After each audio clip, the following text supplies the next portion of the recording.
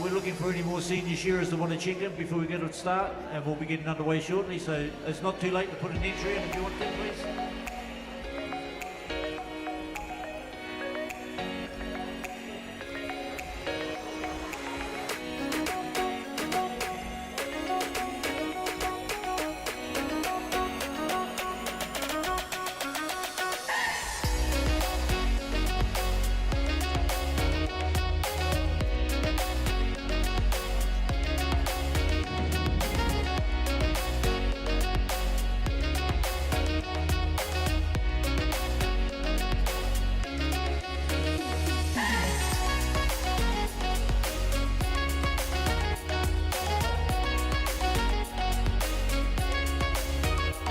Good morning to Easy Whānau, no mai harawai.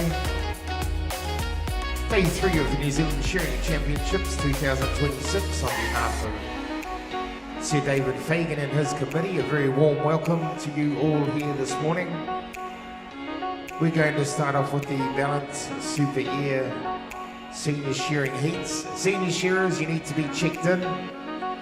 If you know of any seniors out there that are not here, if you could just give them a text or something, tell them they need to stop dilly-dallying and get down here to the stadium.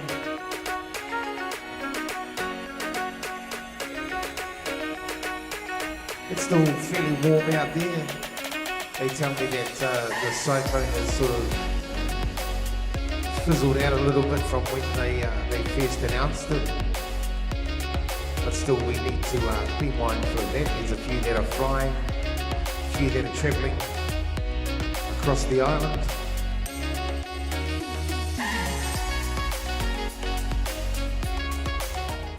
So as soon as we get the draw, guys, we'll kick it into gear.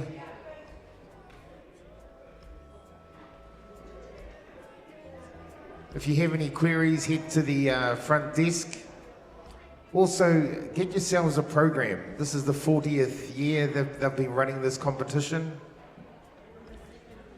We've had 2 competitors this week that were here at the very first one and competing in this one, so that's quite cool. That's Jules Angus Burney and the Tuakau Flyer Digger Balm.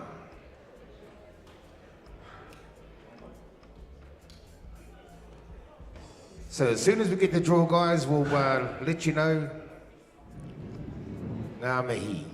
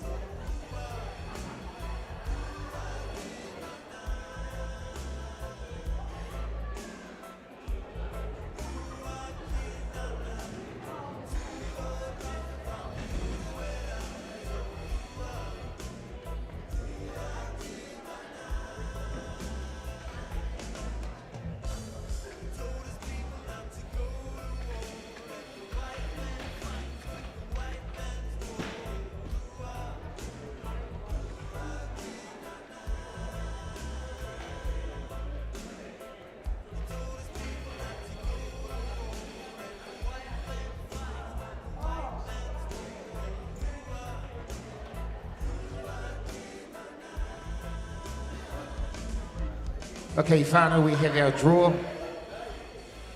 You guys won't be getting up just yet. Warren needs to go and enter the names into the system, but just to give you an idea of the draw, heat number 1, Josh Crystal, Sean Gauk, Shaden Winiana, Thomas Marchant, Taylor Terrence. Heat 2, Sean Fagan, Matthew Smith, Gary Manson, Sarah Bryant, Tina Ford, Duncan Adams.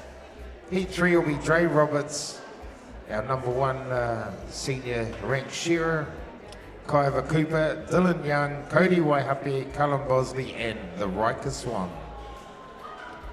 Okay, so once we get going, guys, that's the order. So you shearers, can you please get yourselves ready to go?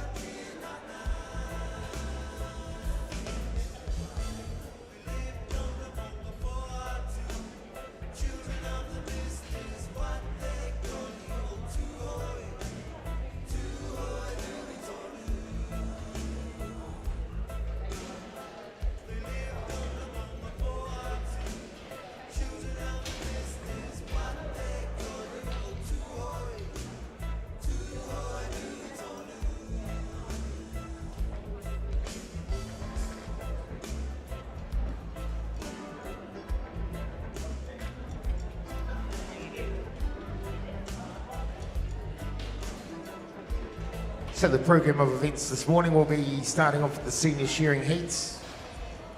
Then we're going to go into the FMG Pratt's Can-Am Open shearing heats. Then we're heading on to the Tiro E and Te Hapi B Trust whānau teams events. Now each team consists of a parent and a child.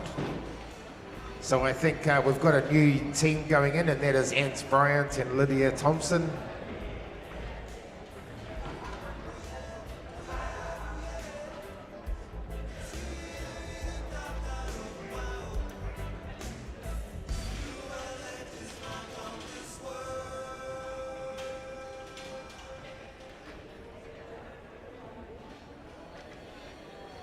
Then we'll be running on with the Wolves of New Zealand Open wool handling heats. Then the Farmlands, Lambane, Losha, New Zealand Shears Circuit semi-final. Then we'll be doing the Paparata Elite Romney running of the sheep at 2 o'clock this afternoon. And then from there we're going to come back to the Balance Super Air shearing semi-final, then the Open shearing quarterfinals, the Wolves of New Zealand Open wool handling semi-final, and then we're going to start on with the Monk shearing junior wool handling final, senior wool handling final, the Mighty Mix intermediate shearing final, and then the Open semis.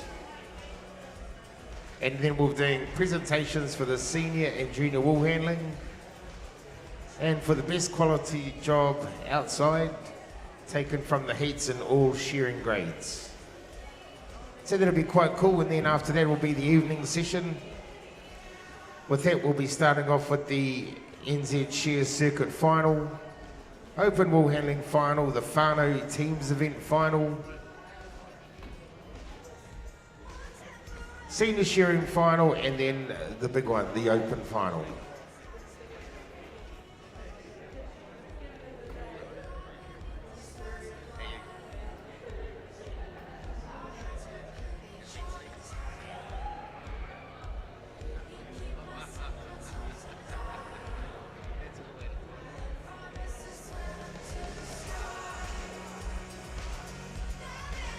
Okay, we're starting to get our judges. They're all starting to get up on the board.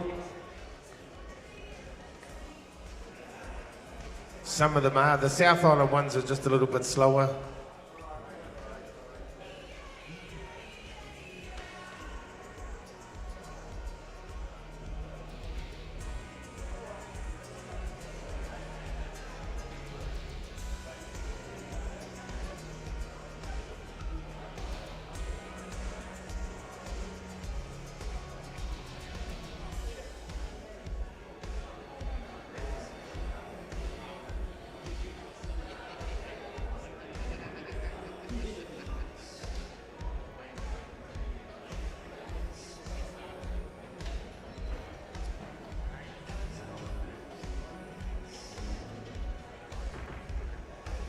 I'll say, okay, Mike, I'd like to introduce Mike Henderson. Whānau, he's going to be helping me on the mic this morning. So, morena, Mike. Kia ora tuma, good to be here. And if today is anything like yesterday, it should be exciting leading into the finals night tonight, as it was last night. Tremendous night of finals, some good cheering. The Wāhine tour, when they got up there and blasted away, it was good to see. On to the North Island Shearer of the Year. Yeah, that was really good. And a fantastic result. Okay, so Heat 1, can we have you guys organised to get up on the board, please? Heat 1, Stand 1, Josh Crystal, Sean Gak, Shada Winiana, Thomas Marchant, and Taylor Tarrant. So if you guys could please take the board. Our senior shearers will be shearing 4 sheep as usual. So a bit down on numbers in the senior shearing this year, which is unusual. So there's only 3 heats thus far. So it gives you a better chance to get into that semi-final later on this afternoon, Tuma. So instead of going from, say, maybe 30 to 40 that you would usually have, we've only got 18 today, which would probably usually be a quarter-final. So you got a good chance of getting a good result here today if you put in a performance.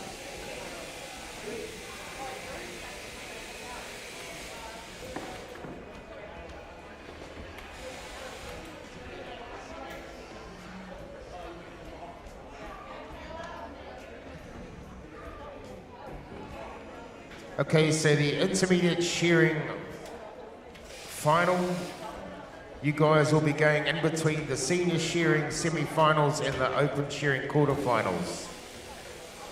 Okay, so the intermediate shearing final will be in between the senior shearing semis and the open shearing quarters.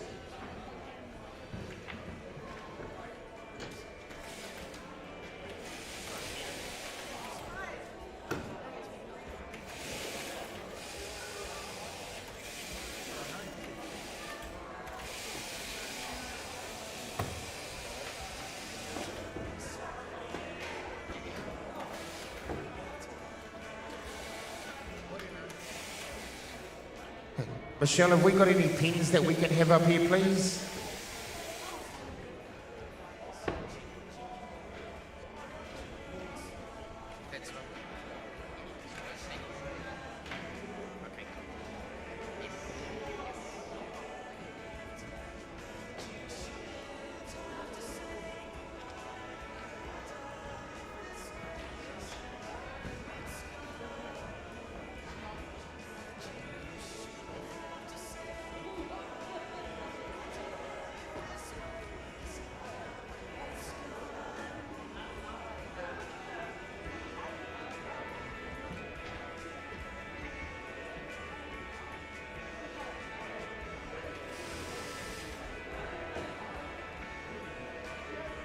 Okay, Whānau, we've got the green light. We're just waiting for the referee to give us the thumbs up.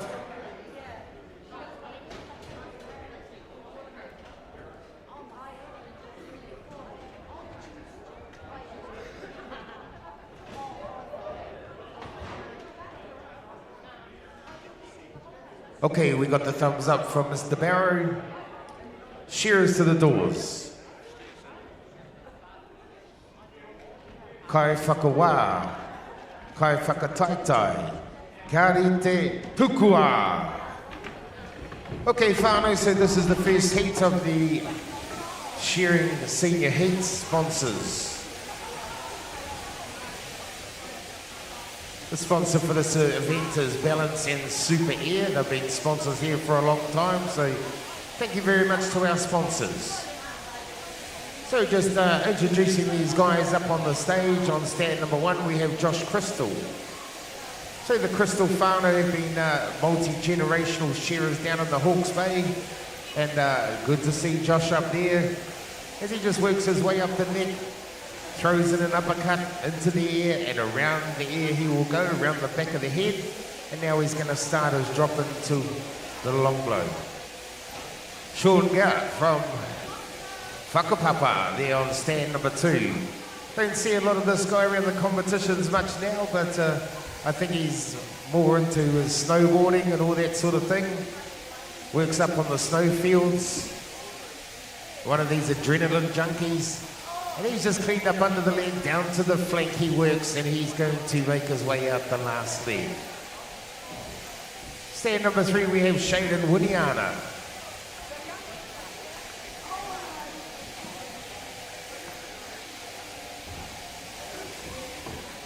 I'm pretty sure Shaden made the senior speed chef final the other night and may have even taken it out. It was only a couple of nights ago, but the memory's not what it used to be. And then he goes for sheep number 2. We've got Thomas Marchant here on stand number 4. This young man came down and did a little bit of shearing with us in Danneberg last year. And he's Digger Balm's nephew. And he just pulls out another little sheep and he just goes about his business, taking the belly wool off and into the undermine. And down on stand number 5, Mike, this guy here, he would be the informed horse, you'd say, in the senior class. Certainly would be down there. Taylor Tarrant on stand number 5. Dropping down into the long blows, Taylor. Taylor is the current senior Golden Shears champion. And he's just stroking it off there on the long blow.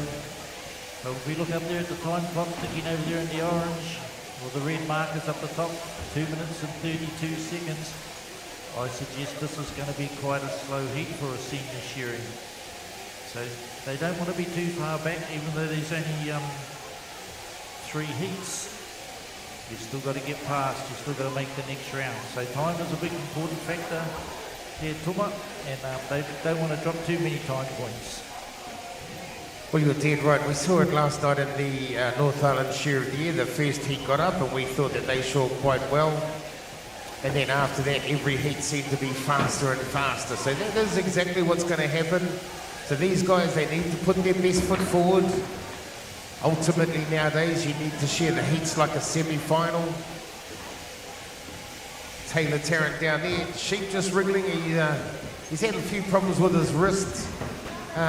Some shearers do after a little bit of time off. When they start shearing, their wrists will play up. They get a bit of inflammation in there, and it's quite hard to hang on to the handpiece. And it's not a fun feeling to actually push the handpiece as well. So young Taylor down there on stand number 6, stand number 5, round the back of the head he works. But the speed is all coming on stand number 4, Sean Gark, as he turns to the last side, takes the cheek wool off. Oh, it looks like Sean's been out and about doing a bit of shearing. Looks like he's got a good rhythm and flow going on. I remember when he was in the novice and junior class many years ago. Haven't seen a lot of him in the last sort of 3 to 4 years. Looks like he's polishing that sheep nicely there too, Tommy. He's going for his 4th and final sheep. 4 minutes and 20 seconds just ticked over now. Who's the close? Taylor Tarrant, the Golden Shears champion down there on the end stand. He's finishing touches down there as well. He's polishing that up nicely as well. Unusual for Taylor to be not near the front at the moment. He jumps in there. Pulls that sheep out, gets the wool. Second time he's pulled one out there and has had a bit of a wriggling kick on him. Tries to settle into position. Obviously he's trusting his job today and not worrying too much about the speed, but how much would he love it to be Golden Shears champion and New Zealand Shears champion? Only a few shearers managed to do that in their career, and it's something to be proud of. In goes Josh Crystal up there on stand number 1, 4th and final for him on the board. Thomas Marchant there from Maramarua, he's got his 4th and final. And goes Shaden Winiana. Shaden has been around the show circuit a lot this year, senior grade.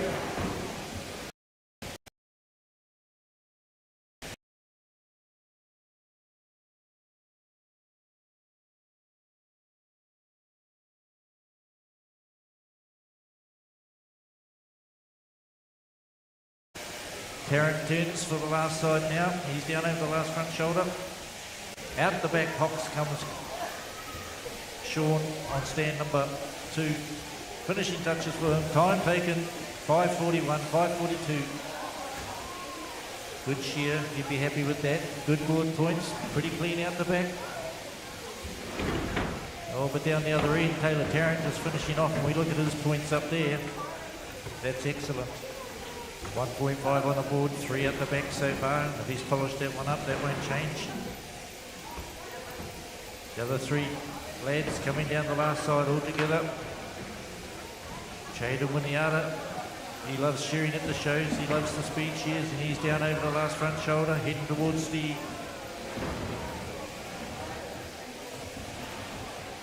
So while these boys are finishing off, we can get the next heat down here in front of the commentator's desk, please. Sean Fagan, Matthew Smith, Keani Mason, Sarah Bryant, Tina Ford, and Duncan Adams. That's the conclusion of our first heat, ladies and gentlemen. We'll look up the top there and we can see when the red numbers come up. That's the final points at the stage. And it looks like Taylor Tarrant, current Golden Shears champion in the senior grade. He's got the best score thus far. Okay, heat number 2, can we have you guys make your way up onto the stage, please?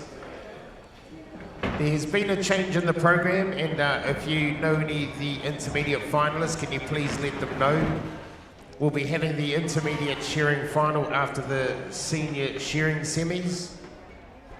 Okay, in the program, it's got it a bit later down the list. It's got it after the senior wool handling final. So intermediate shearers, you guys will be on after the senior shearing semi-finals. Okay, competitors, take the stands, please. Sean on 1, Matthew 2, Kiari 3, Sarah 4, Tina 5, and Duncan on 6. Following that, our third heat will be Dre Roberts, Kyver Cooper, Dylan Young, Cody Waihappy, Colin Bosley, and Riker Swan. Oh, that's a quality heat there.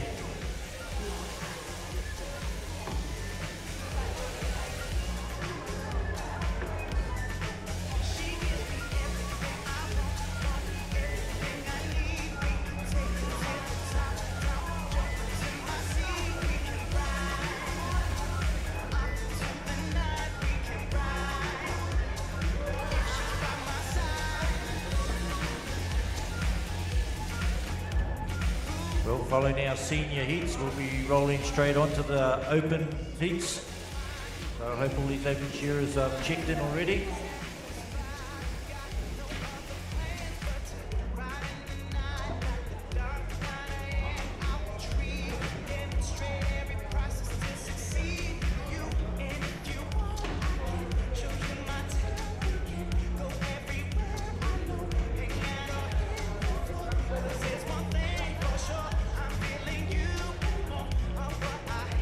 Duncan Adams down the end from Scotland. He didn't like that one and he's managed to get the judge and he's thrown that one out.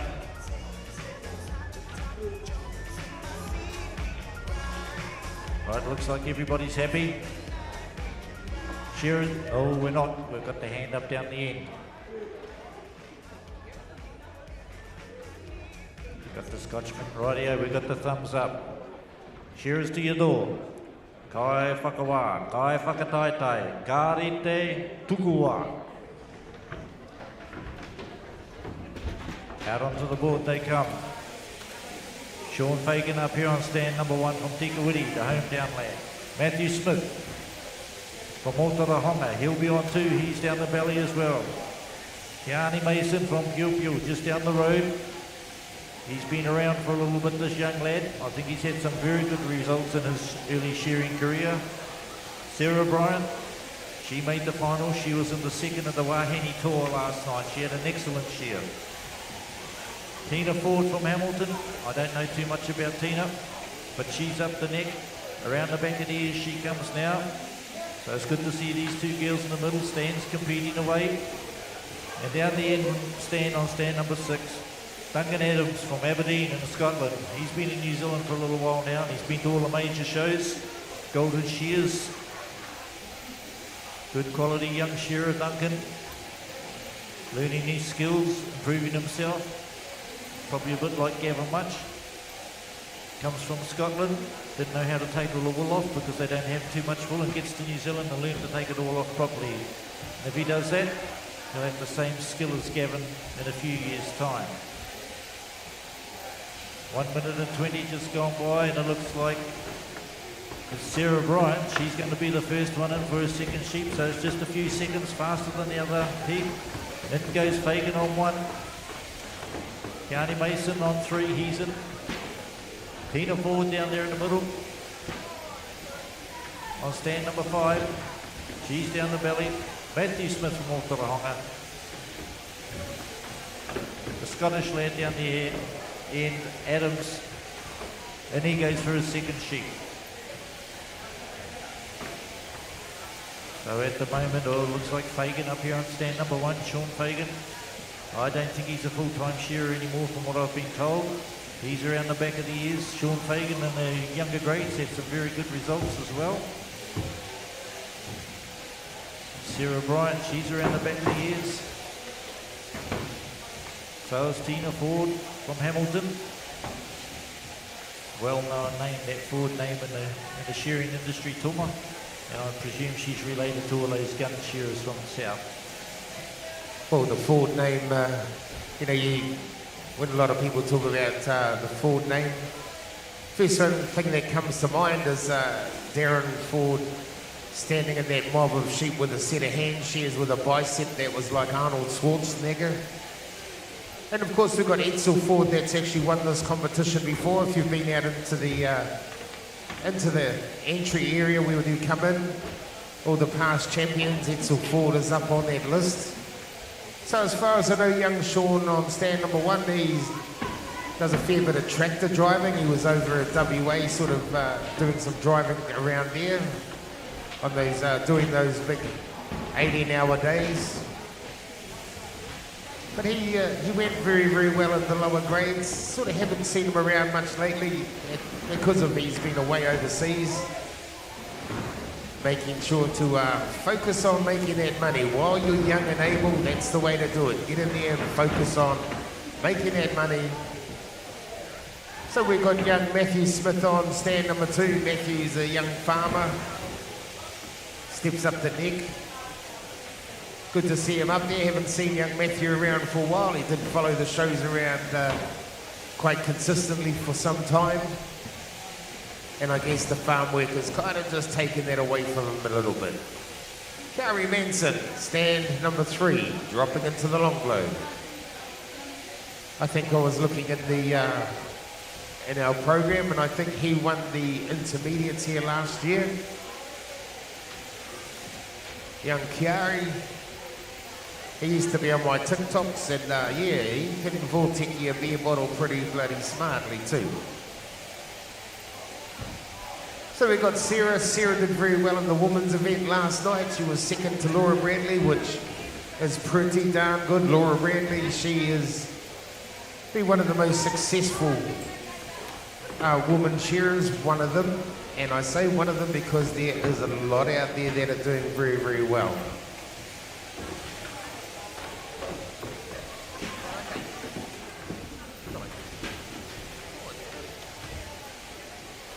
Oh, wait. So Tina Ford, she pulls out sheet number 4. 4 is the magic number. Duncan Adams a little wee bit behind, not used to seeing Duncan this far behind.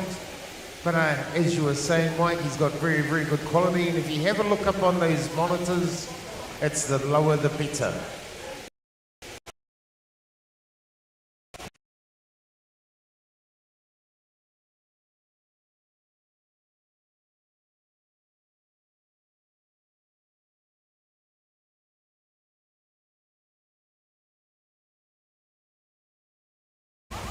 As we saw last night in the North Island Shear of the Year, they all had their different tactics when they're changing their handpieces. What part of the final do they make a move for the lead, or do they just hang in there for the quality? But all these shearers now on their 4th and final sheep, 5 minutes, 56 seconds. So they're a little bit slower than the last heat. So they're giving away a few time points, but down out the last side, oh, Sarah Bryant's come back. She's first off. Fagan's the next one. All very consistent here on this last sheet. Kiarney Mason, he's next. Oh, Tina Ford, sorry, she came back fast. Matthew Smith is the next one. Adams, out the back leg for him. Finishing touches for the Scotchman. But if we look up there at the time, 6 minutes. They're all very close together in this heat, so don't think time's going to be a big factor in that heat. Well, Sean Shearer's off to the left, and we'll get our next heat onto the board, please. Dre Roberts, he'll be on 1. Kyver Cooper 2. Dylan Young 3. Cody Waihapi 4. Cullen Mosley, he'll be on 5. And Riker Swan right down the end on stand number 6.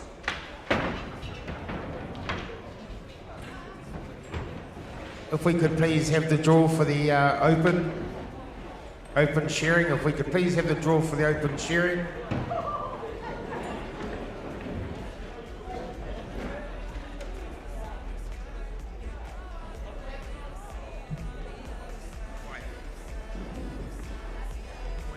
So there's Dre, Kyver, Dylan, Cody, Cullum and Riker.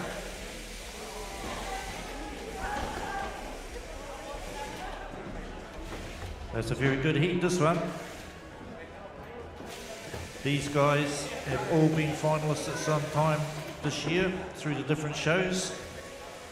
And as Thomas said earlier on, Dre Roberts, he's the #1 ranked senior shearer in New Zealand.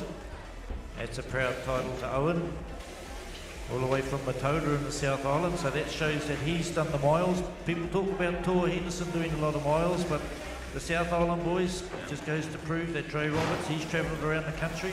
Then we can look over into the East Coast and some of those shearers over there, they've got a fair bit of distance to cover as well. Open shearers, we need you to report in, please. There's about 6 or 8 open shearers. We need you guys to check in, please.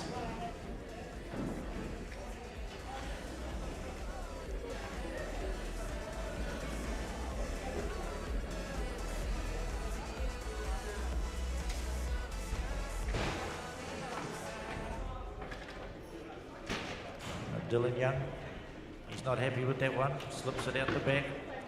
And I wonder often wonder, Tuma, what they do with those ones. Do they throw it out the back?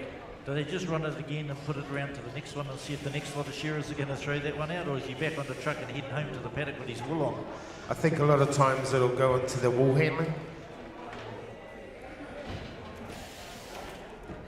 Okay, we got the thumbs up. Shearers to the doors.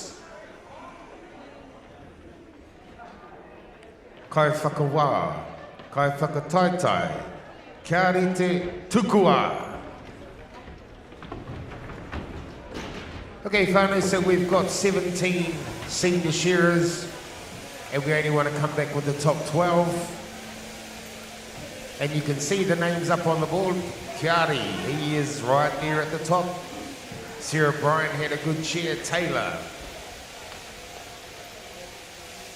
So we need these guys here, they need to make sure that they, keep the quality right, don't button off. Very, very good heat, this one. Certainly is, isn't it, Tuma? Any one of these guys here, this could almost be a final. I've seen it around the country this year. All of these guys have been finalists. So, and you can already see, it looks like the pace is up a little bit maybe. A lot of experience here on this last heat, third and final heat of the senior. And Dre Roberts turned for the last side already. Dylan Young, he's down over the last front shoulder. Mosley, he's turned for the last side as well. Kyver Cooper, here he comes rolling down the last side as well. Waihapi, 1 minute and 8 seconds. Yes, I think the pace is a lot quicker. Dylan Young, the Gisborne man. He's travelled around the country, north and south, and goes Dylan for his second sheep, 1:21 just gone by. All finalist material up here. Mosley's in, Kyver Cooper. Dre Roberts from Matoda up here on stand number 1. A proud title he wears at the moment. Can he take it through and walk away with the New Zealand Shearing Championship today? Only time will tell. Riker Swan from Wairoa. He's done a lot of miles this year as well. He's been around the country from the Swan family from Wairoa. He's got sisters that shear. His father will shear in the Open again later on today. A great shearing family, very competitive. And he's into the first hind quarter on his second sheep, Tuma, and they're looking pretty fast up here today. Cool, calm and collective, these guys. Yes, absolutely. It's about control, isn't it? It's a bit like the government. You've got to have total control. So, down over the shoulder works young Dylan Young. Dre Roberts, the #1 ranked senior shearer in the country on stand #1. He is working his way down the last side as well, coming into play. Callum Bosley, the Englishman on stand #5, takes the Cheekwell off.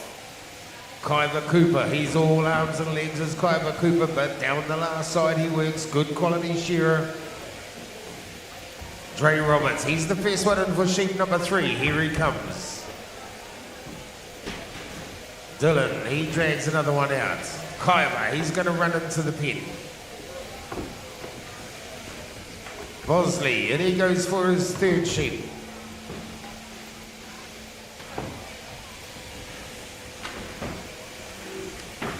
I see Tuma's just been offered his breakfast here right at the minute, and I want to see him try and commentate and eat this at the same time.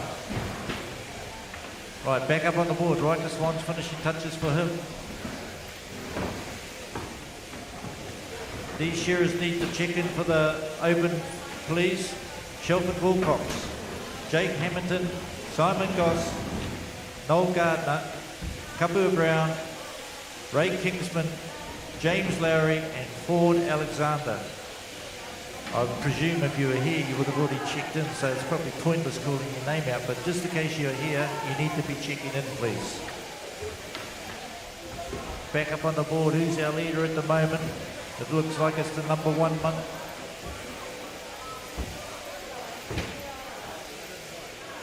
Kapua Brown won't be here. Dre Roberts out the back leg, he goes 4 minutes, just tipped over. He'll be going in for his fourth and final very shortly. How good does it sound when your name's called out to be the #1 ranked shearer? That's pretty cool. Down out the back leg comes Kyber Cooper. Dylan Young's there with him, so is Bosley. Back off the pace down the end stand is Riker Swan, just a little bit of a kick and a wriggle. All the boys in the middle stands are pretty even except for Waihapi from Matoda. He's just backed off a little bit and he's out the back leg. But the pace is still up here on stand #1. And sometimes I think you actually grow an inch or two in mana and stature when you become the #1 ranked shearer, and you think to yourself, righto, I've got that mana, I've got that mantle, you boys chase me. And it looks like that's what our man on stand #1's doing, Dre Roberts. You see, I'm the man, chase me if you can. And he turns for the last side. Down over the last front shoulder he comes, and he's doing a good job of his sheep as well. And Kyber Cooper says, you're not having it all your own way, mate, because I'm coming at you. The boy from Taupo, Napier, look at him, here he comes. He's ripping down the last side and he's taking it to Dre. It looks like he might be going to hit that button first. Stand #2, stand #1. Oh, Kyber Cooper, look at him. Dived in there and took the time points. Good share by Kyber Cooper from Napier. 5:37, 5:34 for Kyber Cooper. He finished very strongly.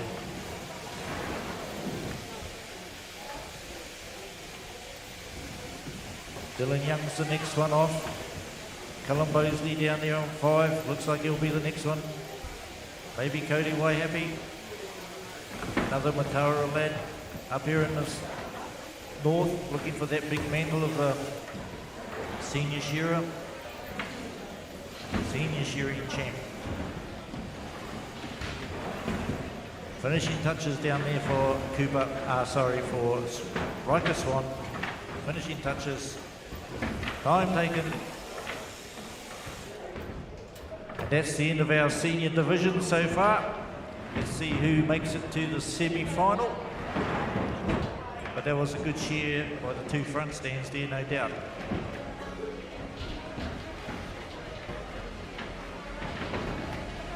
So we'll just wait for the draw for the open and it will get underway. So if you want to go and get yourself a drink, go to the whareyeti. Now's the time to do it.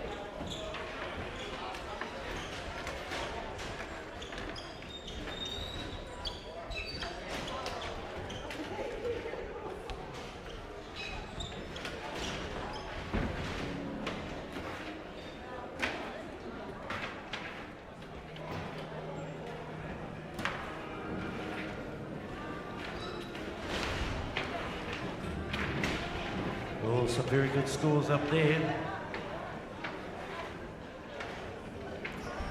I'll say most of those lads.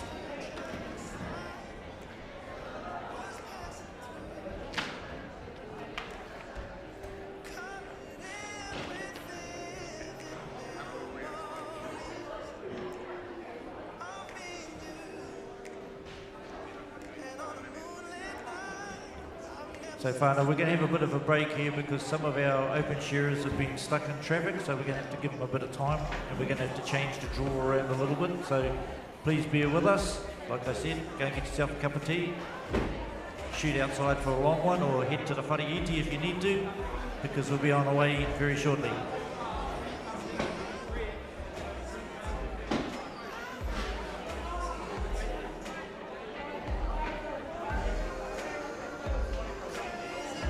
Gentlemen, Arno, we have a big list of open shearers here today, so it's good to see. The other grades have been down, but the open shearing, we've got plenty of entries. Almost a full house, I'd say, just about of open shearers. Be looking forward to see how they go.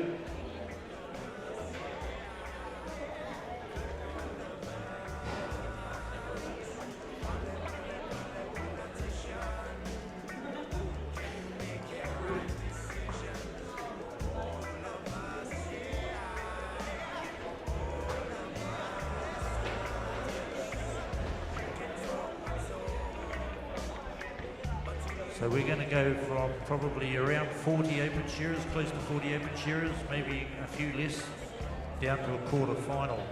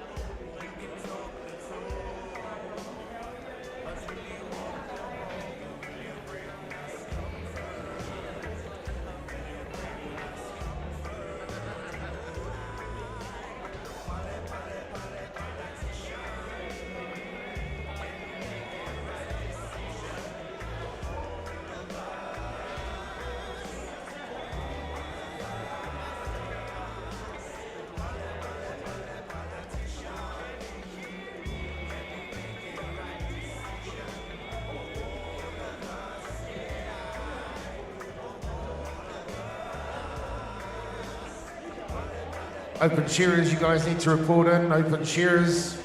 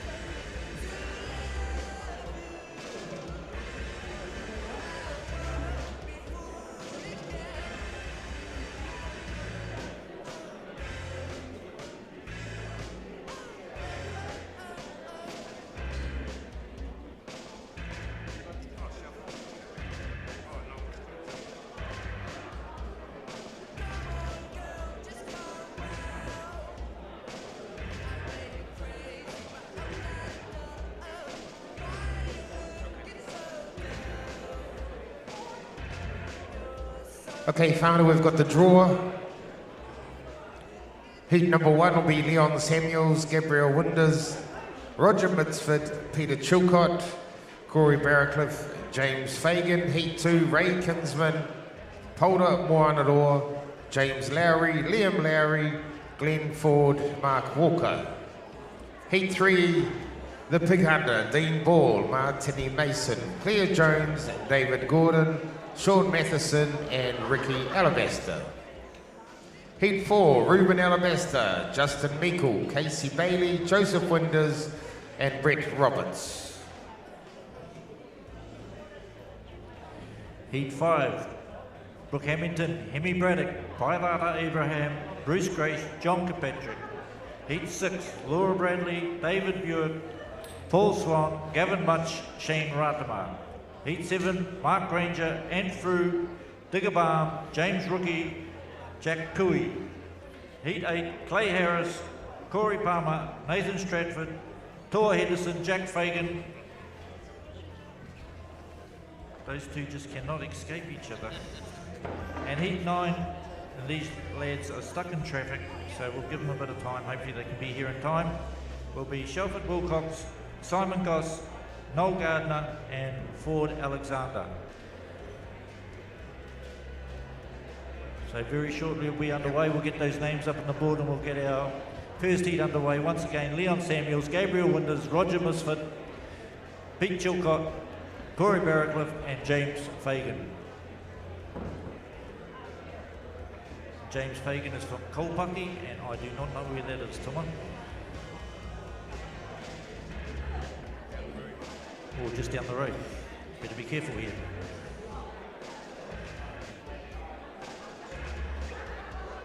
Open shearing, in my biased opinion, is the most exciting shearing in the world. The best shearers in the world shear in this grade. This is where all the young guys look up to this, or young guys and girls I should say nowadays. They look up, aspire to be in this grade and walk away one day with maybe the Golden Shears, the New Zealand shearing champion, the world champions, i.e. Roland Smith at this current time, all role models, speed shearing at its finest, quality shearing at its finest. And once you get into this grade, you can never go backwards, as I found out, Tuma. Well, that's right. There's no burglars in this grade. That's probably one of the biggest things, is there's no burglars. There's a few hamburglars up in the lower grades, but in the open class, there's no burglars. FMG, Pratt's and Can-Am are the sponsor of this event, the open shearing, and they have been for many years, so thank you very much to our sponsors. So shearers, we'd We'd like our judges to the board, please. We'd like to get started. How you getting on over there, Warren? Just entering the names in. Okay, let's get our guys up there, please. Leon on 1, Gabriel 2, Roger 3, Pete Chilcott 4. Pete Chilcott? Geez, that old fella's still going. Corey Barracliff on 5 and James Fagan on 6.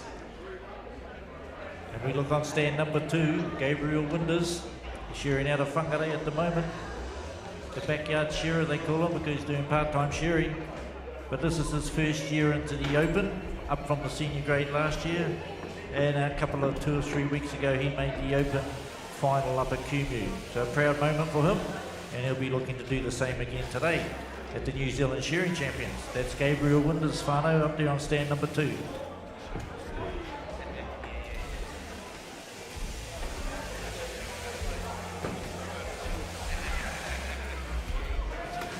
So 5 sheep to be shorn in the heats.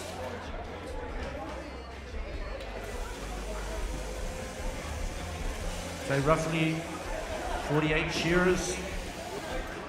48.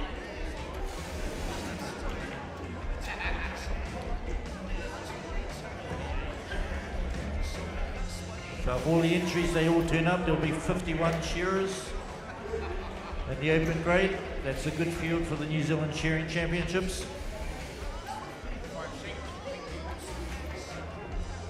51 shearers down to the quarterfinals. Okay, let these shearers have a quick look at their sheep. Be quick, gentlemen, we've got a big field. We want to get moving along, please.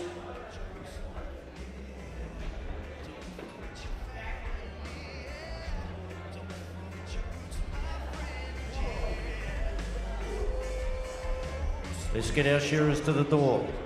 We'll get our head referee, get the thumbs up.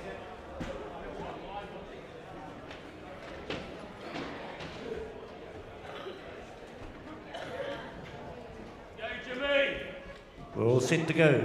Shearers to your door. Kai whakawā, kai whakataitai, ka rete tukuwā. In they go, Tuma. Stand number 1, Leon Samuels. Lee in the Lionheart, they call him down there in stand number 1. Just had a big world record earlier on in the year with our co-commentator and Pairata Abraham, and he makes shearing look so easy. He just glides along. Former Golden Shears champion, and he's won this event up here before. Gabriel Winders, he's on 2 from Whangarei, originally from the deep south, from Winton. First year in the Open for Gabriel. Roger Misfit, he's come across the ditch, as they say, from Australia. He's been around for 100 years, this guy, as you can tell by his haircut. Pete Chilcott, originally from Northland, down in the Hawke's Bay now. He's a quality shearer. I don't think he's full-time shearing anymore. He does a bit of shearing gear up here and there for the boys, so he knows his business. Corey Barracliff, he's down the road from Pew Pew. He's come up through the grades, right through his shearing career,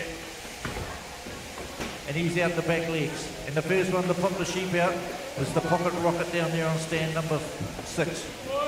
He needs no introduction really at Tikawiti. Jimmy Fagan, he's an electric little shearer. His hands going all over the place, and the wool just goes flying with this young man down there. Look at him, he's up the neck already on sheep number 2. 2 or 5. Leon won't let him get too far away. Then goes Gabriel on 2. Gabriel will be pretty pleased he's made the trip from Whangarei down here today. Down the belly he goes. Roger pops his first sheep out the forward hole. But it's Fagan Tuma. He's down, turned for the last side on his second sheep already. And they're setting a good pace of 1 minute 46 seconds. And as we've seen before, time and time again at this show, the first heat seems to be the slowest heat, and it gets faster and faster. Is that going to be the carry on today, or are these boys here going to set the fastest time and make everybody chase them? Well, just looking down the board, Jimmy Fagan, he's not mucking around. He's made this final many, many times. Leon Samuels, past winner of this event. He'll be wanting to get up there as well, so this is a very, very smart heat for first off. Usually the first heat is the late entries. I think entering online has really been the trick, and all these fellas are into it. Leon Samuels, belly out the back. Jimmy Fagan, top knock comes off. Pete Chilcott, So Pete Chilcotti does a bit of running around. He works in with Brendan Marnie there in the Hawke's Bay. Ballywall comes out the back for Chili and into the undermine. Very, very good share was Pete Chilcott. Just the old back sort of didn't really play the game, and that's why he does a lot of training. Good trainer, this guy. And round the back of the head he works. But at the moment it's still young Jimmy Fagan there on stand number 6. Down over the shoulder he works. Leon Samuels is coming to the picture. Leon just goes back, clears a little bit of wool off that leg, right out to the toenail works. Leon Samuels, lovely rhythm, lovely flow this guy, his return is bang on. We got Barracliff there turning to the last side. He's not too far behind Pete Chilcott. Roger Midsford into the undermine on sheet number 3 works Roger. Winders, he's shearing along very well as for a first timer up into the open class. Can be a little bit daunting moving from the senior to the open. But at the moment the speed stakes is all still down there on stand number 6. Round the back of the head works Jimmy. Starts to drop into the long blow. Young Jimmy Fagan down there on stand number 6, still just managing to hang off. Oh, I think he may have just been pipped. I think Leon Samuels is still, they both turned together. Down over the shoulder works Leon Samuels. Bottom tooth just glued to the skin, making sure not to second cut. He doesn't want to give any of those judges anything to penalise them for. Out the last side works Leon Samuels, sheet number 4 about to go out the porthole. Here he goes, he's the first one in for his 5th and final sheet. Jimmy, right on his heels. Roger Midsford, he's got sheet just about to finish sheet number 3. So we've got Pete Chilcott coming down over the shoulder. Winders turning to the last side. Barracliff, he's working his way over the shoulder. Oh, just a little bit of a wriggler. The sheep just getting up and having a little bit of a walk around, just wants a little bit of a time out. But Barracliff, back into the job he goes. Chilcott, he brings out sheep number 5 as Leon Samuels is into the long blow. Jimmy dropping into the long blow on stand number 6, but Leon Samuels about to turn to the last side. Sheep wool comes off, a little bit of second cut wool there, not a lot. The quality job looks very, very good from Leon down there on stand number 1. So he's going to be the first, ladies and gentlemen, off on the first heat of the open class. Leon Samuels gets his time taken. Well done, Leon. 5 minutes and 20 seconds 05 unofficially. Jimmy Fagan. He's not too far behind as well. Jimmy right out to the toenail. And he'll get his time taken. Well done, Jimmy. Great job. So we've got Pete Chilcott cleaning up underneath the leg. Well done, Pete. He hasn't got his glasses on, so you can't really blame him if he leaves a bit of wool on here and there. Barracliff, he gets his time taken. Well done, mate. That's a good cheer. Roger Midsford, and he goes for sheep number 5. There we go. Pete Chilcott's done. Winders, oh, Gabriel. How about we call that a half a dozen?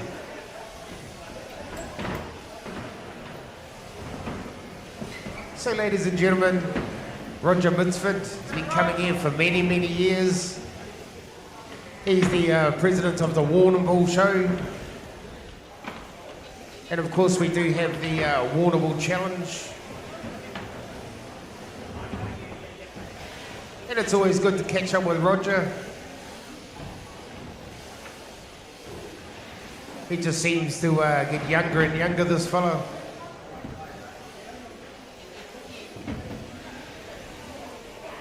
Okay, next heat, can we have you guys ready, please? Stand 1 will be Ray Kinsman, Polder, Moanador, James Lowry, Liam Lowry, Glenn Ford, and Mark Walker. So down the last side works Roger. In his area, there's a lot of crossbred sheep, so he gets plenty of practice. There he goes, pushes the button, give him a hand, Pano.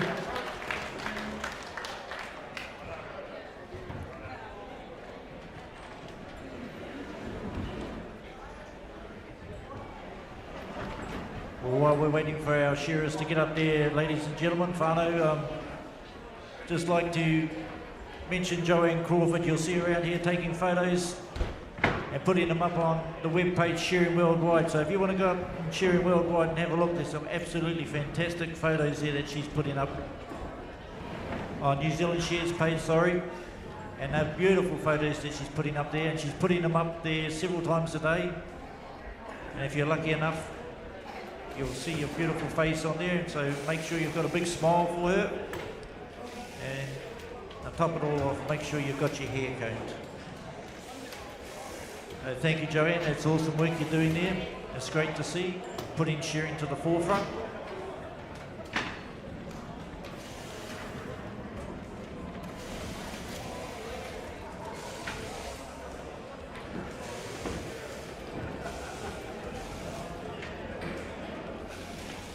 I'd also like to mention, and a big thank you to the Tikawiti Shearing Committee too, because they allow her to do this. She's allowed to get up there and take these photos. She's one of the few.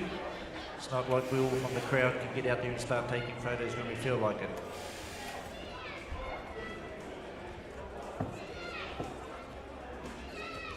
So 5:20 is the first time on the first heat.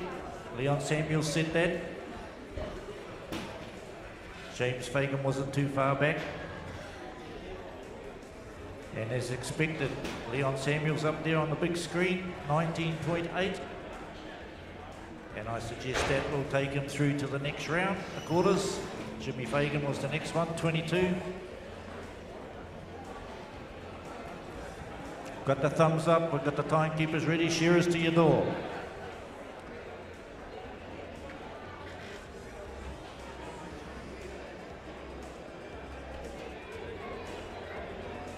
There's Mark Walker here. We've got to shoot this. Right. Kai whakawā, kai whakataitai, ka rite, tukuwā. And away we go. Kingsman from Dannyburg, he's on one. Good, quick shearer, this young lad there. Manaroa from Ikarahuta. He's into the first time quarter. Very deceptive shearer, this young lad. Doesn't look like he's going too fast, but the wool comes off pretty fast. Quality style, nice and cruisy. Onto the third stand. Lowry from Glen Murray, James Lowry. He's up here, pumping along around the back of the ears. Liam Lowry from Glen Murray. So I dare say these might be father and son, are they? Not too sure. We'll call them brothers for today. And looks like Liam's the first to turn for the last side out of the two of them. Then Glenn Ford, he's here on stand number 5. He's from Hamilton. And I would suggest he's maybe the father of young Tina that was up there shearing, or uncle or something. And then on the last stand we have Mark Walker. And then he goes for his second sheep.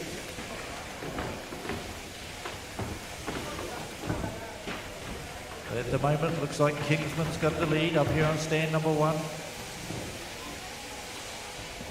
So everybody got their second sheep on the board. 1 minute 38 seconds just tipped over. Ray Kingsman, he's been chasing the shears around. Ray's from Dannyburg.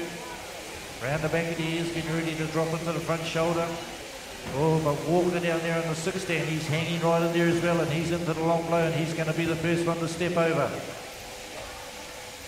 So down the far end, it's Walker.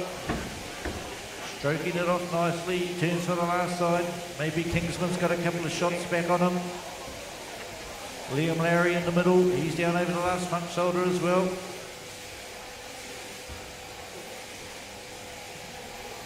James Lowry, he turns for the last side.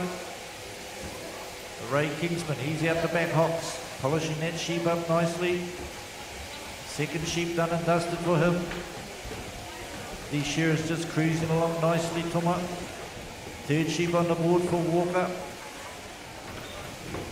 And Manaroa, look at him there on stand number 2. He's doing a lovely job. It looks polished from here. Not too many points coming off. If we look up at the top board there, he hasn't got many points coming off, so he'll be happy with his first 2 sheep so far. So it's the Lowry family in the middle, Tom, sharing along together. Who's going to have the bragging rights out of those 2, do you think? Well, we know if you want to win the race, you know, you're going to have to put the hammer down a little bit more. But just looking down there, we've got Mark Walker down there on stand number 6. Mark looks like he's wearing the old school Fagans that stopped being produced about 15 years ago. I actually come up and did a little bit of work for Mark when I was in the juniors. Me and one of the legends that's actually in our program, Orty Mason. I think we came and spent about a month or so doing some work for Mark, and he was a good host to us. So he's in with sheep number 4 onto the board. Ray Kinsman just cranked it into gear just a fraction before Liam, and he goes for sheep number 4. James not too far away as well, and goes James Polder. They're just wriggling on a little bit on that last side, and maybe a little bit of nerves. Down in the Ikitahuna area where Polder's from, they've sort of been finished their work for the last couple of weeks, so you know, maybe just not working for a little while may be the reason why they're just struggling on him a little bit as well. Okay, next teed up, can we have you guys ready to go, please? Dean Ball, Martin E. Mason, Claire Jones, David Gordon, Sean Matheson, and Ricky Alabaster. So just looking down the board, looks like Mark Walker's taken over the lead as he works his way out the last side. So it looks like this heat, Tuma, a little bit slower than the last heat. So they better hope they've got the quality going on here, because they're certainly going to give away quite a few time points from Leon Samuels. And Walker, he's on his 5th and final. Glenford, he pulls out his final sheep as well. Kingsman's got the belly off in his 5th and final sheep. But Walker from Ngāhineapuri, he's got the top knot off and he's up the neck already. And goes Manoroa. So I suggest these shearers, they better have a quality job, because they're letting these time points slip away on them. So we had a 5:20 was Leon Samuels. And 5:20's well past now. So James Lowry pulls his 5th and final out onto the board, is it? I would say so. He's still got 4 on the counter, maybe I'm wrong. No, it's on 5, so everybody on their final sheep at the moment. Down over the last front shoulder comes Walker down there on the 6th stand. He's going to be the first man finished in the 2nd heat. Out the back leg, here he goes. 6 minutes 17, just tipped over. Time taken on 5 for Mark. He'll be pleased with that. Ray Kingsman took off, but he was reeled in by Walker. He's going to be the next one finished. Glenn Ford down there, 5th stand. He's coming right back into it. Time taken on 1. Time taken on stand number 5, Ford. Manoroa's the next one.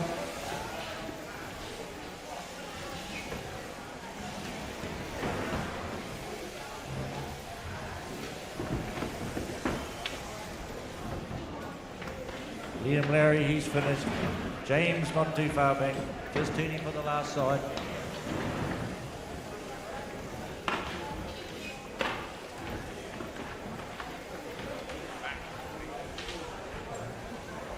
So we look up the top there and we see, as soon as they turn red, whānau, that's the final points.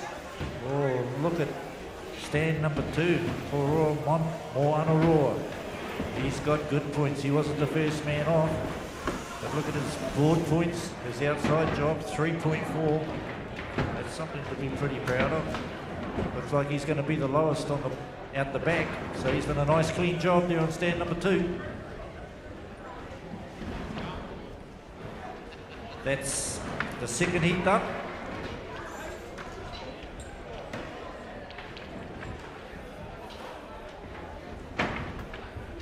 Okay, next heat can take the board. Dean Ball on 1, Martini 2, Claire 3, David 4, Sean 5, and Ricky is on number 6.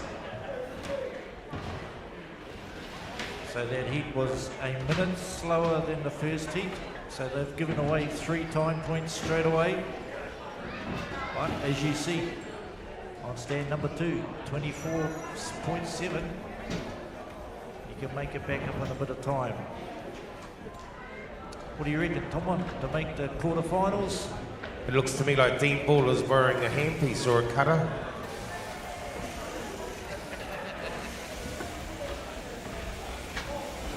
I'm thinking like 23, maybe 24 at the most is going to get you through to the quarterfinal. I mean, some very good shearers coming through. It's a big field, 51 or 52 shearers. Yeah, so down to the 18. It's a big drop.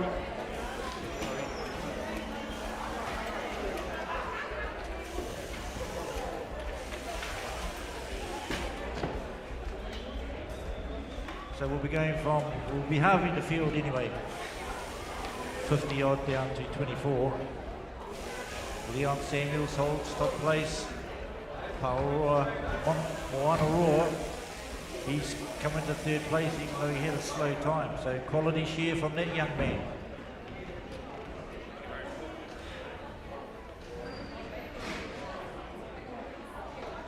So some of these guys that are getting up to shear, as we can see, they're coming out of retirement to see if they can go to the next level at the New Zealand Shears 2026. Stand number 1, we have Dean Ball. 2, Martini Mason. Martini's been around for a while and he's had some good results in the younger grades. Claire Jones probably needs no introduction at the moment. From Wales, been a Welsh team member, very fast shearer, very good on the speed shear. Beside him, we have David Gordon. David Gordon, he's been around a bit in the open grades. Right, we've got the green light. Shearers Theodore. Sorry. Yeah, we've got the thumbs up now. Shearers Theodore. Kai whakawā, kai whakataitai, ka rite tukua. So let's get us started, Tuma. You know these guys off by heart. Okay, whānau on stand number 1. From Tikuti we have Dean Ball. Dean Ball is the pig hunter. Pretty sure he's got something to do with the Mighty Mix in this area, in the Ropu. And he's been a frequent finalist up here. We don't see him around a lot of shows and he manages to make his way through. He was always a very, very good quality shearer. Record holder, him, Digger and Roger Neal, I think, set a 3-stand lamb record back in the Ra. And it's always good to catch up with Dean. And yeah, good fella. We have Martini there on stand number 2. So Martini is the young fella of Paddy Mason down in Marston. If you're in the shearing world, everybody knows Paddy. He's the shearing contractor down there. And that's his young fella there, young Martini. Claire Jones. He's from Wales, Simbru. And the red dragon comes out when the lights go down. Very, very good shearer. He was with the Welsh development squad for a couple of years. And they got him up to speed and now he's sort of up there holding his own. David Gordon, Masterton boy. He comes aside from that guy, Nuki Gordon. And a very, very big whānau of shearers are the Gordon boys, and they work for Pairata Abraham. Sean Matherton from Riverton, down in the south. Should have had Ed Free here talking about young Sean. Seen him around at the shows, good quality shearer. He's one of these guys where his body doesn't move very much. You know, his stance is good. Holds himself up nice and high, gives you good peripheral vision. And he's just cruising down that last side. And down the end we've got young Ricky Alabaster. Don't confuse him for his son Ruben. Ricky has a big farm, a big station down in the Taihape area. We always tried to get him to come out sharing, but the love of the land just wouldn't allow it with him. So here we go, Whānau. We've got sheep number 3 on the board. The boys are just getting about the business. Looks like Claire Jones down there on stand number 3. He's out in front. This is where he likes to be. And you heard Mike talking about strategies. You know, some of these guys, this is their strategy. They like to get out in front and they like people to chase them. Because if you're behind, sometimes you can sort of panic a little bit. And that's when you're more likely to make those mistakes. So Claire, he's out with sheep number 3, 3 minutes and 17 seconds. Pretty good time. Brings out another little beauty of the sheep. David Gordon, and he goes. Martin, he's not too far, neither is the pig hunter. In goes Sean Matheson. As we see in the middle stands there, we've got the Welshman. He's shearing out of Masterton at the moment. Claire Jones. Right behind him, David Gordon. David's had some good results in the open grade. Some good placings. He's taken home quite a few red ribbons. But at the moment it's Claire Jones turning for the last side, down over the last front shoulder. As Thomas said, tactics are paramount sometimes early on. And obviously Claire's decided my style is speed and I'm taking it to them. At that time, 4 minutes and 12 seconds. And he's heading in for his next sheep, 5th and final for Claire. Gordon's not too far back. Matheson's right there in the hunt as well. Martini Mason's getting ready to turn for the last side. Dean Ball up here on stand number 1. He's down over the last front shoulder. Inky Pinky Dean Ball up there on stand number 1. Nice white, clean pink finish by Dean Ball. Matches his haircut, his hair colour. Can't tell the difference. Martini Mason, right out the back leg. Oh, nice shiny sheep there for him. Won't be too many points off that one, I wouldn't think. Down the end, on stand number 6, Alabaster. He's still on sheep number 4 and he's turning for the last side. So he's pulling up the rear at the moment. But the pace is still in the middle. Claire Jones turning for the last side. I really don't think Claire has too many tactics. I just think it's all out go. Tuma, he just likes to get up there and one after the other, bang them out. While we're waiting for Claire to come down the last side, and his time will be taken very shortly. A couple more shots, and he'll be looking for the time, but time taken for Jones. Good time, 5:25. Right, next team, be getting ready, please. Gordon, he's finished. Ruben Alabaster, Justin Minkle, Casey Bailey, Joseph Winders, and Brett Roberts. Be up here by the commentator stand, please. So Claire Jones, just 5 seconds behind Leon Samuels as far as pace goes. Dean Ball finishing touches, so Dean and Martini together. They've shorn side by side. Martini hits first, Dean second. Still pretty good times. Down there, we have Madison just finishing. Travelled a long way, obviously, to be here from Riverton. Time taken down there. Ricky Alabaster. Between him and Ruben, the way they share, I think they probably should share all their own sheep there, Tuma, because they make it look so easy, so effortless. And if we had seen Ruben in the speed share yesterday on Thursday night, he whacked that lamb out. I can't remember the time, but it was pretty quick. You can see why he was a record holder. Yeah, amazing. Yeah. Time taken on stand number 5 from Mr. Alabaster. Number 6, sorry. Okay, let's get our next heat. Sorry, mate. Let's get our next heat up. Ruben, you're on 1, Justin 2, Casey 3, Joseph 4, and Brett, you're on 5.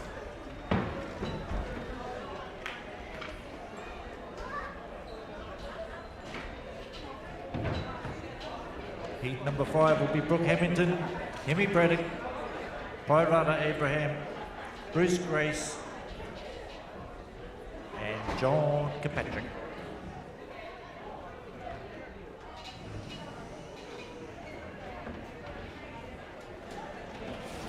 Sorry, we're on, that's heat 4 we're on to now.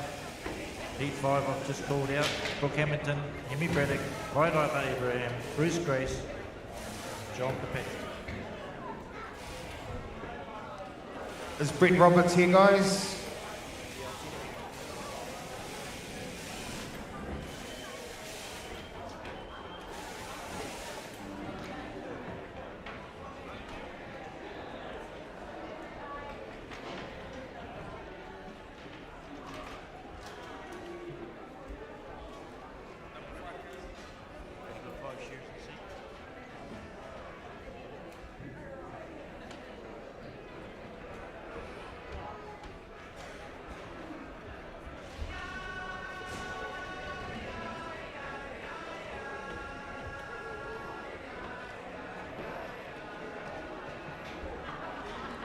Liam Samuels, he's still holding top spot at the moment.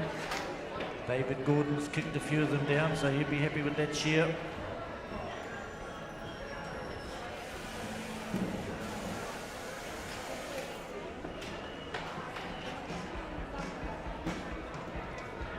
Okay, for the whānau event later on, the Te Ruahi and Te Hape Trust whānau teams event.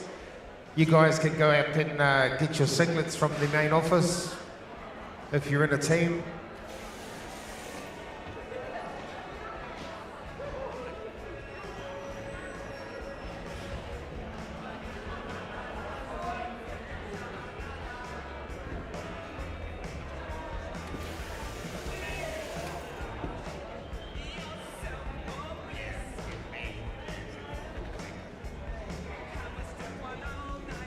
Cheers to the doors. Thank you, Russell. Kai whakawā, kai whakataitai, kārite tukua. Okay, here we go, whānau. We are into it. Heat number 4, we've got another 4 after this, I think it is. We've got 9 heats, so we've got 5 more after this. So the belly comes out the back for all of these shearers into the undermine, they work. We've got Ricky's brother on stand number 1, young Ruben. Up the deck he works. Yes, he won the speed share the other night. I think it was 41 seconds and that was 2 lambs standing in the pen. So, man, that is pretty sharp. Stand number 2, we have our co-matua Justin Meikle from Oamaru, and he's onto the long blow. Justin is a very good competitor, this man here. He won the Can-Am last year. So he'll be looking forward to making it through, to try and get through to the final here, as are all these other competitors. So Justin Meikle all the way out to the toe now. Casey Bailey from Riverton. 1 minute 9 seconds and Casey's in for sheep number 2. That's the way, Casey. So whānau Casey Bailey, I think he's won the quality award for the Open down at the Golden Shears the last 2 years in a row. This man cannot help but shear them clean. He came out and did a bit of pre-lamb work with us, cover comb, and yeah, he is exactly like that in the wool sheds as well. Numbers aren't so much of an issue, it's more about doing it easy and keeping the quality right.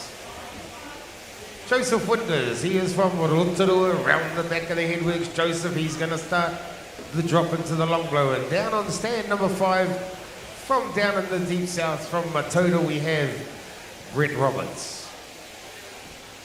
So the Brett Roberts turns to the last side. He's about 3 or 4 shots just behind Casey Bailey at the moment. Casey's feeling good, the gear's going good.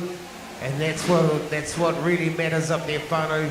And this is sort of stuff that you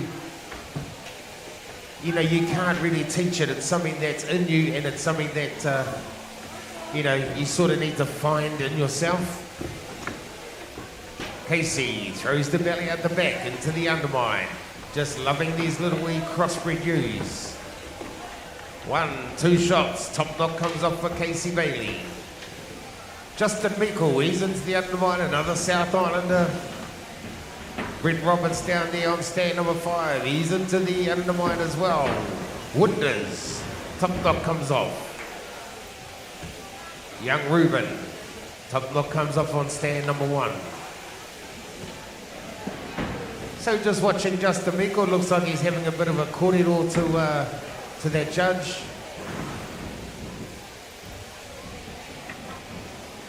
He's probably bought a couple of second cuts off there, Tuma.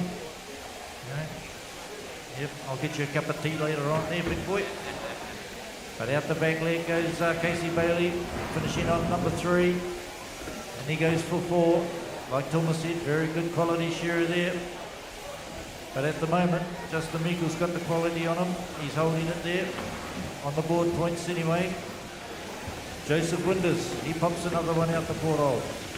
Joseph, he's had a good season this year. Up and comer. Started off a bit slow in the year, but he's been just about to every show, I think, this year, Joseph Winders, improving his skills, and he's starting to get some results at the moment. And there was his younger brother there that saw early on in the first heat, Gabriel. And they just love the show shearing, and their skills are getting better and better. 5th stand, Brett Corny Roberts, he's got the top knot off. The last 12 months, Brett had the opportunity to shear for New Zealand, made the team. And he's down into the long blow. And very good on the speed shearing with lambs is Brett. I think that was his brother earlier on, Dre Roberts. He took out the top ranked senior shearer.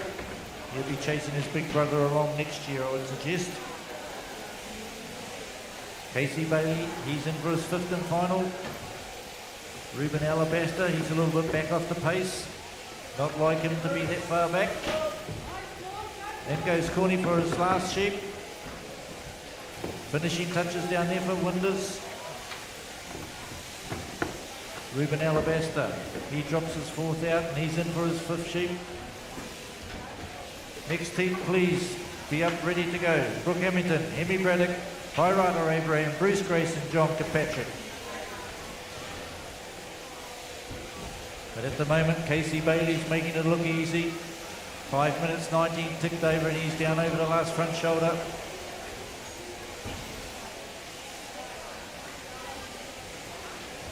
Good quality up, back points does Casey have. You look up there on the board at the moment, he'd be happy with that. Always the same for Casey, quality shearing. Time taken on stand number 3.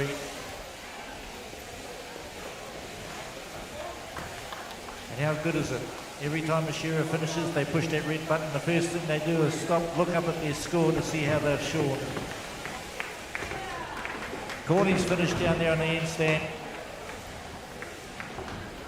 Justin Meikle, he finished all good points for Justin as well. He'd be happy with that. Alabaster's the next one off, equal with Joseph Winders. That's the 4th heat done and dusted. We'll get our lads to move to the right-hand side of the stage and we'll bring up heat number 5.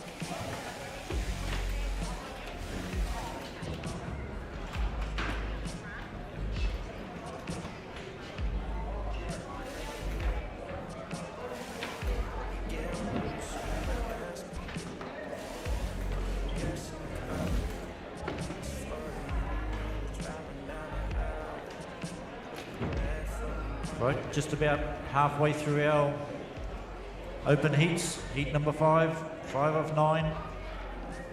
Provided our last heat make it through the roadworks, which I'm sure they will. Knowing New Zealand, you eventually get through that traffic jam.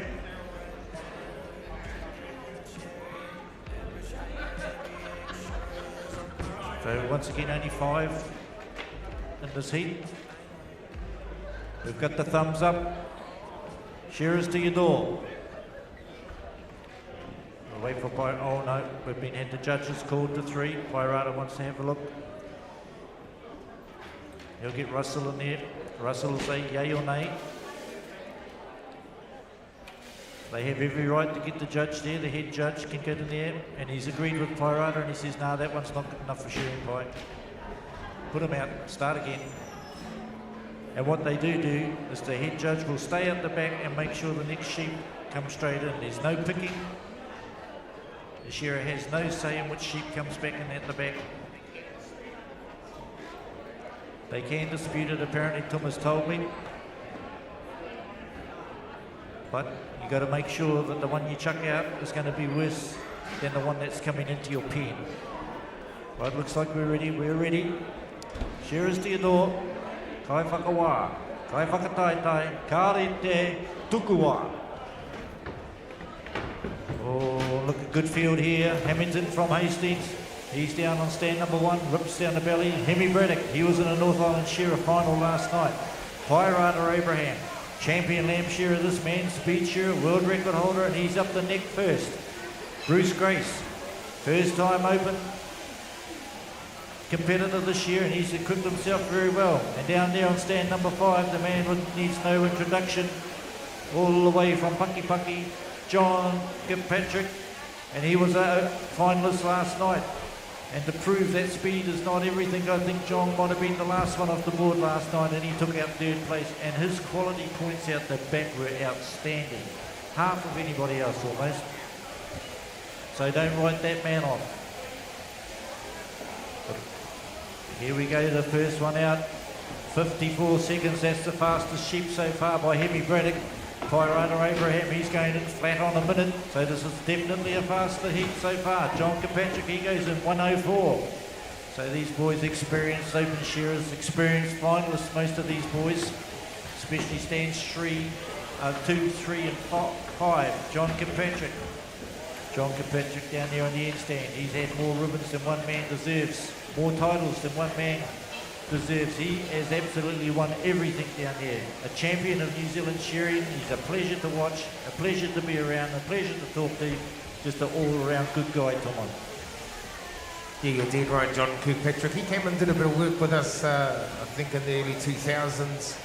And yeah, absolutely. You get some of these people, they moan and groan about what sheep they go to. Well, you just say to Johnny, oh, well, we're going here tomorrow. And he's like, yep, sweet as, see you tomorrow. Back then he was shearing through the day, and he would head back up to Taradale, and he would go and play touch rugby. I think he was doing kickboxing back then. You know, so he was always busy. I don't know where he found time to sleep, to be honest with you. But he's another one of these shearers. I'm pretty sure he's won every grade here. I don't know about the juniors and novice, but I'm pretty sure intermediate, senior and open. And that's that man down there, John Kirkpatrick, ladies and gentlemen, on stand number 5. But at the moment, the speed is all coming on stands 2 and 3. You've got Pairata and you have Hemi Braddock. Both of these guys are record holders in their own special rights. Hemi is a record holder for the 8-hour U teams event, and you've got Pairata, who's a 8-hour lamb in the team events. So Pairata, and he goes for sheep number 4. He's picked up the Braddock. And you can look at those quality points up top, and Pairata's quality points up top are very good. But they're not as good as Johnny's. Johnny has yet to do a second cut on the board. Unless their counter's not working, Warren. No, I'm only kidding. That's just how John shears whānau, very, very clean. Shears like this day in and day out. He's actually got a few blocks of land that he's farming at the moment too. And he did tell me that it has nothing to do with Raylene why he has got these blocks of land and is not home. It's just something that he's always wanted to do. So into the undermine works Johnny K. Pairata, down over the last shoulder he works. Hemi Braddock, down over the shoulder he works as well. Hemi, he's running about 4 or 5 blows behind Pairata at this stage.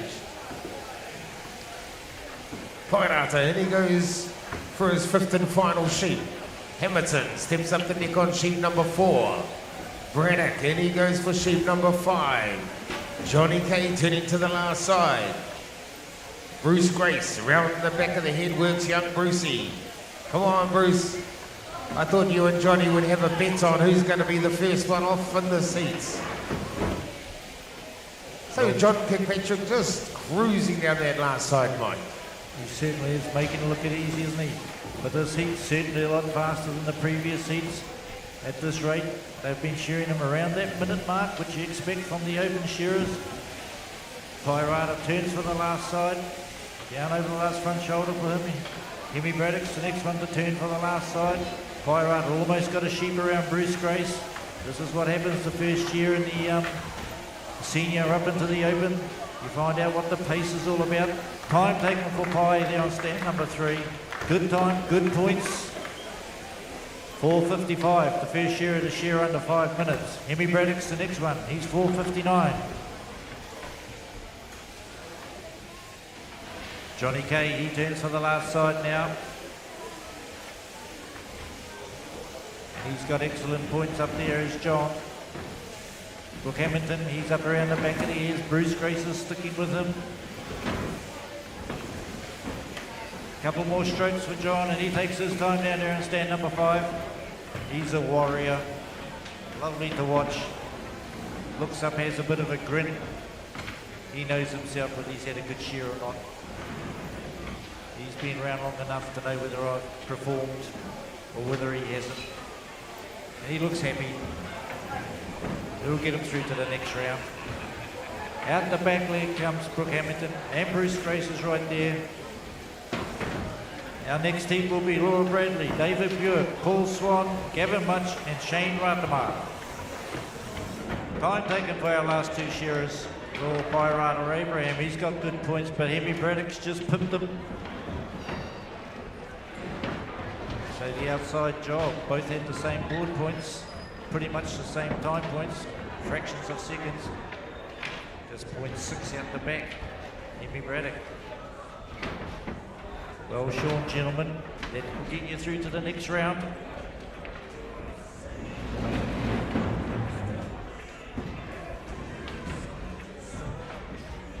Oh, some good scores in that round.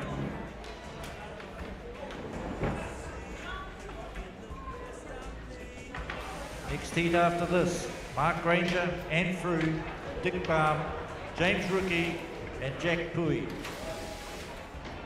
Okay, shearers, so Laura's on 1, David 2, Paul 3, Gavin 4 and Shane 5. There's only 5 shearers, guys.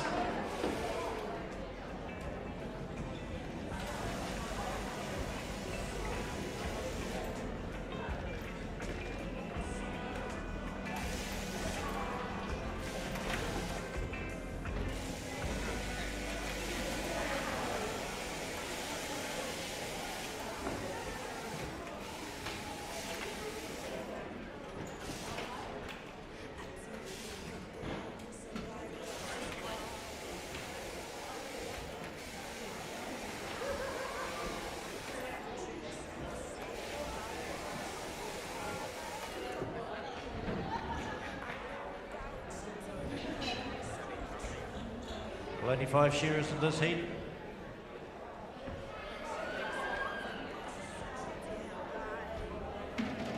Now we've seen that the red's gone to the 24 shearers. If your name's in the black, I'm afraid you've come a long way just to watch this afternoon. And Hemi Braddock, he's snuck into the front. Pairata Abraham, only by a fraction just behind him. Leon, He's in third place now. Johnny Kay, as we thought, he's in fourth spot. So as you expect, the cream's rising to the top, Tuma. Okay, we have the green lights. What's happening up there, Mr. Referee?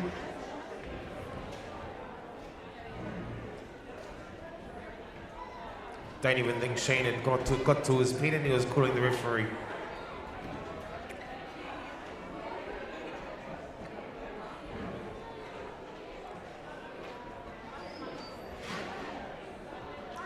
So what points are we looking at, do you reckon? It's going to need to be under 23, do you think? Yeah, I said before, I thought 23, 24, some good shearers coming, but what did we look there before? I think 29 was near the end at the moment. Now, shearers, if you've just come in and you've been stuck behind traffic or at the roadworks, you need to check in at the front office. So 29 is the lowest spot there. I don't think you're going to quite make it at that one. Some good shearers, like I said, some good shearers come through yet. Yeah, I think still I'll stick by that, 23.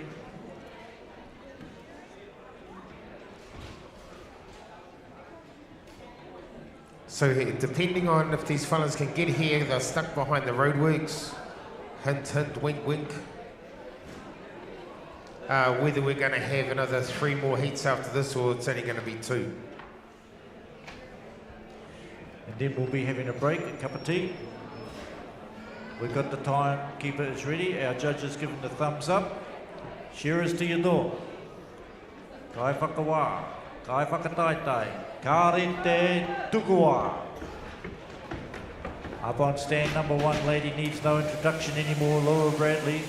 She took out the Wahine Tour last night with relative ease because she was the only open shearer in the Wahine Tour event. Laura is setting standards in women's shearing at the moment. She's made a final this year, I think, in the open grade. Right behind her is the man from Parongaroa, David Buick. The Iceman, they call him, and if you watch the way he shears, you'll understand that. Cool, calm and collective. He's another shearer that doesn't have much body movement. And he turns for the last side. He's down over the last front shoulder. Behind him, we have the father of all the younger shearers that come from Wairoa. We have Paul Swan, and he has 2 daughters and a son that shear, and he brings them around to every shearing show in the country. And well done to you, Paul. On stand number 4, we have the Much Man from Dannyburg, Scottish representative. Second at the Golden Shears this year. He was in the World Championships final representing Scotland earlier on this year. He was in the final last night at the North Island Shear of the Year, and he's rip shit and tear it off if you can, because his hand is so fast. If you can keep it up with Gavin, you're doing pretty well. And he likes to lead from the front, and he's up there with David Buick at the moment. Right behind him, Shane Radaman from Hunterville. He's up the neck and around the back of the ears. Shane's set a precedent this year, and he's been at the 3-stand record with his fellow shearers, Leon Samuels and Paivata Abraham. He's down into the long break. And Shane, he showed a lot of promise in the shearing competitions, but they just haven't quite gone to the next level. So let's see if he can make it today. Shane Radaman down there on stand number 5, Whānau. He's down over the last front shoulder, making a good fist of it. If he could shear as good as he can commentate, he'll be making the final today. David Buick's the first one in. Much is next one in after him. Oh, Shane Radaman is right up at the pace. Up on stand number 1, Laura Bradley. She's down over the front shoulder. Laura's got good points to go at the moment, but she's still only on sheet 2. Paul Swan's back there on sheet number 2. The rest are on 3. But it's Buick. He's up around the back of the ears. Nice and cool and calm as David Buick. I love the way this man shears. No body movement, just strokes it off. Then goes Paul Swan and Laura Bradley. She's in there with him. Gavin Much is dropping to the long load. He's down there, first stroke, steps over now. Gavin, always a good quality shearer. Usually likes to be out in front. But David Buick, he's got the time points at the moment, and he's finishing touches on 3, and he's going to go in there in 2 minutes and 55 seconds, so he's sitting on the minute of the sheet. That's what you'd expect in the open grade. Out the back leg comes Much. Out the back leg comes Shane Ratama from Hunterville. Oh, he's polishing that sheep up, so he must have got a good comb on there to Shane. One in the pen for them. David Burke, he's got the top knot off, so he's leading the charge at the moment. He's making the field chase him. He's up around the back of the ears. Laura Bradley down over the last front shoulder, so she's probably got half a dozen shots on Paul Swan. Out the back leg she rolls. But David Burke, he turns for the last side. Gavin Much, he's turns for the last side, so he's got away from Shane Rudderman there. Shane's dropped her back a little bit on the sheep. But he's still shearing well. We look at his points. He's got good points up there this far. In goes Burke for his last sheep. Still sitting on that 1 minute a sheep. Pulls it out and starts it exactly on 4 minutes. So good time for David. Gavin Much, only 5 seconds behind. Down the valley for him, and he's pulled out a little honey. So it's all about qualifying. And if you've got a good time, that's going to help you qualify into that top 24. Out the back leg comes Radama. He's a good 25 seconds behind David Burke at the moment. And he drops. He pulls out his 5th and final. Laura Bradley, she's stretched out in front of Paul Swan now. Down over the last front shoulder for her, and she heads out the back leg. So David Burke's not going to get a whole sheep around her. But Laura Bradley says no, even though I might be one of the slowest shearers here, I've got the quality in David Burke. You're not going to put a whole sheep around me. Down over the last front shoulder comes David, out the back leg. Just stroking it off nicely does David, but David's put a whole sheep around Paul Swan. Time taken there for David. A good time, 4:58. Gavin Much is right there is with him. 5:03 for Gavin. Paul Swan, he's got 1 to go. Down over the last front shoulder comes Shane Radama. Laura Bradley's caught up a bit of pace on him. She's down into the long low. I don't know what happened to Shane on this sheep, but he's dropped back a little bit. Out the back leg for Radama. Time taken on stand number 5. Still a good time, 5:31, and he's got pretty good points. I'd say that'll be just about get him into the next round as well. He'll be happy with that. Laura Bradley finishing touches for her up on 1. Out the back leg. Well done, Laura. That's a good shear.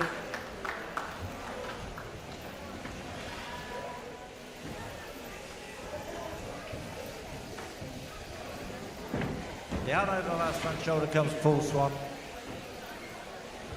Cleaned it up nicely. While we're waiting for Paul to finish, we'll get the next heat ready. Heat number 7. Mark Granger, Ant Frew, Digger Balm, James Ricky and Jack Pui. Well done, Paul. That's heat number 6 finished. Into number 7. Following this heat, we'll have heat 8, Clay Harris, Corey Palmer, Nathan Stratford, Toa Henderson and Jack Fagan.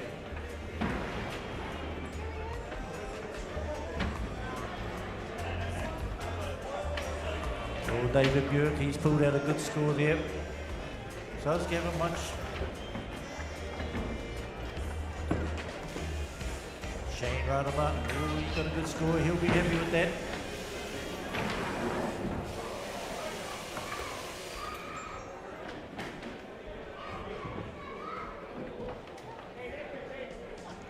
Laura's got a good score, also she'll be going to the next round as well.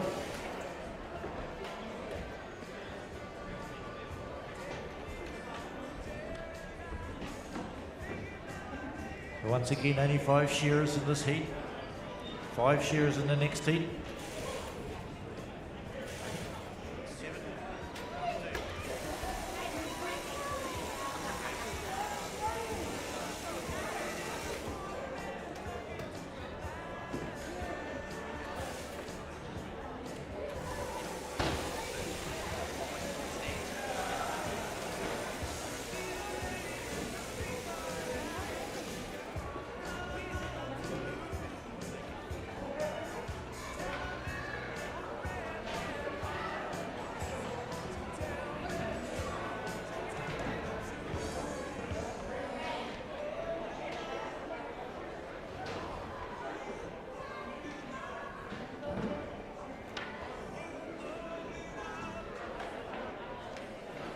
So we'll look up there on the right hand side, whānau, and we'll see those red numbers come up. The shearers will be, at the end of that, will be thinking who's going to take me out. Oh, Laura Brandy, look at that. She's holding 7th place at the moment. Well done, Laura. That's what we like to see. Liam Lowry, he'll be sweating it. Ray Kingsman will be sweating it. There's a few of them there tomorrow, I think, that are going to think to themselves, might have to go and take my mocks off. Righto. We'll wait for that Tuakau flyer to get back out onto the board. And I'm sure this is just a tactic of Digger. He loves to chuck one out just to put the cat amongst the pigeons. Let the other shearers know, no, I'm getting a better sheep here. The man on number 3 stand, Digger Balm, set the fastest time there yesterday in the lamb shear, electric shear it was, wasn't it? I think 10 lambs in about 7 odd minutes. Wool flying everywhere, big smile on his face. Right, have we got the thumbs up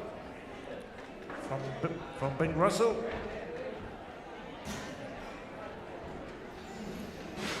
We have the thumbs up. Timekeeper's ready. Shearers to your door. Kai whakawā, kai whakataitai, ka rite, tukuwa. And in we go. Stand number 1, Mark Granger. He's a fantastic shearer, this man up here on stand number 1. Could have been a team member last year for New Zealand to go to the UK, but he turned it down for farming commitments. And congratulations to him, so we won't write this man off. Stand number 2, from Timaru and through. He gets around the sheep pretty quickly. We'll see if he can knock his fellow commentator out of the... knock his fellow commentator out of his spot into the quarterfinals. But Digger Balm, like I said yesterday, short, 10 lambs in 7 odd minutes, and he's leading from in the front at the moment. No, he's not. It's Mark Granger. Then on stand number 4, we have James Rookie, Chappie they call him, down over the last front shoulder for him. He's been a Golden Shears finalist a couple of years ago. And on the 5th stand, we have Jack Puhui from Raitahi, and he's been following the shows around. I'm not sure if that's his young son that he takes around shears in the novice or the junior shearing. But anyway, he's down at the front back leg, and he's going in for his 2nd sheep as well. But the pace is with Granger and Digger at the moment. In goes through Tuma, and the commentators are doing quite well today up here on the open shearing.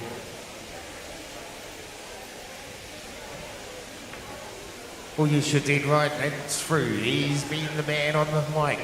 I'm surprised Shane Redlight Radama hasn't come over to help us commentators heat, because Ants Through has been fair dishing it out to the Radama this whole competition. But here we go, whānau. We've got Digger Balm and we have Mark Granger. Both of them turning no. Mark turns to the last side just a little bit before Digger. Digger down over the shoulder he works. So Digger has been shearing here every year, whānau, since it started 40 years ago. He was in the seniors then. I think he did 2 years in the seniors. And then he went in the Open and been in the Open ever since. What a heck of a career this man has. And he's a staunch, if you're local, you would have seen Digger on the rugby field. He's a referee. So the man loves to give to the community, and that's fantastic. James Rookie, down the last side he works. Pui's right there with him as well. Just a couple more shots with Pui and he'll be in for sheep number 3. Granger, round the back of the head he works. His father's been a champion of this event. His mother was the president for many years. So whānau, we've got one more heat after this. The last heat will be Clay Harris, Corey Palmer, Nathan Stratford, Tor Henderson and Jack Fagan and Ford Alexander.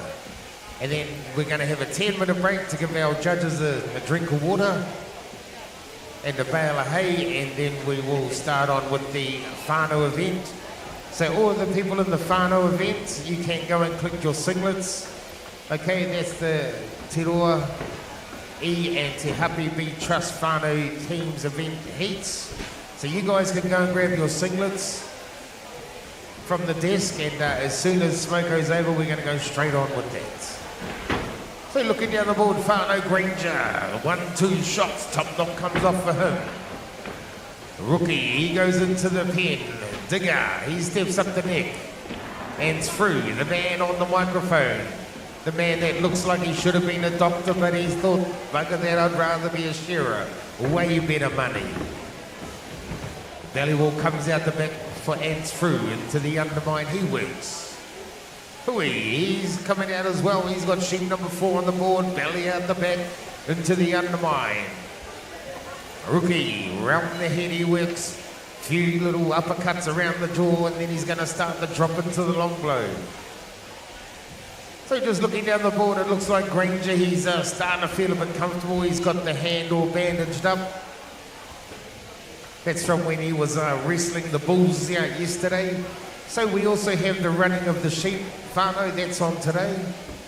I think that's going to be at about 2 o'clock. So that's usually something that we like to try and get up and see.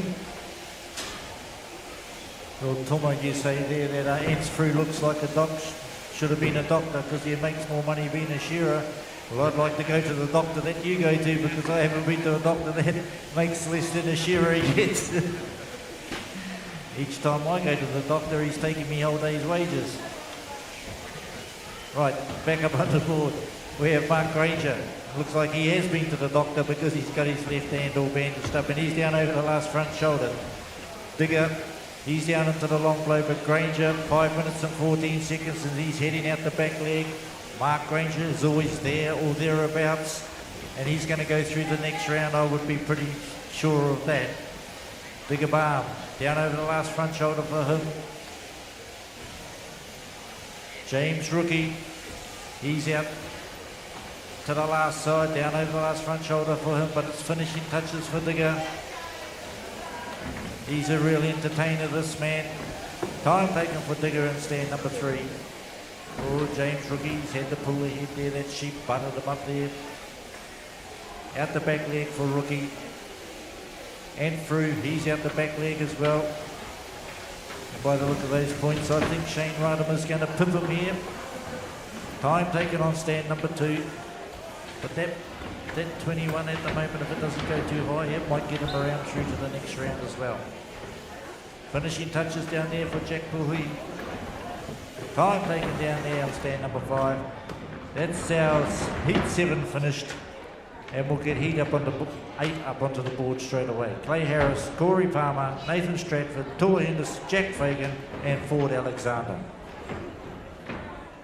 So Fano at 2 o'clock, we've got the Paparata Elite Romney running of the sheep uptown, so that's always a good thing to view.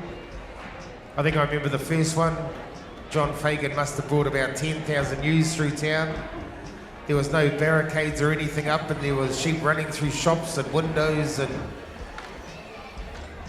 yeah, so this year it's a little bit different now. I think they have like scrim up along the sides, and I think John was saying last night there's about 700 ewes that'll be brought through.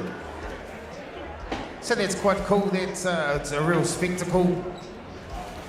Des from the Shearing Magazine, he'll be up there taking photos of it.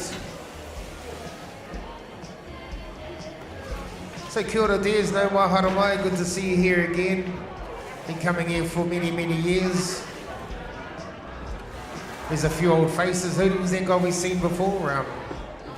Mark Walker, yeah, before I was born. Mark Walker, we haven't seen that guy for many years, so it was good to see him. Was he a police officer at some stage? I think he may have been a police officer at some stage. Yeah. But Mark, you can't sell silly stuff and be a policeman. It doesn't work. Well, Tom, I look up onto the board and I see Tua Henderson, Jack Fagan, as we mentioned, New Zealand team members there. But they're side by side again. The whole show, they have been shearing side by side. I'm sure that Jack Fagan has got something to do with the draw, because I know when he shears beside Tua, he does exceptionally well. I've also noticed that he shares in, usually he's been sharing in front of Tor, but this time he's behind him. Probably after last night, got to chase him. But in my opinion, being around the shows this year, I say Jack Fagan is probably the most improved open shearer of the year. Last year he was just missing out on finals, 7, 8, next in. This year he's been up in the finals and he's in the top 2 or 3 or 4. And at the Golden Shears, he took out the, what was it, the PGG All Breeds there, was it?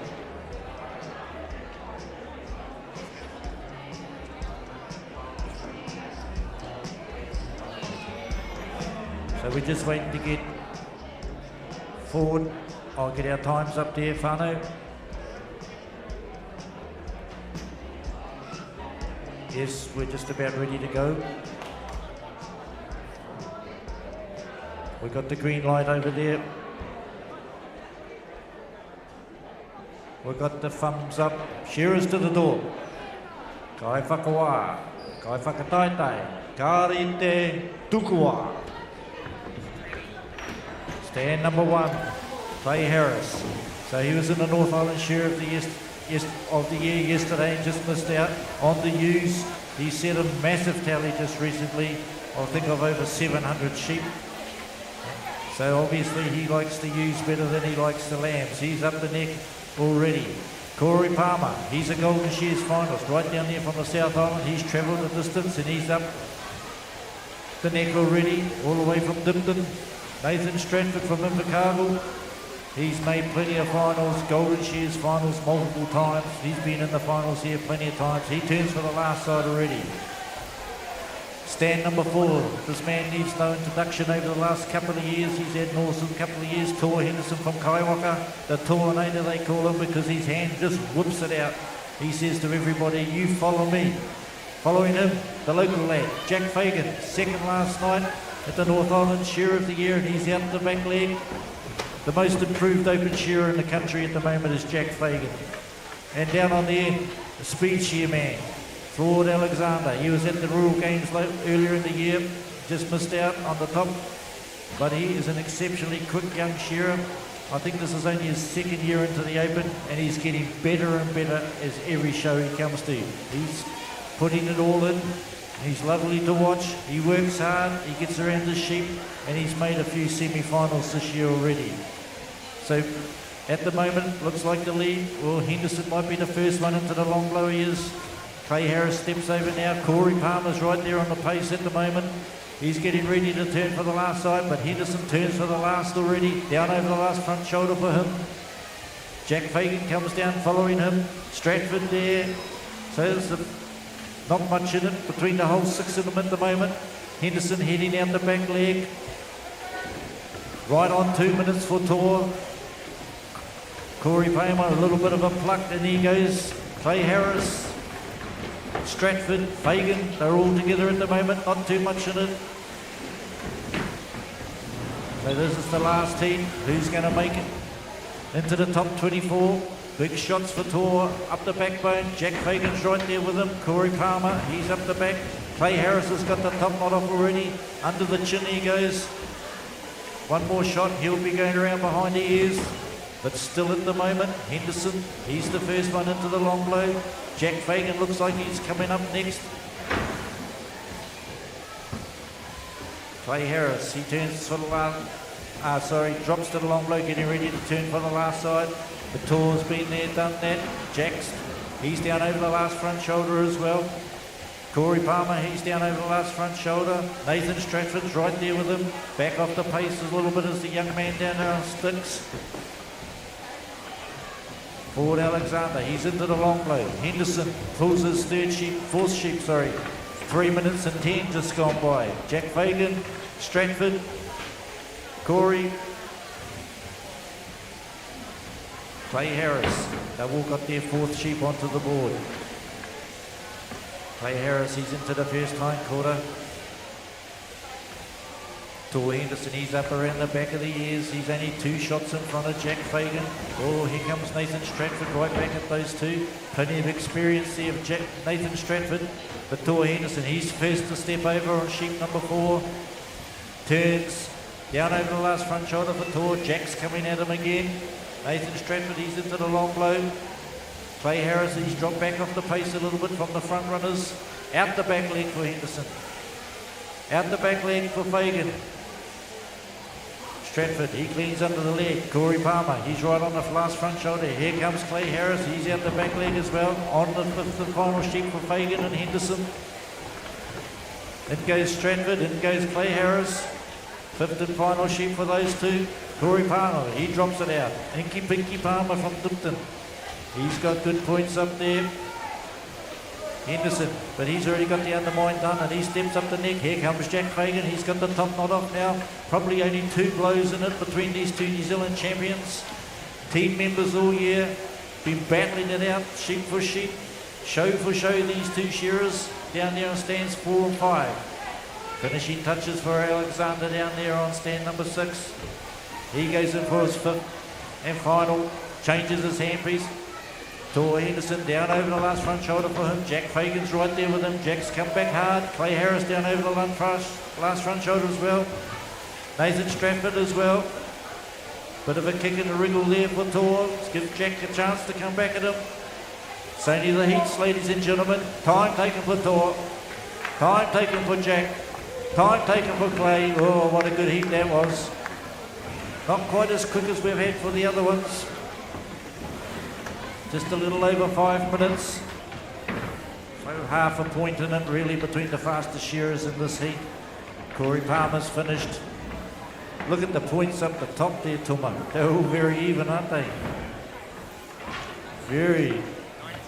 The top shearers in the country up there. Yeah, look at that. 19, 18, 18, 18, 18, 17. Fantastic. Yeah, look at Tor, 19, 20. 19,280 for Tor. 20 for Harris. 19 for Corey Palmer. 19 for Stratford. Jack Fagan will probably be in the 18s. And Ford Alexander, he finishes off. And that's the conclusion. Oh, Jack Fagan, beautiful score. That's the conclusion of the open shearing heats, Slavia.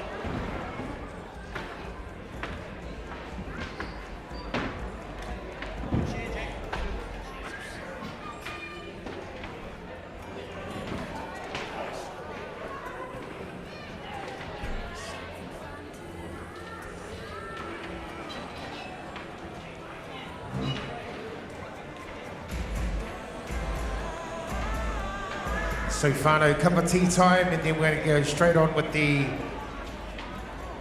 Te Roa E and Te Happy Bee Trust whānau teams event heats. So if you guys can please go and pick up your singlets from the office. As soon as we come back, we're going to get a draw and we're going to go straight on with that after our cup of tea. Judges, cup of tea time. Cup of tea.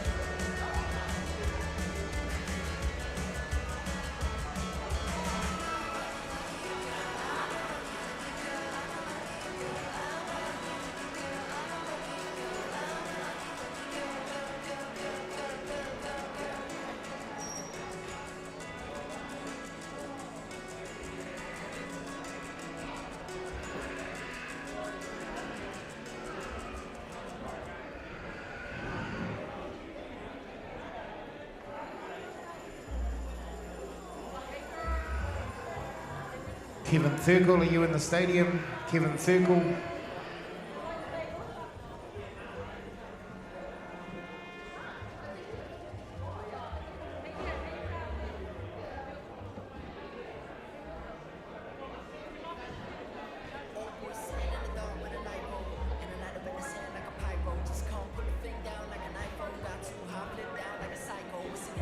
So Fano, the qualifiers through to the quarterfinals of the Open. Jack Fagan, Hemi Braddock, David Buick, Parat Abraham, Nathan Stratford, Tor Henderson, Corey Palmer, Mark Granger, Leon Samuels, John Kirkpatrick, David Gordon, Gavin Much, Clay Harris, James Lucky, Brooke Hamilton, Ford Alexander, Shane Ratima, Casey Bailey, Andrew, Ruben Alabaster, Brett Roberts, Martin E. Mason, Justin Meikle and James Fagan.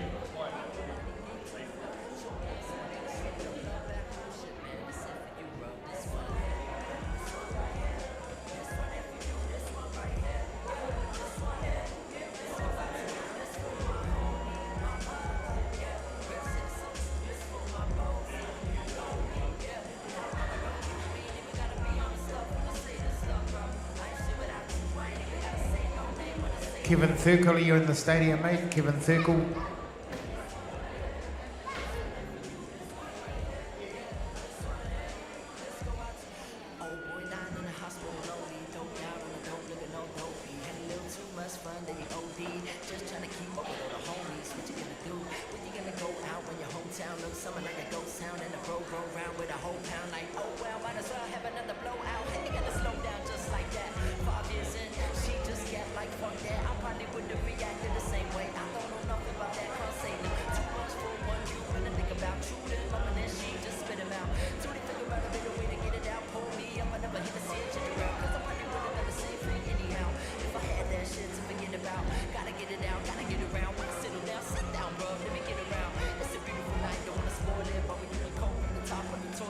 Let's toast this bottle from the poison to a life full of pain.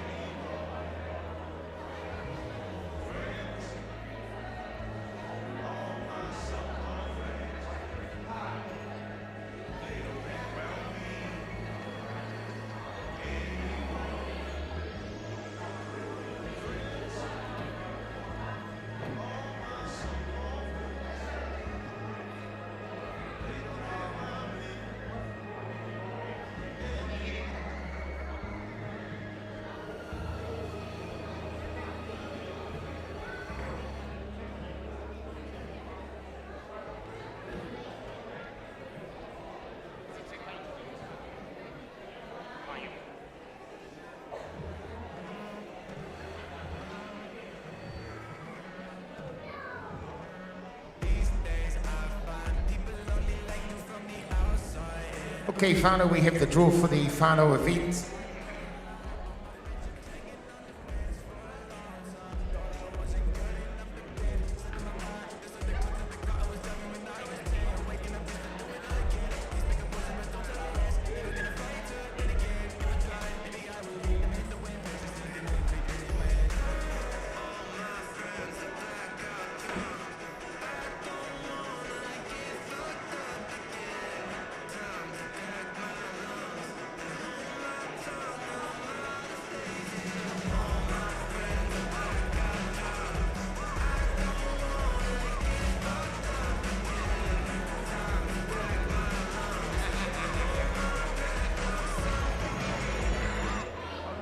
So in the first heat of the whānau event, whānau, we are going to have stand 1, Taylor Tarrant, 2, Peggy Sue Tohingaroa, 3, Pete Chilcott, 4, Neil Fagan, 5, Liam Lowry, 6, Glenn Ford. Heat number 2 will be Mickey McDonald's team, Dean Ball, Mark Barracliff, Ruben Alabaster, Justin Meikle and Hemi Braddock. Heat 3 will be David Buick, Paul Swan, Digger Barb, Jack Pui, Clay Harris and Jack Fagan. Ooh. Is David going to get the pants out, is he?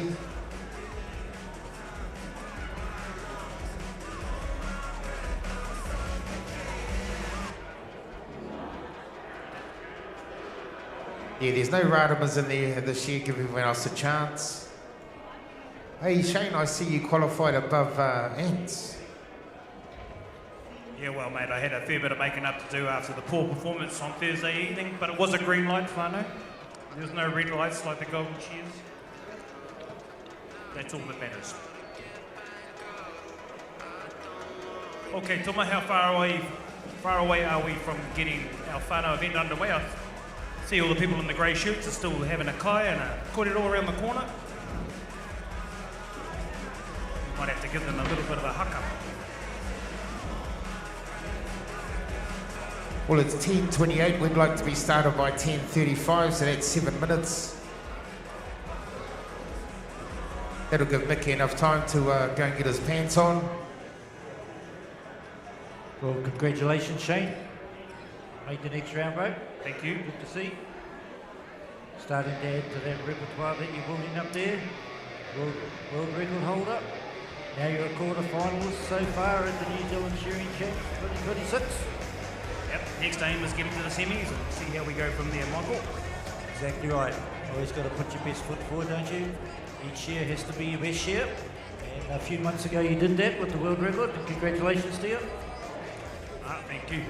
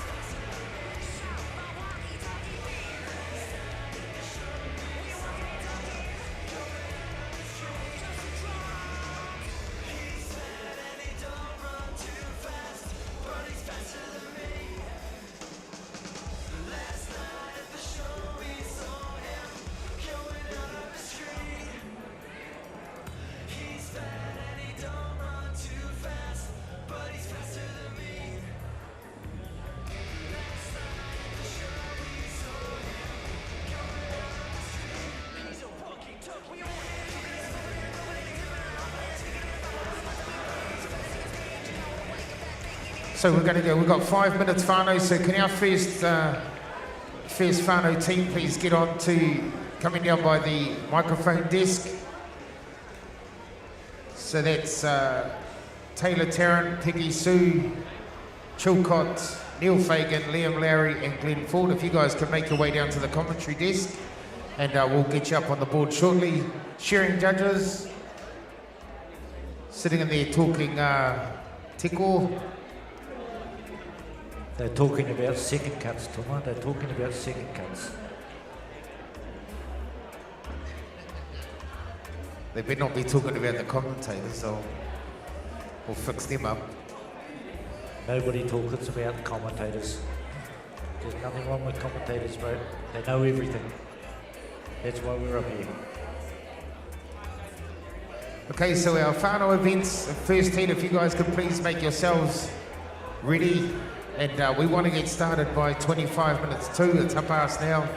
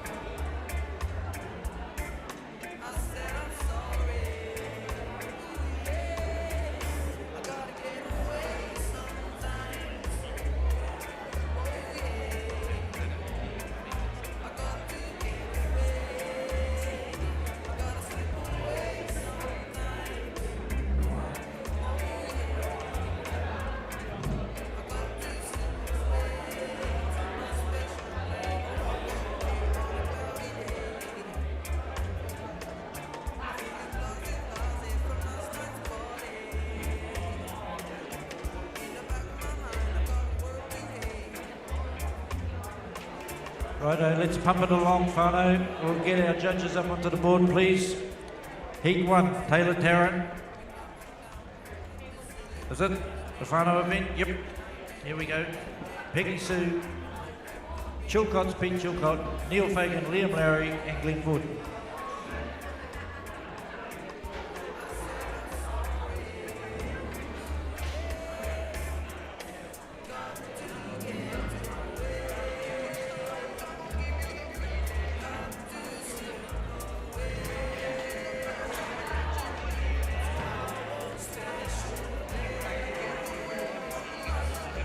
So shearers will be shearing 4 sheep altogether. I think it's 2 and 2. 2 for the young fella, 2 for the old fella, or mum. Is Sonia or Hack Fagan here? Does anyone know?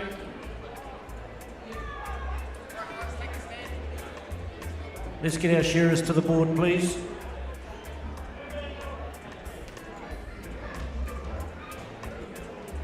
St Noel's correct. The Ford whānau here.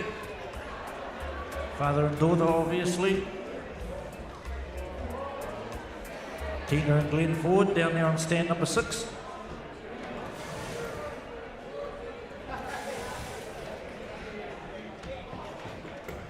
So 3 heats of whānau. 3 heats.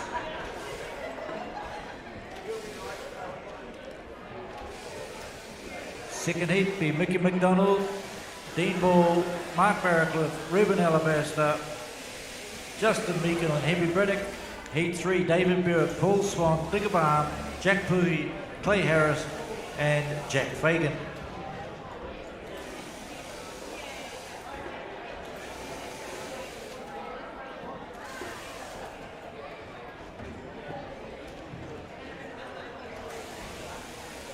So these competitors have got 4 sheep.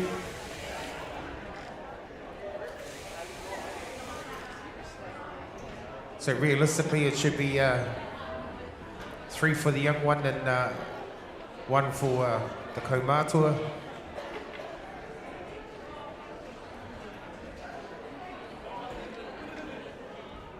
Can they shear in any order, or is it the young fella starts first, or the old fella starts first, or the young lady starts first, the old lady starts second? Are you talking about the old trout? No, I am not. I know better than that, do I? Don't go back on it now, Mike. Okay, we got the thumbs up. Okay, shearers to your doors. kai whakawā, kai whakataitai, kia ori te tukua. Here they go into sheep number 1. On stand number 1, we have the Tarrant Whānau from Tau Maranui. On stand number 2, we have the two Wahine Toa. It's Peggy Sue and her mum from Aria. On stand number 3, we have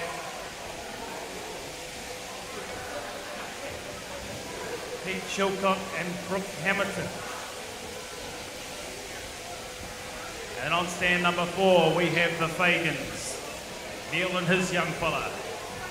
On stand number 5, we have the Lowry Whānau, and down there on the end, we have young Tina Ford and her father working together there. This is such a great event, Whānau, the Whānau event, displaying the generations of shearing that we have in our industry. Great to see sons and daughters up there with mums and dads. They should have this at every major event, shearing event in the country.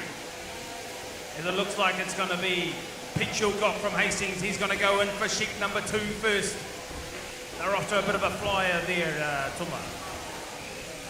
Yes, they most certainly are. 1 minute 17 seconds. That's about on par with how the open shearers were shearing just before this. The Fagan team go in. Sheep number 2 on the board. The Lowry team are in.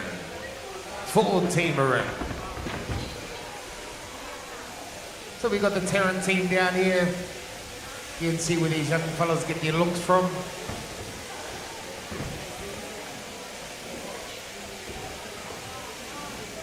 Then we got the Te Hingaro team on stand number 2, just onto the long blow.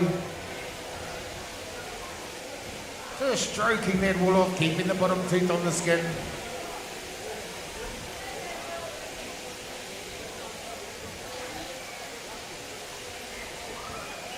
So this is what it's all about, whānau, is these young ones getting in and getting a bit of exposure on the big stand, and also being tautukud by their mother, their father.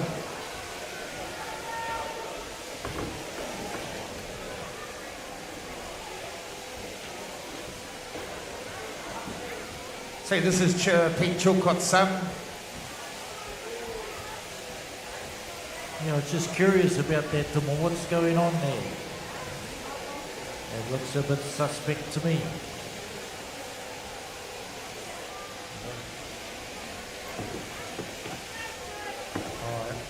I see.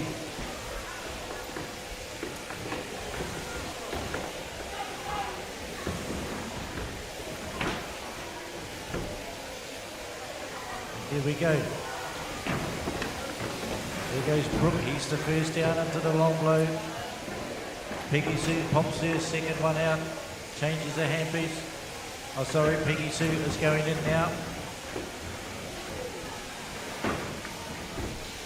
So the Aria team, oh, she wrestles that sheep out onto the board. She had a good shear yesterday in the Wahine Toa team. Down the belly for Peggy Sue. Down the far end stand, we have Glenn Ford. He's got the top knot off on sheep number 3.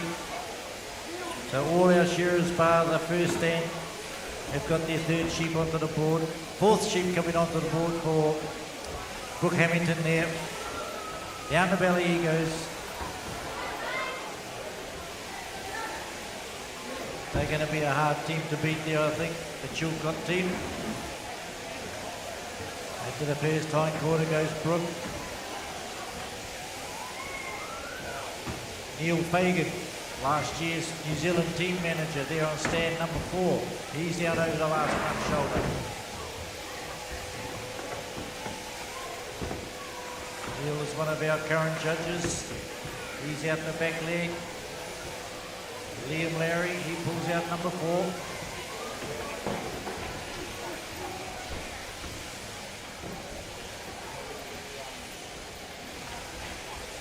Turning for the last side is Brooke. Neil Fagan's down the belly. Glenn Ford's got his last sheep on the board. Peggy Sue finishes. She's going in for number 3, sorry. So it looks like Peggy Sue's going to be shearing the 3 sheep.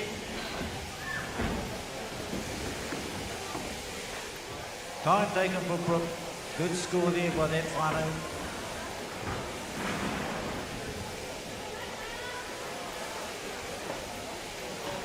Liam Larry, he turns for the last side, down over the last front shoulder.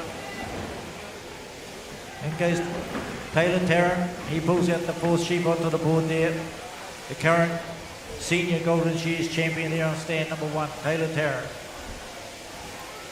Down over the last front shoulder comes Liam Lowry.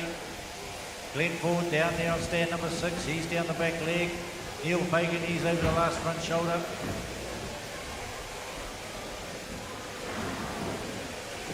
Time taken on 5, the Lowry whānau, and the Ford whānau clicks off as well. Out the back leg for Fagan.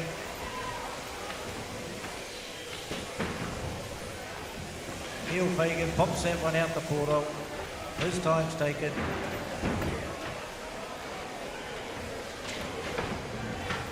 So Mike, just watching young Taylor down there on stand number 1.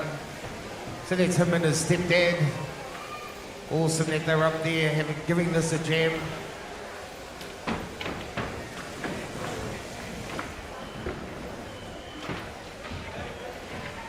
So down the last side works Taylor. This is sheep number 4, Peggy Sue. She's got sheep number 4 on the board now. Let's go, Peggy.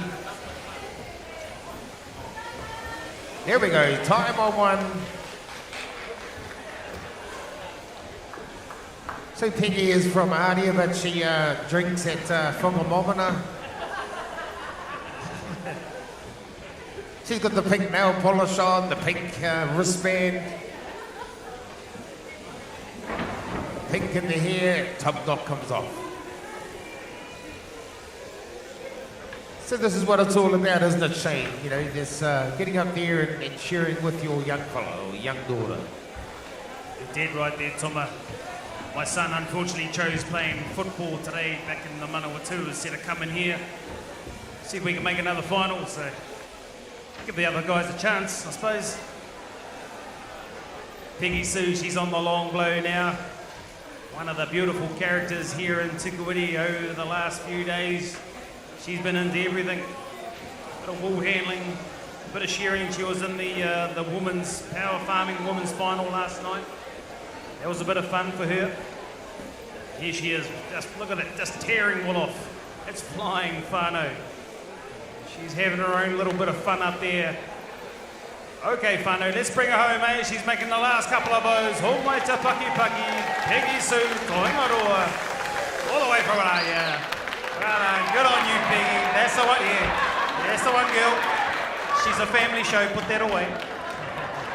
Okay, thank you, Shearers. Make your way up to the right. Okay, heat number 2.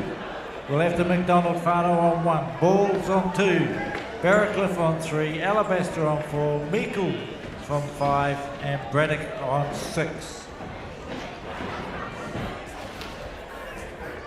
And following that up on heat number 3 will be Buick, Swan, Balm, Pui, Harris, and Fagan.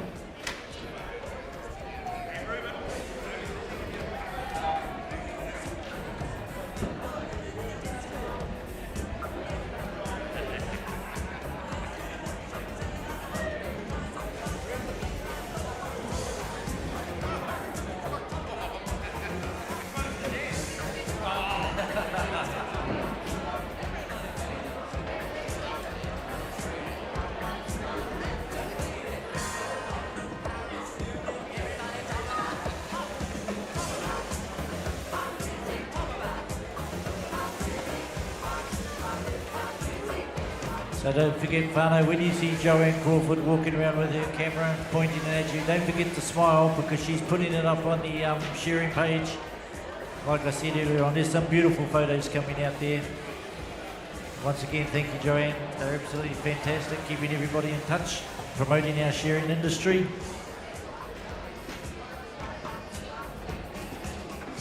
We have couples, we have sons and daughters, mothers and fathers, all come to this wonderful show.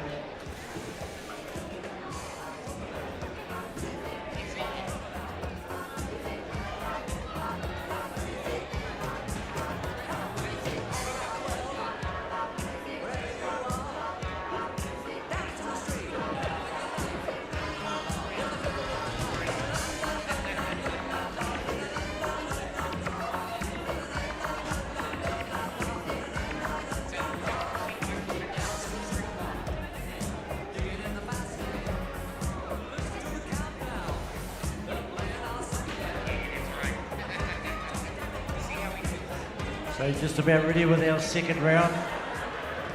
Whānau event. Will be our final later on. So this is about the bragging rights in the shearing industry. And that's all important shearing. It's all about bragging rights. I look down here at the Fagans sitting in front of me. They look pretty serious. We got the thumbs up, Mike. We're ready to go. Okay, cheers to your doors.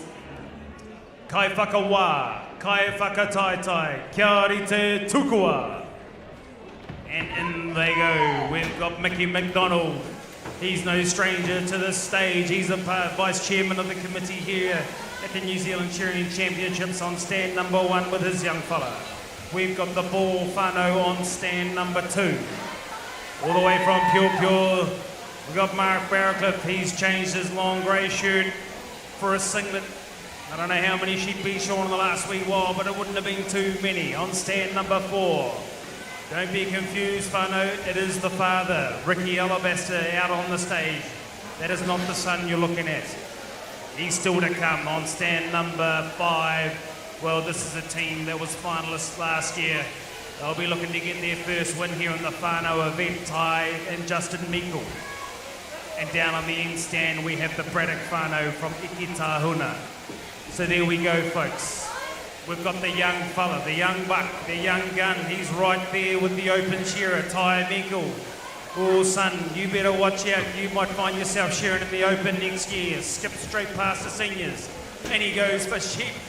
Number 2 in 1 minute and 10 seconds for an intermediate, Toma. What's going on? I just think that he's getting caught up in the mode of the event, mate. You know, he's there representing himself, his dad, his whānau, and you know, it's just leaking out of him all over the floor. So here we go, Whānau down there on stands number 5 and 6. We've got young Ty Meikle. Oh, that was a bit of a kick. And we have the Braddock Whānau. Long blow time coming up on stand number 6. Mickey McDonald down here. He's on stand number 1. Throws the big shots in. Top Dog comes up on stand number 1. Ruben, that's Ricky's son who's in the pen. He was probably pulling the wool on that one just to give his father a little bit of entertainment, Mike. And that's what it's all about. Just to show Dad that I can do better than you can when I get up there. But look at the young Meikle down there, just polishing it off. He's finished his second sheep. Braddock's pulled their third onto the board. Here comes Justin Meikle, all the way from Oamaru. He takes his boy around to the shows. Well, he's no longer a boy, he's a young man now, and he's done very well this show season. Now, Ricky Alabaster, he might want to take that sheep home with him, I think, as they say. They taste pretty good when they've been performing like that. Up on stand number 1, Mickey McDonald, Alan McDonald. He's out the back leg. He'll be dropping his second sheep out the portal. The Ball, Dean Ball's Whānau, they're up there on stand number 2. Mark Barracliff, oh, he's polishing that sheep. That's what we like to see. A contractor that does a good job. Nothing worse than being a shearing contractor and being the roughest in the shed. I've actually experienced that there, Tuma. Being the contractor, being the roughest in the shed, it's not much fun, is it? I have no idea what you're talking about, Mike. Now, when you're shearing at 21 points, I don't think you do. No, I know exactly what you're talking about. There's a few other people up here who know what you're talking about as well. Justin Meikle, he's coming out the last leg. He's just kicked on where young Ty Meikle started. They're having a beautiful shear. The team from Oamaru, the Meikles. We're going to have a top 6. The best 6 teams will go straight into the final later on this evening. Whānau. And go the Braddocks down on stand number 6. They're in for their 4th and final, but it's all Justin Meikle. Justin and Ty Meikle. These guys have really shown a clean set of heels here in this heat. Ruben Alabaster. Poor old Ricky had a bit of a tough sheep. I think Ruben was selecting the best sheep for himself. He left the little Barbie dolls for him. And he's going to finish strong, Whānau, as he's coming down the last side on sheep number 3. The McDonald's on stand number 1. Finishing blows for them. They've got number 3 on the board. Are those counters right? I'm pretty sure that stands 2 and 3 are on sheet 3 as well. Just keep. Oh, okay. Aroha mai. Right. So the Barracliffs are out for sheet number 4. They're on their 4th and final, but it's Meikle, Justin Meikle coming down the last side. Let's give him a good round of applause, ladies and gentlemen. He's about to finish up, hit the red button, and the Meikles, time taken for them. What a good score and a beautiful share from the father and son from Oamaru to Tuma. Oh, whānau, it's good to see these father-son, father-daughter events. Yeah, these are a fantastic event. They used to run this down the Goldies. There comes the Brennock whānau. Well done to Brennock whānau. Pretty good top quality points up the top there as well. You can't, that's not too shabby. Dean Ball tends the last side, the Pig Hunter. We've got the young McDonald there on stand. Number 1. Just cruising along, cleaning up all the wool underneath the leg. The Alabaster whānau, they get their time taken. Well done, the Alabaster whānau. Finished strong, especially after Dad made a bit of a mess, but it's always good the young fella come in and tidied the job up. So Dean Ball, he's got sheet number 4 on the board. There we go, the McDonald whānau, they get their time taken. Okay, our next seat, if we can have you guys ready in the background. David Buick, Paul Swan, Digabam, Jack Pui, Clay Harris, and Jack Fagan. Isn't it great, Shane, when you get these events here like this? Usually Dad or Mum have been carrying you through your life and showing you things, but when you get up into this event here, it's the young one carrying Dad or Mum through, isn't it? Well, it can be quite a humbling experience for that to happen. When the shoe was on the other foot there, Mike, there's no doubt about that. Are you talking from experience there, mate? Or? Yes, I am. I can say we got up there, Tor and myself, and we shore away, and we came off with 4 second cuts, and I said to Tor, how many did you get, bro? And he says, none, Dad. Oh, well, that's what happens. Well done to those that heat. Please make your way off to the stage to the right, and we'll get our next heat up. Who we got there? So on stand 1, we have the Buicks from Pongaroa. On stand 2, the Swans from Wairoa. Vam and Son from Otorohanga. On stand 3, the Pui whānau. Stand 4, the Harrises from Aria. On stand 5, and the Fagans, the local favourites. I think they were the defending champs from last year, and probably every other year this event's been happening, I would imagine. They might have a bit of a closer contest this year, though. Those Meikles, they look pretty sharp. Yeah, well, you know, Jack's sort of getting over it now. He's over the hill a little bit, so it's all going to come down to Dave. Well, if I remember last year, Tuma, I think Dave got a little bit excited because you ran in to grab another sheep instead of pushing his button.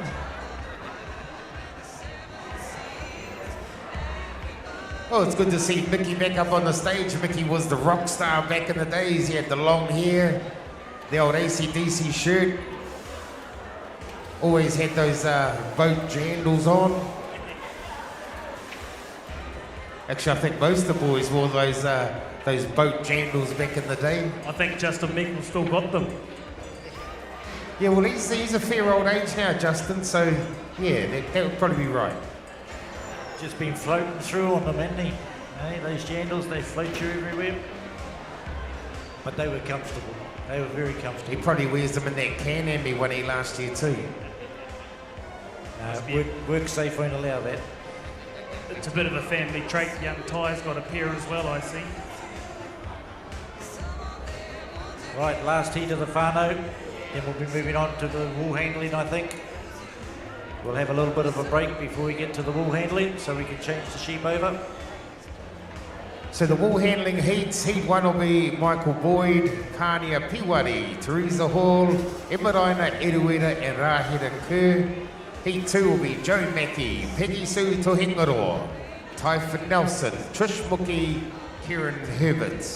Heat 3, Lucky Garrett, Logan Kamura, Monica Portai, Chelsea Collier. Heat 4, Mayo Hansen, Hunter Tiffany, Marika Braddock and Sue Turner. Heat 5, Renee Hooper, Kushla Abraham, Tiana Phillips, Vinay Phillips. We have the green light. Do we have the thumbs up from the referee? Yes, we do. Cheers to the doors. Kai whakawā, kai whakataitai, karite tukua. Okay, here we go, whānau, we're into it. You want to see some legends? Well, you've got legends up there, ladies and gentlemen. David Fagan down there on stand number 6, into the belly, out the front. He's into the undermine, but Digger Balm's been there, done that. Not this year, Dave, you're too far gone, buddy. Digger Balm, sure 10 lambs in 7 minutes the last night. He put on a heck of a show, round the back of the head he works. Dave is right there with him, dropping into the long blow together. Oh, holy smoke, we're going to have a quick time, 35 seconds. Digger's on the long blow, Dave's a little wee bit behind. But Dave, oh, he still remembers how to throw it through there, whānau. Cheekwell comes off, down over the shoulder work, both these shearers. Digger, he cleans up underneath the armpit. Dave's the same, both of these guys blow for blow. I think Digger may be just in front a little wee bit. Digger will be thinking to himself, yeah, let's go, buddy. I've been shearing here every year, you're retired. In goes Digger Balm, 1 minute 7 seconds. That's a faster heat than these other ones, whānau. Dave just carries that sheep out. Come on, girl, just sit still, I just want your wool. Digger into the undermine.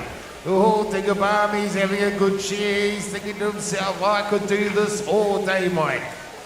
And I think he does do it all day long. He's lean, mean, shearing machine is Digger Balm. David Fagan's a little bit further back. Harris is on there, still on their first sheep. Puhi, they're down there, still on their first sheep. The Buicks, they pull out number 2 now. Swan, Riker Swan, he's up the neck on his second sheep. But Digger Balm, he's turning for the last side on his second sheep. So, we look down the far end, David Fagan, he's down over the last front shoulder, but Digger Balm's been there and done that. His big young fella will be the next one out, unless Digger decides he's going to shear 3. But the greatest of all time down there in number 6, David Fagan, still looks like he's got it wrapped up in the box. Oh, bit of a kicker and wriggle for Davis, giving the Balms a chance to get away. Jack Sweeting in the wings up there. Both of them wearing the Lightning Fagan pants. They look cool. Out comes Jack. He's down the belly. The Buicks down into the long blow up here on stand number 1. Michael Buick dropping into the long blow. Riker Swan finishing touches for him. Very soon Paul will be pulling his sheep out. Digger Balm's son, he's up around the back of the ears. I think he'd rather be playing rugby than being here today. So on stand number 5, whānau, we have Ross Harris there. He's probably the oldest competitor up there. I don't think there's anybody any older. He's 65 years old, working his way around the back of the head. He's a whole sheep in front of Fagan. And he's starting to drop into the long blow. He's got his young fella, Clay, waiting in the pens. He'll be damage control, as you could say. Jack Puhi, he comes out on stand number 4. Well, Tumor, I've just been informed that I said the young fella, young Mr. Balm there'd rather be playing rugby. Well, I've been informed he's going to be playing rugby later on this afternoon. So he's just come along to do a warm-up here and shear these 2 sheep. Then he's off to rugby this afternoon. And I think he'll be in the second row of the forward pack, that big fella. Well, you've got to have strong neck muscles for that, so you won't be able to do too much rubbernecking, that's for sure. So here we go, whānau looking down the board. Jack Fagan round the back of the head he works. We've got David Buick down here on stand number 3, but Jack's got a full sheep around on him. Ross Harris here on stand number 5. He gets it done. Well done, Ross. 65 years old. Don't look at me. Just gets back into the pen. We've got Paul Swan. He comes out with sheep number 4 on stand number 2. Josh Balm into the air. He works. But at the moment, whānau, it's all down there on stand number 6. Jack Fagan, top qualifier out of the heats into the quarterfinals, and he's about to get his time taken. Well done, Jack. That's a cracking score.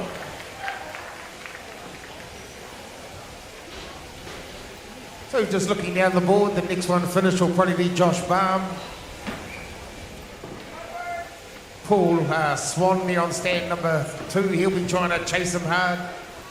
Pull back a few of those time points. Josh Baum down over the shoulder, he works. He had a pretty good share in the heats the other day, yesterday I think it was. He didn't have a lot of second cuts on the board. So most of those second cuts will probably be diggers. Jack Pui, top dot comes off. Dave Buick down over the last side, he comes. He's on sheet number 4, fourth and final. Clay Harris, they've got sheet number 4 on the board. Ooh, looks like the Swan might pick them up. Oh, the Buick might even pick them all up. The Buick on stand 1. Oh, they go in together. Good finish. Good finish.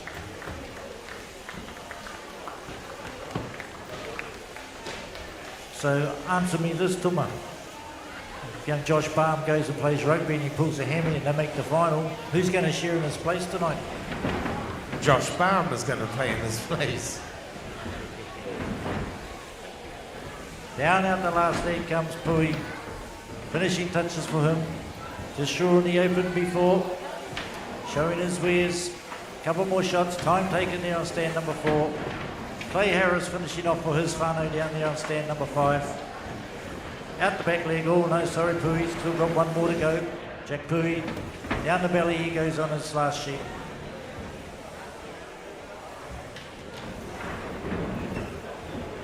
So whānau, after this we're going to go on with the open ball handling.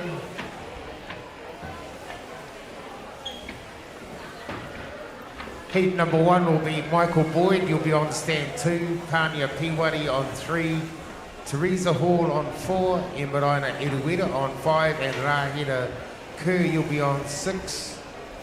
Heat 2 will be Joe Mackey on 2, Peggy Sue Tohingaro 3, Typhon Nelson 4, Trish Mookie 5, and Kieran Herbert on 6. Heat number 3, Lucky Garrett on 2, Logan Carmenter 3, Monica Portai 4, and Chelsea Collier on 5. Heat number 4, Ngo Henson on 2, Anatea Tiffany 3, Marika Braddock 4, Sue Turner 5. And Heat 5 will be Renee Hooper on 2, Kush Abraham on 3, Tiana Phillips 4, and Vinay Phillips on 5. So here we go, whānau, Jack Pui, he's just about to unload the gear, turn his machine off straight in the back. Beautiful job on that sheet, well done mate. Give them a big hand, ladies and gentlemen. Hawaii te paki paki.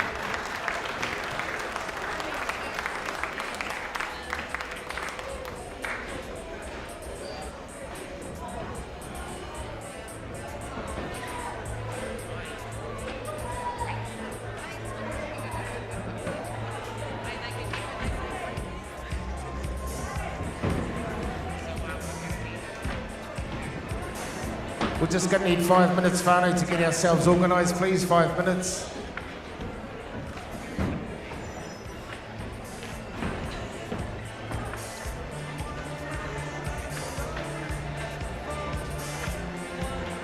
Open quarter finalists, if you can go and pick up your singlets from the front desk. Open quarter finalists.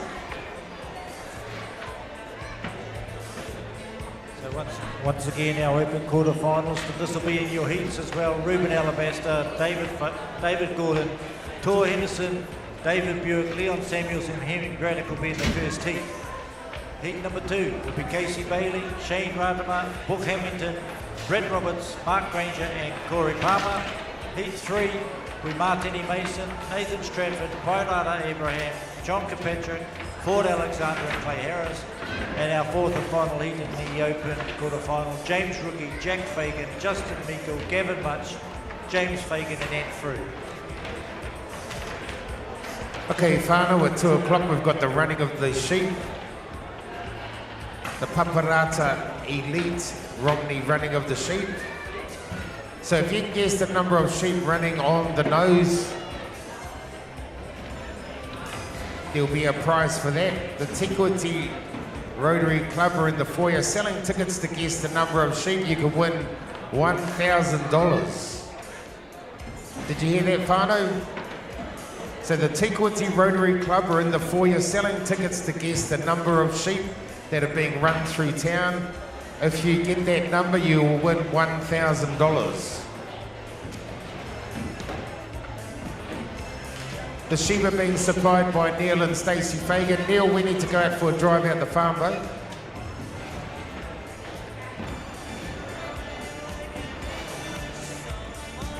So they will be here until approximately 1 p.m. today. So that's the Rotary Club.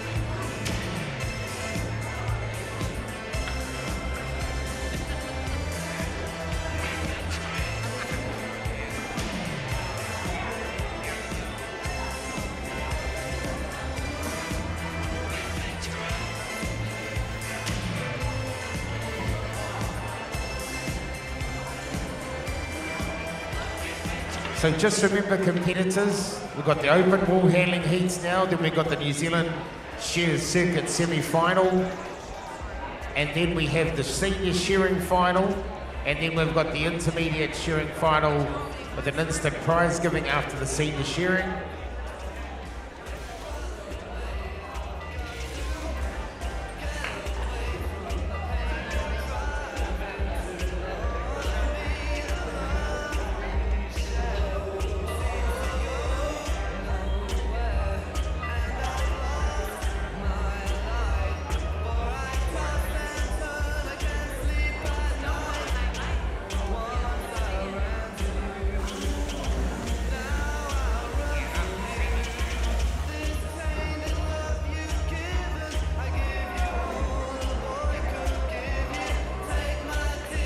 Okay, let's get our first team of open ball handlers to the board.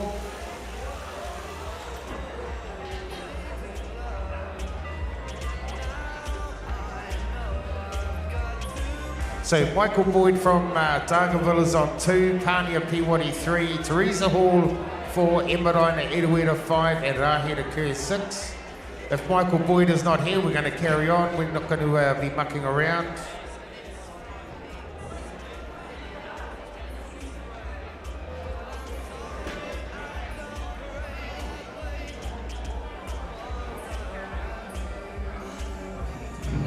So wall handlers, there's nothing to disregard, take everything out.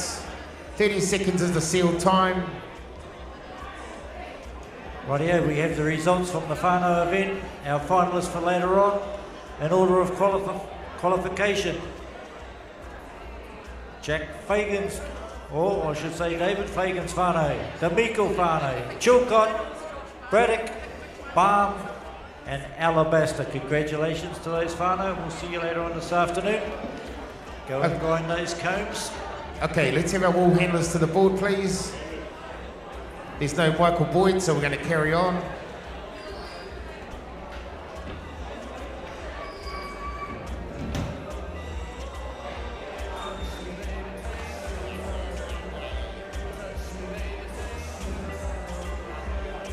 Okay. Shearers to the doors. Shearers to the doors. Kai whakawā. Kai whakataitai. Kia rite tukua. Sorry, yeah, there's no shear, no wall hand on stand 2, mate. So whānau, we have Pania Peabody. That is our lass there on stand number 1. Pania's been around for a little while now. She tells me she's heading home. It's time to head home and go and take over those responsibilities. So, well done, Pani. You've grown up, and that's fantastic. Teresa Hall is on stand number 4 from Martinborough. Got very close ties up here in this area as well, in the King Country. And there she is, grabbing that undermine wall, flicks it out the back. Top knot goes into its flange. Emiraina Edawera from Ekitahuna. So Emiraina Edawera, she's a fantastic competitor. Her whole whānau have done very, very well. 2 of her sisters have represented Aotearoa New Zealand in the World Championships. And that sort of stuff very, very hard to be able to teach that sort of stuff. It's something that is either in you, I think, or not. And down on the end, from Haututu, Rahira Kerr. So Tia, when I think of Haututu, all I can see there is tutu. What do you see there?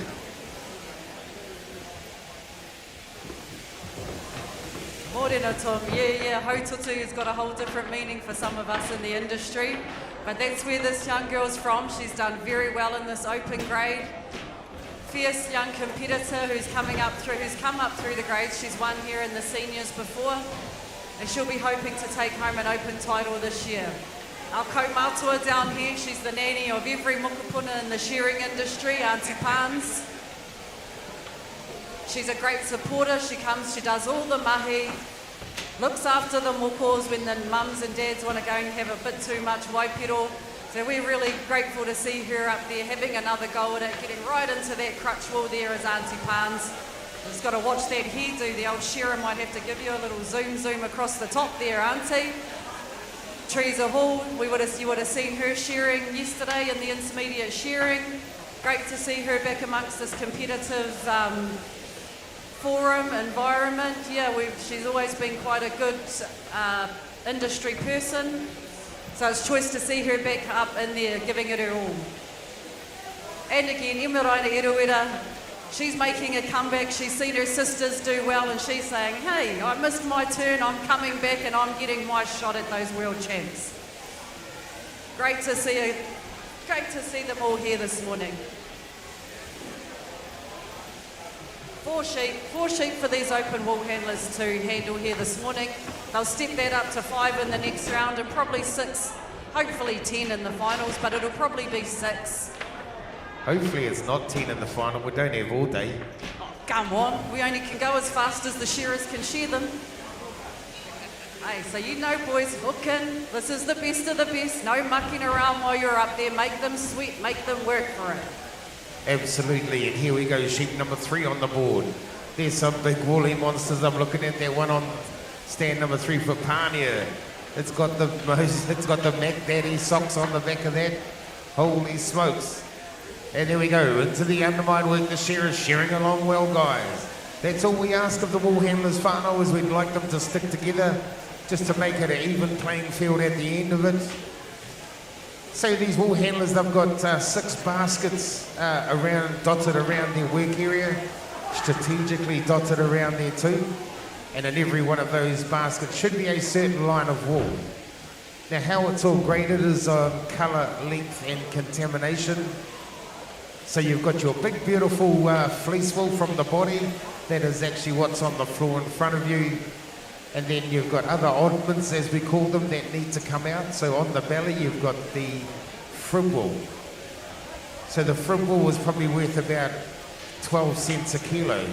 And you get to the main body wool, it's worth about $4 to $5 a kilo. So if you've got frib wool in amongst your mainline body wool, you're going to downgrade all that body wool to the price of the frib. So you're ultimately costing the farmer money, and good luck in keeping your job, because contractors talk and farmers talk. So all the oddmans, they've got different processes. You've got the wool from around the bum. A lot of times there can be what we call a hairy bridge. So that's really a lot of reason why you want to take out that wool from around the bum. There can be short wool. That's around the fertiliser work, so there can be dags. There can be stain around there. There's a lot of points that can be lost around that undermine, and our wool handlers, they need to be sharp and make sure that everything is in the correct basket.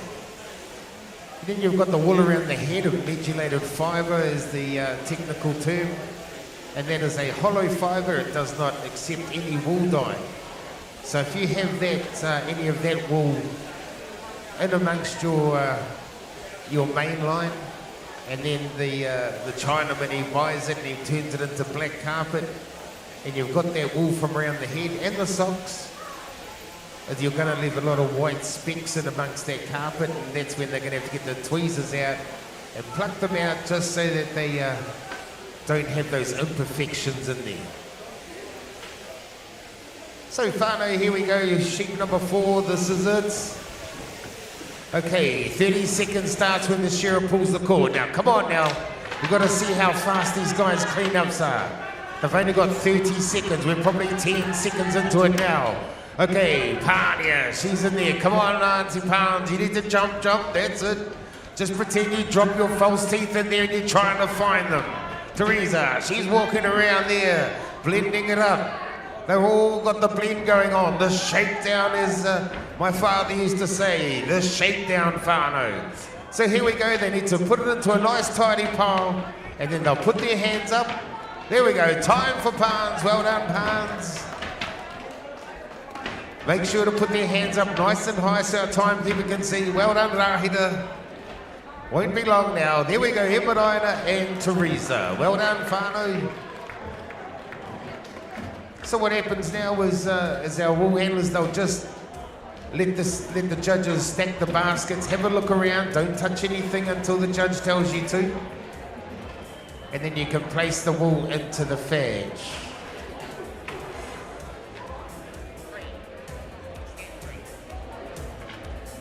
So next heat up is Joe Mackey is on 2, Peggy Sue is on 3, Typha's on 4, Trish Mookie on 5, and Kieran Herbert is on 6. Typha Nelson, our sole South Island competitor here. Thank you, Typha, for coming up and representing Te Waipounamu here this weekend. You go the South. And what a treat to see Joe Mackey back in the arena as well.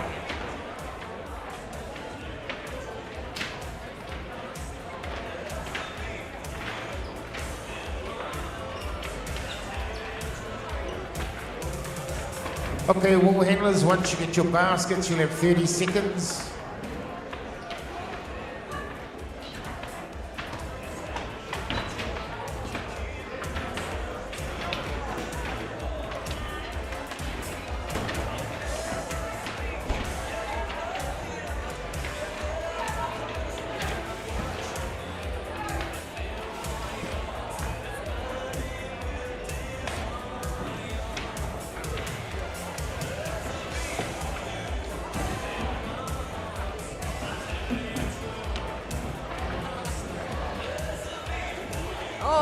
Well, Heat 2, we've got a few guns up in here. We've got the reigning champion, Kieran Herbert, down there on stand number 6.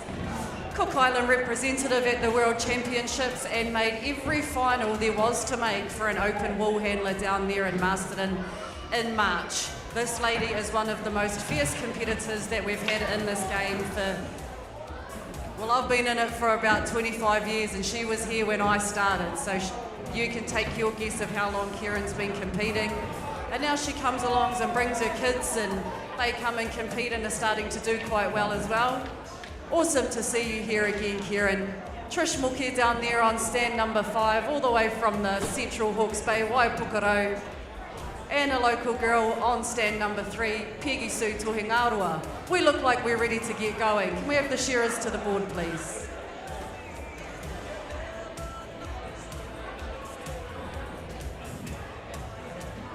Kai whakawā, kai whakataitai, kia rite tukua. Oh, sorry, judges, hurry up.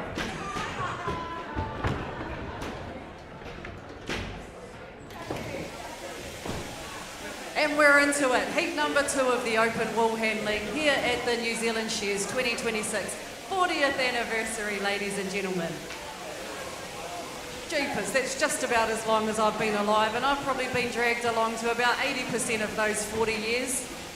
But here we are, my first time not competing on the microphone. Into the crutch wool goes all of these competitors. Peggy Sue right in there, just removing a bit of that sock wool from in the crutch, sweeps out the sweaty pieces, flicks the undermine off, catches that top notch. All just like poetry in motion. Down there, Kieran Herbert on stand number 6. Pulls a bit of that eye clip wool off from around the cheek. Waiting patiently for her shearer to get into that shoulder and just picks a few sweaty pieces off. Joe Mackey down here on stand number 2 works away with a few sweaty pieces off that first shoulder as her shearer comes around that long blow. Jimmy Fagan shearing around that long blow too. Peggy Sue flicks it over. Typha Nelson, your South Island wool handling representative for the wool handlers. Sole South Island competitor here this morning, rather. Not quite the afternoon yet. Onto the floor, those long blows go for all of these competitors. Shearers shearing beautifully along together. Blow for blow out the last leg they go. On the floor it goes for Herbert. Quick blend up for her. This girl, she's done her homework. She knows what it takes to be a champion here at the New Zealand Shearing Championships in Te Kuiti. Quick little blend up for everybody along the board. Back up to the board they go. Legs are on the top level, trying to catch that belly as it comes off. Removing a bit of that frib wool. As you've heard Tuma say this morning, that frib wool is probably worth the least amount of money out of all of the wool on the sheep. My advice, put it on the garden. Get yourself some nice little natural fertiliser. Ask your farmer if you can take it home at the end of a shed. Metulated fibres all removed from around the top of the head and the side of the cheek. Typha Nelson right up there with her shearer. Peggy Sue right up there with her shearer. Flicks a little bit of wool down on the board. Typha's flicking wool and flicking the ponytail at the same time, this young lass on stand number 3. Trish Mukia gets right in there, flips her long blow around. Kieran Herbert right there with her as well.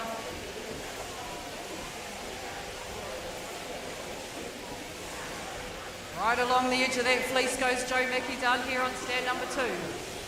She's travelled all the way from Australia here to be here this morning, competing here for those top spots. Peggy Sue flicks that over. You would have seen her up there in the whānau shearing with her mum earlier this morning, forcing her mum to get up there. She's a blimmin' dag, this kid. Just flicks through a few last minute pieces, making sure that that nice bright A-line is worth as much money as she can get out of it.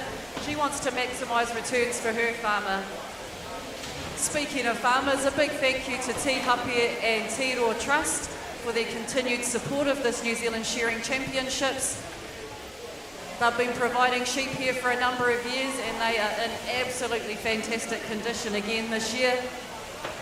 I haven't seen too many come through with any colour or anything on them, so that's always nice for the wool handlers to not have to think too much when they're up there. Just concentrate on the basics and doing that properly. Around the back of the sheep goes Herbert down there at the end. Moke does the same, just gets rid of a few pieces. She's starting to get piles on the ground down there, this young lady on stand number 5. Jo Mackey flicks that long blow over. Kieran Herbert catches the last top notch and works away on a few sweaty pieces. I think these shearers might be going a bit slow, to be fair. I feel like they're going slower for these old girls than they were for the young bucks. Maybe they had too big of a night last night after the North Island Shearer of the Year final, these lads.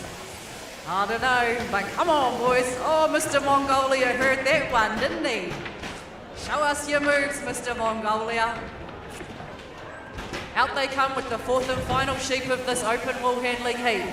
You guys in the next one, are you ready? Lucky Garrett, Logan Kamuta, Monica Portai, Chelsea Collier.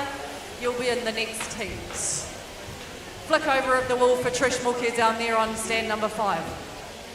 Working away through that belly and frib wool. Into the baskets they go. Kieran Herbert starting to do her homework. She knows what she's got to do to make that next round. We go from 16 to 10 and then up to the top 5 for the finals here later on this evening. I've been thinking, I reckon they need to make that a top 3 final and make them all do 2 shearers each just to get a bit more of a spectacle going on, like how we do it in the South Island, folks. That's where we'll see the real money making coming on. That's where you'll separate the little girls from the big girls. And I don't mean that by the size of your taro either, ladies. Into the last side go all of these wool handlers, coming round the last cheek.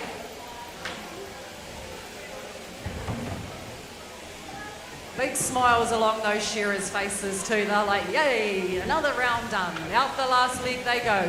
Great to see Jimmy Fagan up there having a shear for the wool handlers too. It's been a while, mate. Time has started on stand number 2 for Jo Mackey. Time on started on 3 and 4. Let's go, ladies. Show us that shakedown. clean those boards up properly. Joe Mackey into it, face full in that wall. Kieran Herbert, she's right in there too. But it's the lady from Australia, she's saying, I know how to work hard and fast. This is how we do it in Ahitereiria these days. Taifa Nelson right in there too. Peggy Sue jumps up and down and wiggles all around this young lady. She's got the pink bow in her hair and the pink shorts on. Time on table number 2 and 6. Taifa Nelson just doing the last little things. Time for Peggy Sue down here on stand number 3. And the last say of this heat will go to our lady from Waipukaro. Time for Trish. Our Tiote matron, that young lady down there. She does the hostel at Tiote College.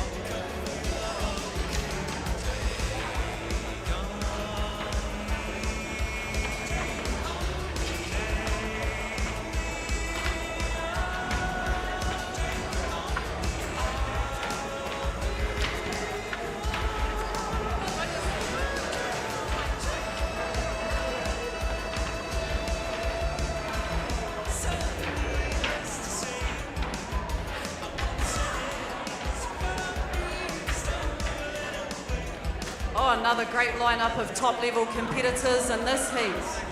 Lucky Garrett, I was lucky enough to compete with Lucky Garrett in the first ever Māori Pākehā event, including wool handlers down at Golden Shears this year.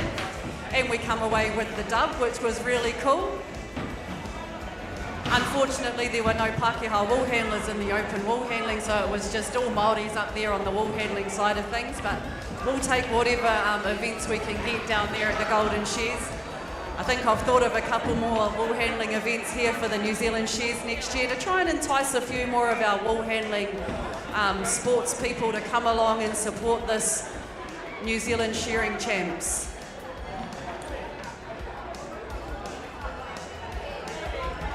Monica and Chelsea, can you both move along a stand, please? Aroha mai. Ai, tāre na whakarongo. O titiru ki tō hauaka whakata.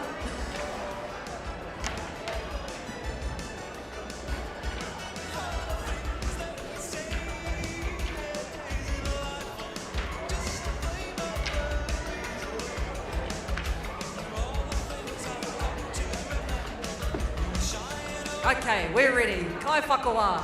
Kai whakataitai, kia rite, tukua.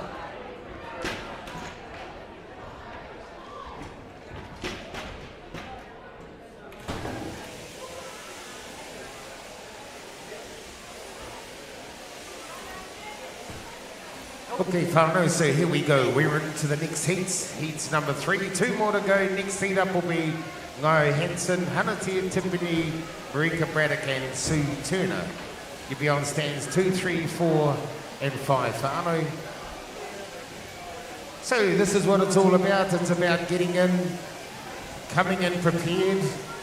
Okay, I remember when we used to run the open wool handling first events. I think it was on the Friday. There was some pretty tragic looking open wool handlers. Some wouldn't even turn up. But I think it's great that now that we've spread the shearing and the wool handling around a little bit more. Most of the wool handling used to be done on the Thursday, but now it's kind of scattered across the 3 days, which I think is a great thing. You know, we want to be, because like what would happen is you'd have all the wool handling heats on the first day and then the finals are on the last day, so a lot of the wool handlers and the judges were sitting around a lot. And I just think that they deserve their time up in the main time as well, as these are the ones that add value to the Farmers Wool Club. That's how important they are. So the first sheet goes out.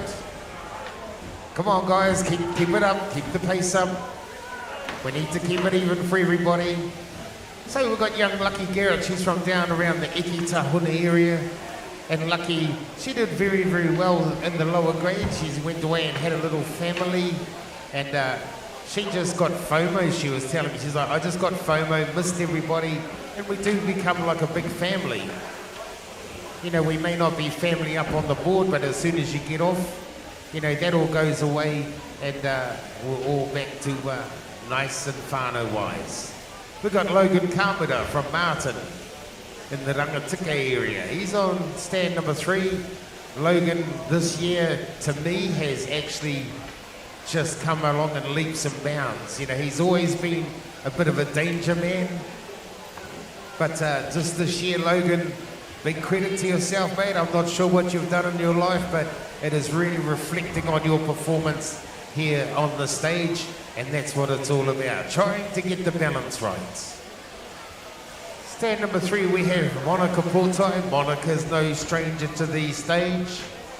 Monica's probably been competing since she was not quite at school, I don't know, maybe. Was she at school, Tia?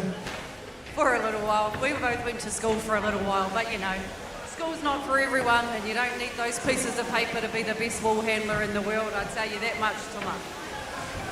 Chelsea Collier down there on the end, she's another young pocket rocket. She would have been the same as us, out in the sheds from the time she was kind of 12, 13, doing that school holiday mahi, and then as soon as we could get out of those school doors, we were out of there and into those shearing shed doors. Never looked back. Catching a top notch goes young Kamura, down there on stand number 3. And he has, Toma, had an absolutely fantastic season. He has made a lot of finals. He's been right up there with Joel Henare. Not quite being able to pip him, but you know, it was Joel's final year and he was making sure he was going out with an absolute bang. I know he received the top ranked wool handler last night. I spoke with him. He was very grateful for the accomplishment and the recognition, and he was apologetic that he couldn't be here, but of course it's school holidays and he's at home with all of his kids and couldn't be up here with all of them this weekend. Lucky Garrett does a lovely job working along down that last side of her sheet number 3. Chelsea Collier right up there with her shearer, just taking the bare minimums off the side and doing a fantastic job as Bruce Grace down there on stand number 5 as well. Monica Portai just flicks through that fleece wool, has a wee blend up, double checking that there's no discoloured pieces, no eye clips, no anything left in that fleece wool for those judges to be pulling it down the back. She came to win this girl and she wants to go home with the New Zealand Shears title. She's been in this final many a time and has yet to take home the championship title. Chelsea Collier's the same. So there's definitely some hungry wool handlers out here today, Toma. Yeah, well, I was going to talk to you, Tia, about the blend. You know, we blend the wool so that you haven't got just fleeces all bunched up next to each other in the wool bale. You know, we blend the wool to make sure that it's one line of wool. What's your theories on the blend? Well, I grew up blending, so when we were learning, you would have a girl on stack all day. You would have, you know, you'd be on the 5-stand close board, you'd have all your wool handlers doing 1.5 down the board and one at their top that was blending and stacking and checking the main line to make sure that it was a nice bright line, checking the fedges to make sure that there was no good wool going in with the B lines. And so we were born and raised doing that stuff, and it's really nice to see that it's a focus point for this second shear wool. The time has started down there. And so yes, making it a nice uniform line so that when it goes to the testing station, there's not clumps that are 60 mils and then clumps that are 45 mils. It's spread out evenly throughout the whole bale, Toma. Well, here you go, from the horse's mouth, whānau. And we've got the shakedown going on. Chelsea Collier's down there. She's only a little pocket rocket, but she can really get in amongst it. She's having to jump up and down. That's the best way to do it. We got Monica. Monica knows what she's doing. Let's have a look around, see who's going to be the first on the hand up. Monica. Lucky. Logan's got his hand up, and so has young Chelsea. So well done, wool handlers.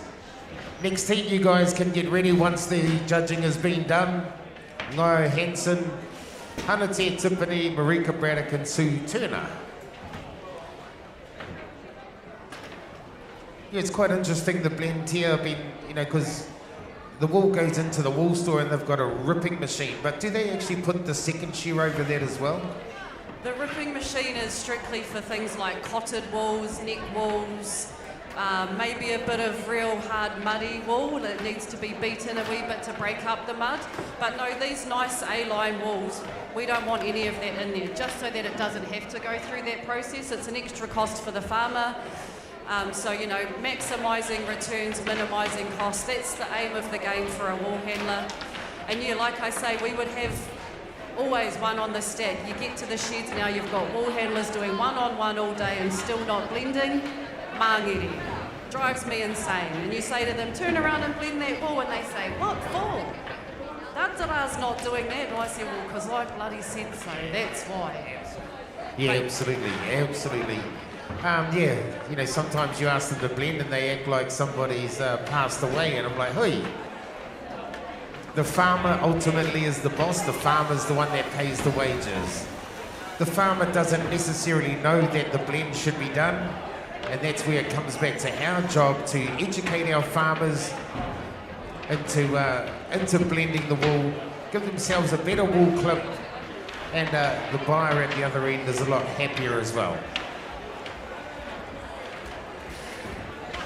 Yes, this Monica Portai, she's a big blender. She teaches all of our rangatahi to frip the belly, blend the wool, frip the belly, blend the wool, get the dang crutched. Never mind standing there holding a cord looking pretty with your hair slicked back. It's not what you get paid for, kids.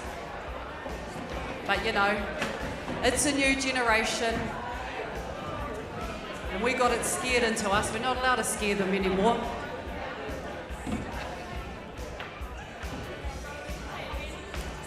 It was a fantastic round. Fantastic. Oh, we've got a couple of New Zealand team members and a couple of ex-champions up there this time round. I think Sue's won this before. Oh, she's looking at me with that face like, not quite, girl, not quite. Maybe this year, Auntie Sue. We look like we're ready to go up there, are we? Oh, no, not quite.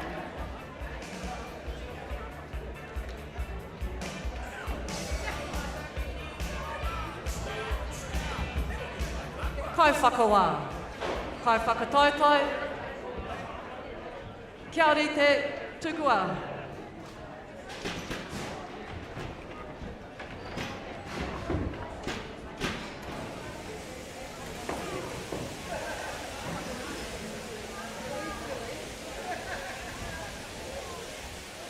Into the belly will go all of these shearers.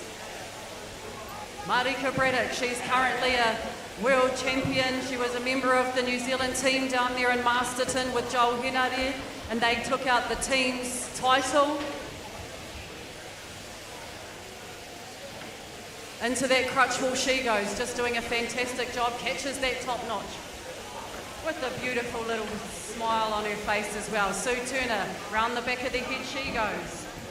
Removes any of that medullated fibre. Hanatea Tipene, she's a past champion here, shearing contractor locally here in the King Country, and a school teacher as well, this young lady on stand number 3, doing another fantastic job as Hanatea. And of course, no introduction needed, Ngaio Hansen. She's represented New Zealand twice in the Trans-Tasman, once at World Championships, and was her baby sister's #1 supporter down there at Masterton this year. One of the things I love about that whānau, they're always there to support each other. They always have each other's backs and congratulate each other, even though they're feeling a bit mamai about not being the winner sometimes. They never let it show when one of their brothers, one of their sisters kind of pips them at the post. First sheep's out the door for the last 3 stands. Come on, Kelly Brill. You're going to have to hook in on that next one, bro. Marika just checks through her basket, making sure that it looks like it should.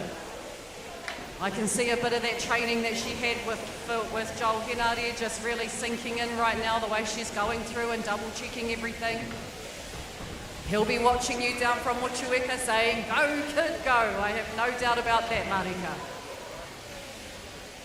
Sue Turner, she's Auntie Sue around here in the King Country. She teaches all the kids. She does it the old school way, and that's why we love Auntie Sue, Tuma. Well, we all need an Auntie Sue, to be honest with you. You know, there's a little bit of casualness kind of creeping in a lot of the shearing and wool handling that's going on around the country at the moment. And especially now that wool is really worth something. You know, there was a stage where wool wasn't worth a lot of money and the farmers, you go in, what do you want, Mr. Farmer? Oh, just A's and B's. You know, and it was like that for quite a few years. But luckily we have these competitions so that there was a lot of us that are still educated on how to do the job properly. And so now that we're fribbing bellies, we're taking top knots out, you know, we're doing the job properly. There's a lot out there that actually struggle with it. And, you know, when you do the competitions, this teaches you quality because there's no shortcuts. There's no shortcuts when it comes to quality whānau. You know, there's no cheat codes like you get on those games. You know, everything has got to be done. It's got to be done properly.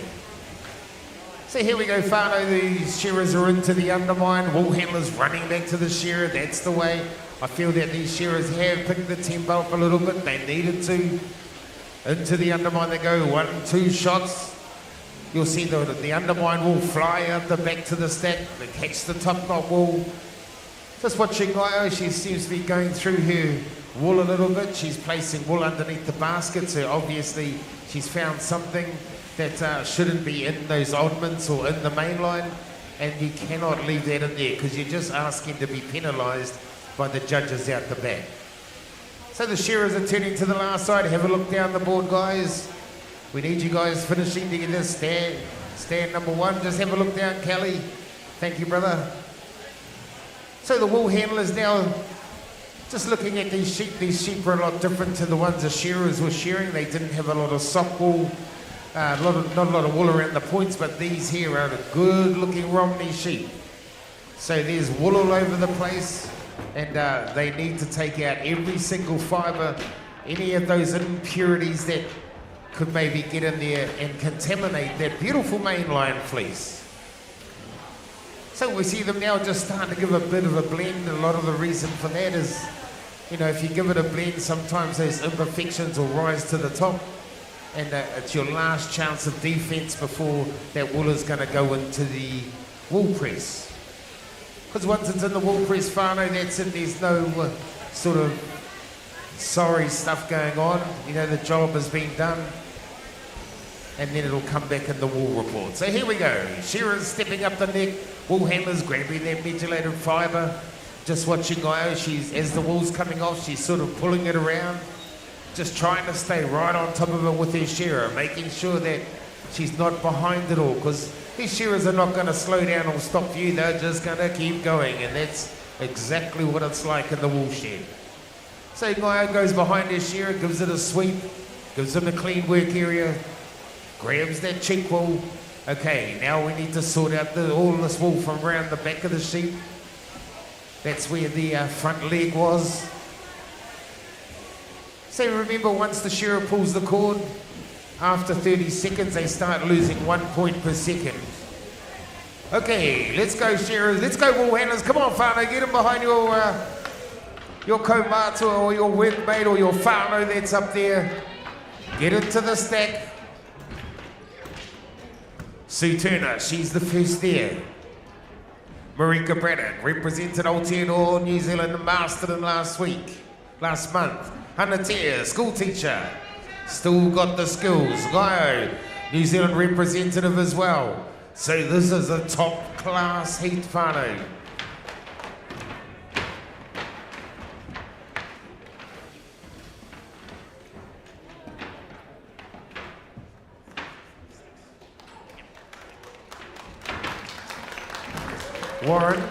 Warren, can we put the next slot on, stands 3, 4, 5 and 6? Thank you.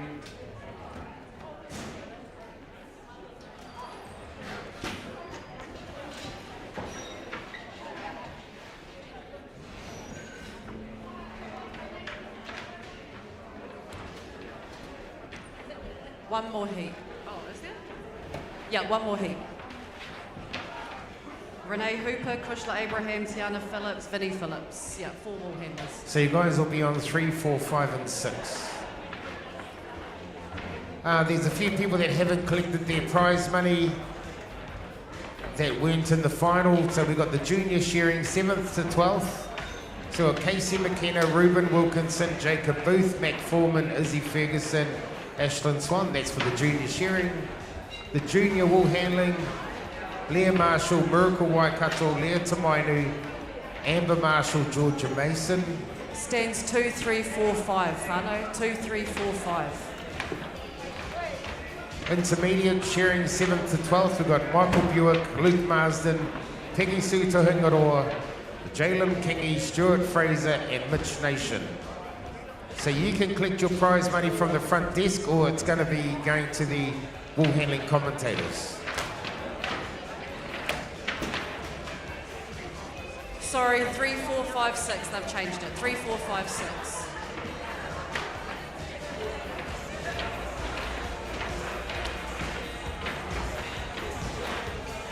Stands 3, 4, 5, 6.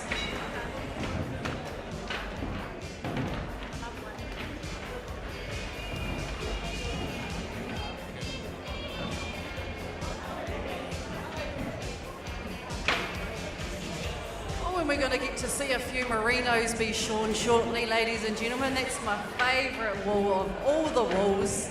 The beautiful super fine, well, not even super fine, just fine merino wool that's coming up from, do they still come from Alan Patterson's, the sheep?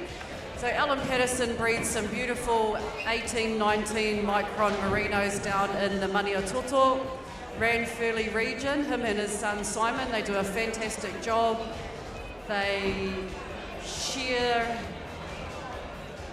oh no, I better not guess because he'll correct me if he hears, but they shear a lot of sheep over the winter season and you have to be very clean to go and shear at Alan's shed, so hopefully the boys do those sheep justice here this afternoon. We are just about ready to get going. Our last heat of this open wool handling elimination heats for the morning, and then we're just going to keep on rolling through the day's events just to try not to get too built up here this afternoon. We look like we're ready to go. Kai whakawā, kai whakataitai, kia rite, tukua. We've got the sisters down there on stands number 5 and 6, Tiana and Vinny. They have had an outstanding season, these two young wool handlers. We've seen Vinny in finals up and down the island and in the South Island as well. She came down and made the final down there in Gore, pipping some of the top full wool handlers to get that spot. Choice to see them both up here, and they also run a page called Tiana and Vinny's Wool Handling Journey where they share quite a few videos of the wool handling competitions that they attend. So if you're looking for a bit of live streaming action and you're not on Shed Talk, Tiana and Vinny's Wool Handling Journey is another place you can look. Kushla Abraham down there on stand number 4, Shed Talk.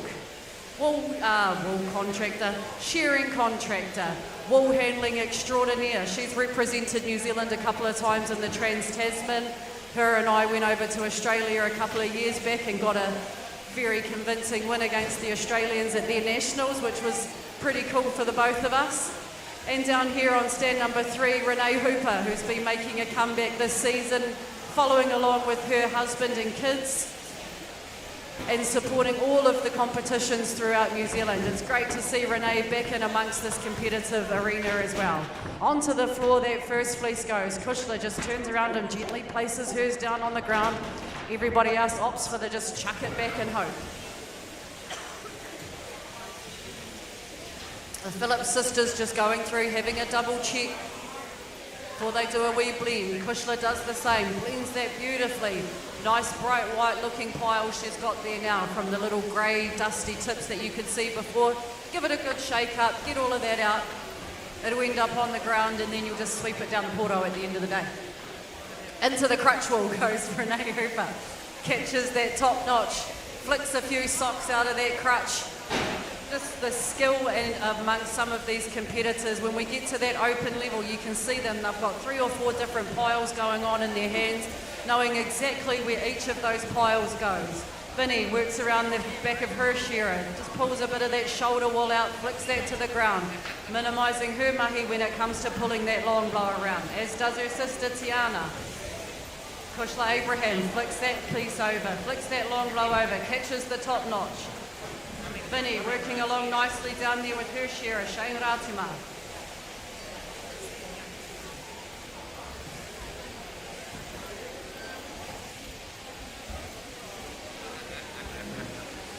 Down the last side come these shearers, all the wool handlers chucking their fleece on the floor together, having a quick sweep up before they turn around and have a check of their piles again, making sure that those fleeces have been prepared properly, removed all of the faults and the oddments. Renee's just pulling a few out that she missed. Vinny down there having a wee blend up. Kushla does the same. Back to the board she goes. Tiana bringing that frib wool and belly wool around, removing that crusty yellow orangey frib off the top from the brisket area that comes from the frib wool.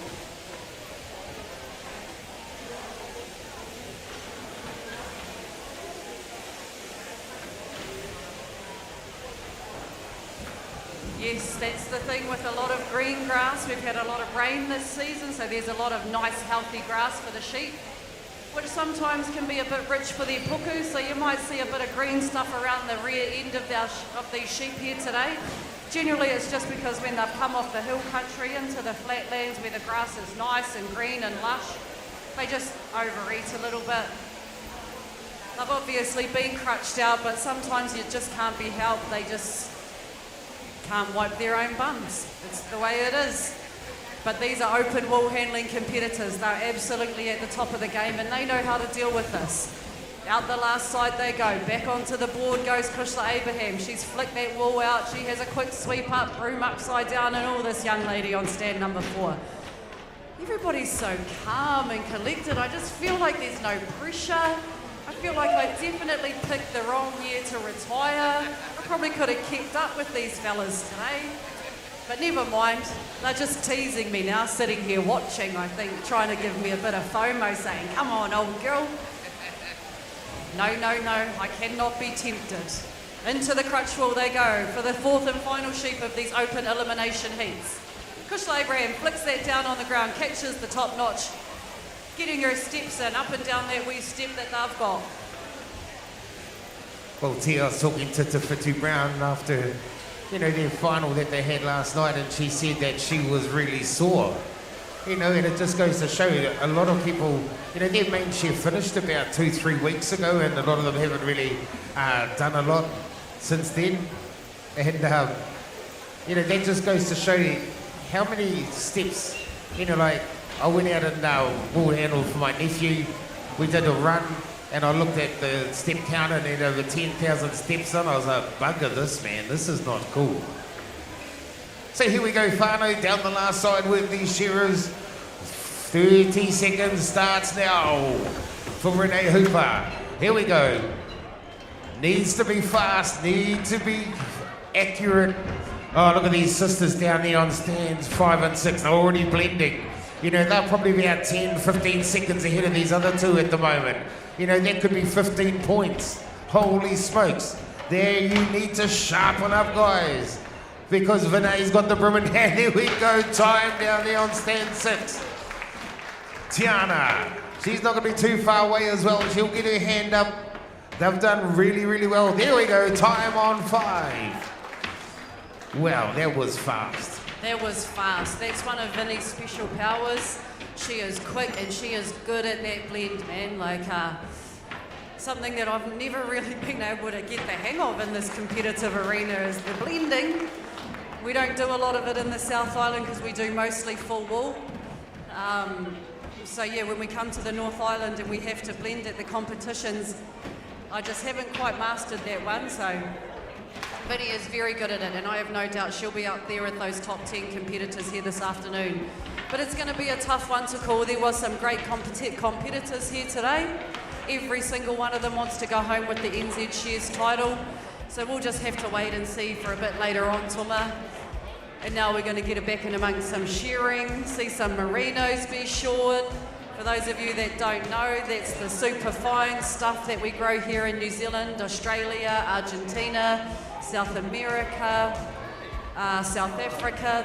They grow a few what we call SAM, South African meat merinos, which we've started producing down in the South Island. We have a breed called the Doonies that we share down there. One of my farms, they grow Doonies.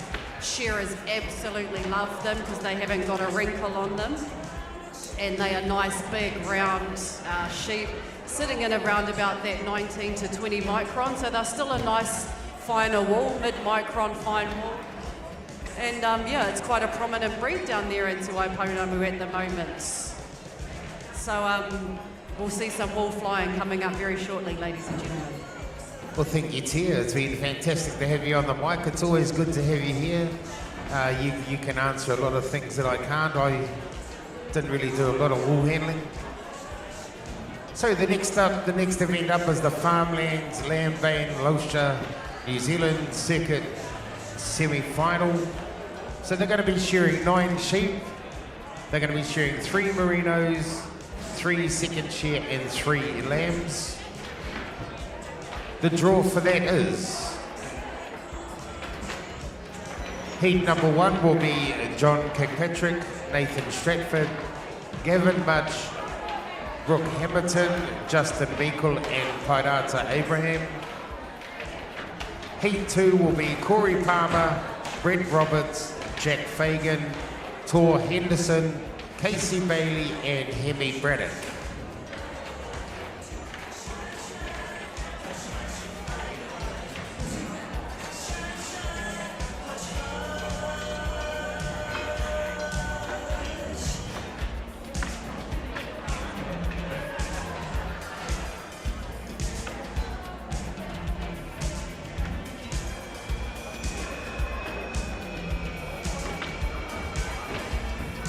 So following on from this will be the Balance Super Air Senior Shearing Semi-Final. And that will be Heat 1, Cody Waihapi, Colin Bosley, Taylor Tarrant, Dylan Young, Gary Manson and Sean Fagan. Heat number 2 will be Sarah Bryant, Sean Gaff, Dre Roberts, Duncan Adams, Kyva Cooper and Thomas Marchant. And then after that, we're going to be running the intermediate shearing final. So that will be stand 1, Lydia Thompson, Lockie Cameron, Ty Meikle, Riley Norman, Josh Baum, and Connor Wilkinson. Then after that, we're going to run on with the open shearing quarterfinals. So heat 1 for that will be Ruben Alabaster, David Gordon, Tor Henderson, David Buick, Leon Samuels and Hemi Braddock. Heat 2 will be Casey Bailey, Shayna Ratima, Brooke Hamilton, Brett Roberts, Mark Granger, Corey Palmer. Heat 3, Martin Mason, Nathan Stratford, Pairata Abraham, John Kirkpatrick, Ford Alexander, Clay Harris. Shearing judges, can we get to the board, please?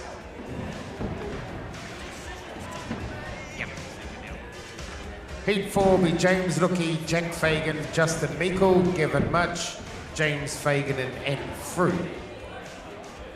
Okay, so we are up to the New Zealand Shears Circuit semi-final. Heat number 1 will be John Kirkpatrick, Nathan Stratford, Gavin Mudge, Brooke Hamilton, Justin Meikle and Pairata Abraham.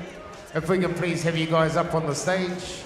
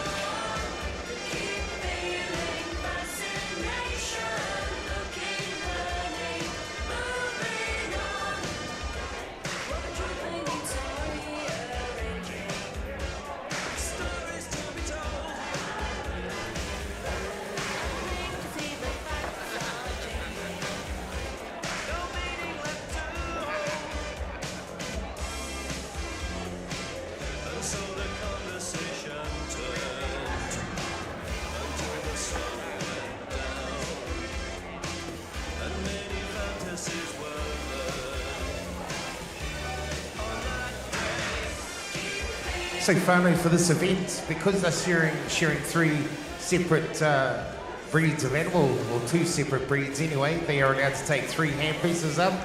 So they'll have a merino comb, they'll have a ewe comb, and then they will have a lamb comb on there.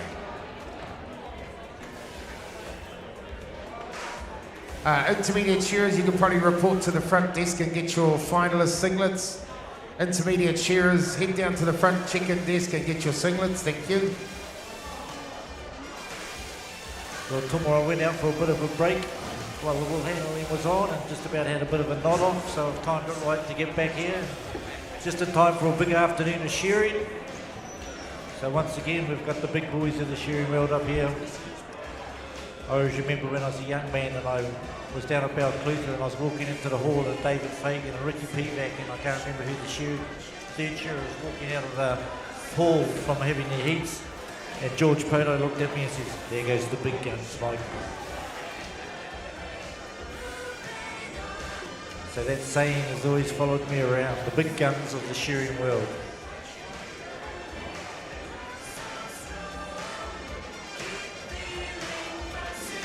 Referee to stand 4.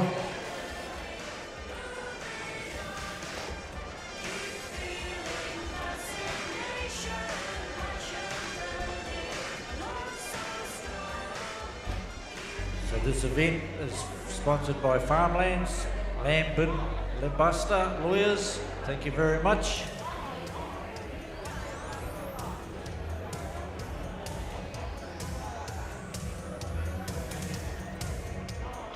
We'd like to thank, I think it's Alan Patterson for the Merinos. We don't see too many of them in the North Island, unless they're trucked up here usually. So for this event to be underway, we appreciate his help. Once again, 3 Merinos, 3 second shares, 3 lambs.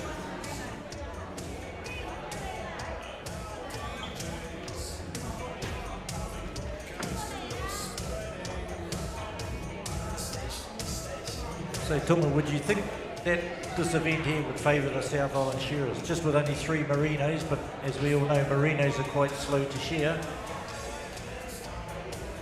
I think a lot of these shearers up here have probably got enough experience now of shearing down in the South Island to be able to handle 3 of them. I think if there was 5, then definitely that would. Not to say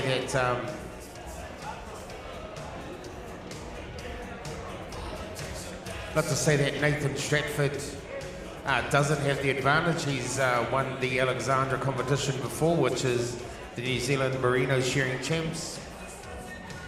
But we've also got the crossbreds as well. So, and these have been up here for a little while. They've been farmed in the area, so you know that can change a little bit of the constitution of them as well. Yes, and of course, can't forget Jack Fagan, can we? Because he took out the PGG rights, which includes the Merinos, and he had a beautiful Merino shear at the Golden Shears. Yeah, 100%. Well, Jack's one of these guys. He goes down and shears for Peter Lyons. Fire-Runner Abraham also, he's won that event as well, so yeah, perhaps it doesn't suit the South Island shearers. They're all multi-talented, aren't they? Justin Meikle, he certainly knows his way around a Merino from what we saw at the Golden Shears. Johnny Kirkpatrick, he's won that PG several times, I think, and so yeah, pretty even, I think.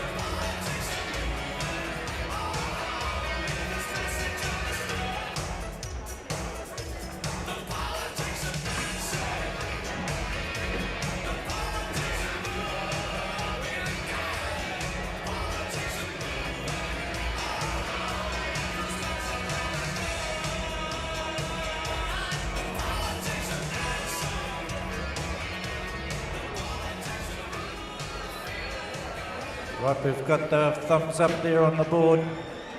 The first heat, New Zealand Shears Circuit Final. Shearers to your door. Kai whakawā, kai whakataitai, ka rite tukua. And some good quality shearers up here. Johnny Kay, once again, no introduction for that young man on number 1. He knows his way around the merino as we just finished talking. Nathan Stratford behind him. He would have won this before. With Gavin Much, look at him already on stand number 3. He's got the top knot off and he's up the neck already. So he must have a little bit of a honey.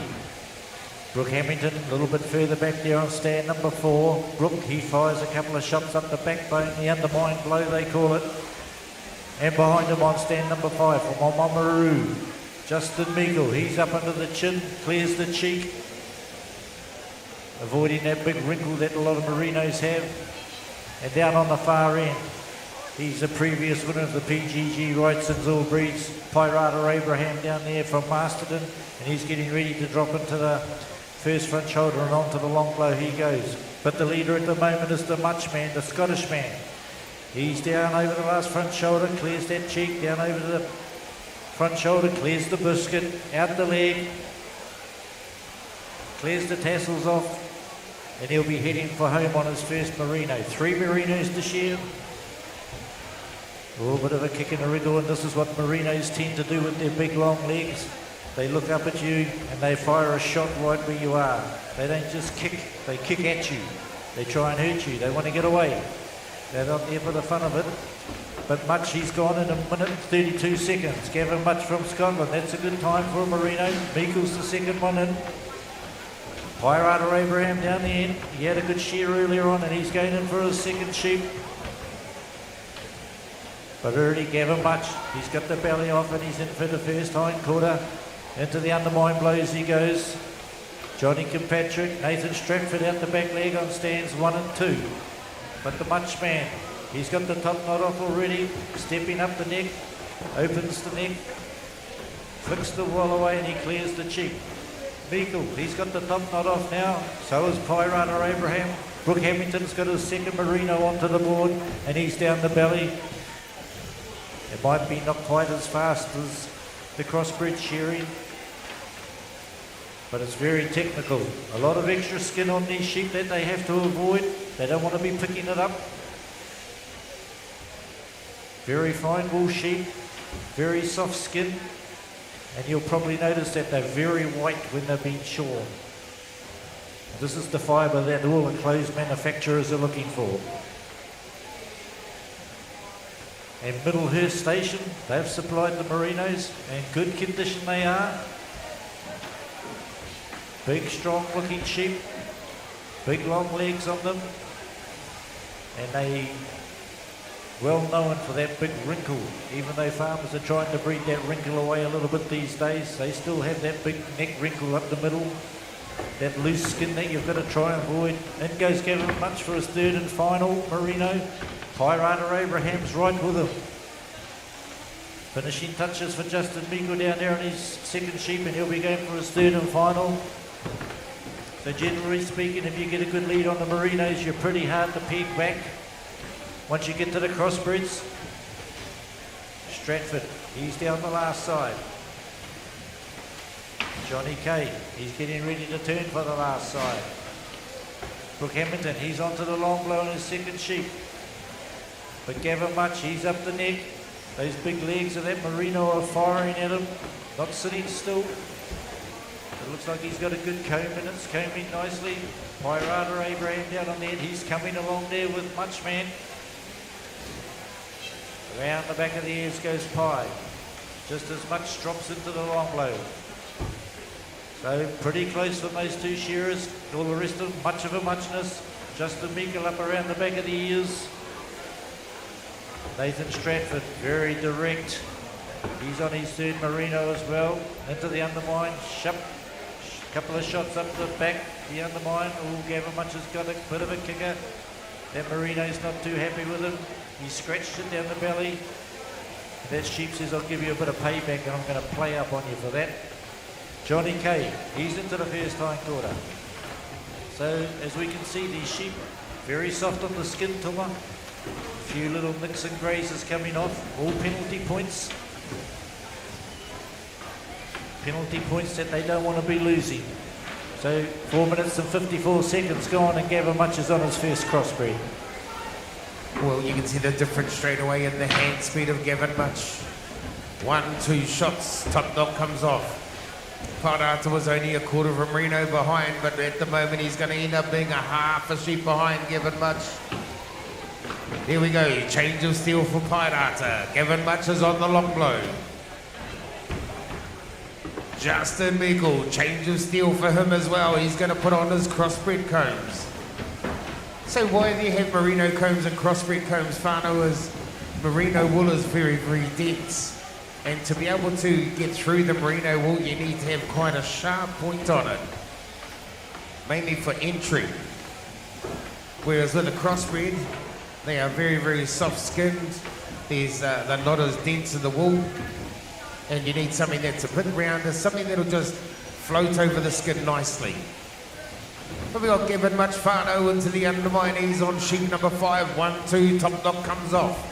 Parata working his way over the shoulder. Meikle, he's the same as well. Brooke Hamilton, he's coming down the last side, but he's on to the merinos. He hasn't quite started the crossies yet. Gavin Much just struggling, fighting that sheep as to get her to drop into the long blow. Nathan Stratford, he's got his crossies on. John Kirkpatrick, he's coming into the picture as well. He's got quite a nice looking sheep down the on stand number 1, Hamilton. Just finishing touches on that merino, and he'll be like, thank goodness for that. So, Mike, they call merinos red eyes. Why do they call them red eyes? I think it's because of those Australian shearers, Tuma. And those Australian shearers, even they know their way around them. Every now and then they like to just give them a bit of a clean up around the eyes there, and it doesn't always work in their favour. Merinos in Australia, they are hard work. We all know about that. And you get out there in those big weather sheds, the big wrinkly weather sheds. They call them red eyes for a reason, because you're fighting them all day long. They're big 4-year-old wethers, lots of wool on them, lots of muscle on them, big long legs, and all day long they just aggravated at you. But up on the board, Meikle goes in for sheep number 6. His last of the ewes. Wairara is on the last of his ewes. Gavin Much is finishing off his ewe. He'll be onto the lambs again. Will he change his comb, or will he put a lamb comb on? And as we said before, you get a bit of a lead on the merinos, it's pretty hard to pull you back. No, Gavin Much didn't change his comb. He's using the same comb as he did for the ewes, and he's down the belly on his lambs.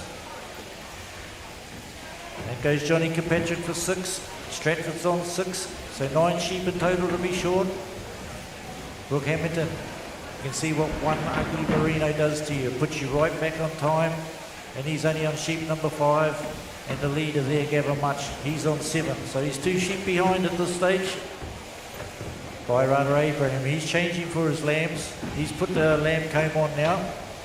Justin Meikle out the back leg, he's going in for 7. Pie's on 7. Much is still leading the field. He's on 7, down over the last front shoulder, heading for home on his first lamb. 2 more in the pen. And goes Nathan Stratford from Invercargill. He changes his handpiece. But Gavin Much, he rips in. 1 left in the pen for Gavin Much from Scotland. Shearing out of Danny Vick now. I don't think they're going to peg him back from here. Not the Much man. He likes to be in the lead. He's another one of these shearers that likes to be out in the front. Once he gets his nose in front, he's pretty hard to peel back. Down the far end, Wairara. He's on 7. He's down over the last front shoulder. But Gavin Much, he's turning for the last side. So he's got a good lead on the whole field at the moment. Meikle, he's down the last side as well. He's right there with Pie. And goes Justin Meikle. Johnny Kay up here on the front stand. He's down into the long blow. Stratford, he's turned down the last side. He'll be going in for 8. But Gavin Much on the 3rd stand. He's got his final sheep on the board. He's racing away with it. 9 minutes and 32 seconds, Whānau. Keep that in mind. Time still counts on this event. Up around the back of the ears. Gavin Much, he's just about picked up Justin Meikle. Brooke Hamilton, he's going to change his comb now. In for sheep number 8 for Brooke. No, it's sheep number 7. Coming down the last side, Gavin Much. Pirata Abraham, he's finishing off number 8. He'll be going for his last sheep. So will Meikle. Couple more shots for the Much man there on stand number 3. That's 9 done and dusted. Time taken for Gavin. What have we got up there? 10 minutes and 9 seconds. That's pretty good for 3 Merinos and amongst it. In goes Stratty. He's on sheep 9. He's on his final. So we have 3 shearers on 9. They've all been chasing Gavin Much from the start. Out comes Johnny with his last one onto the board. Then goes Brooke for 8.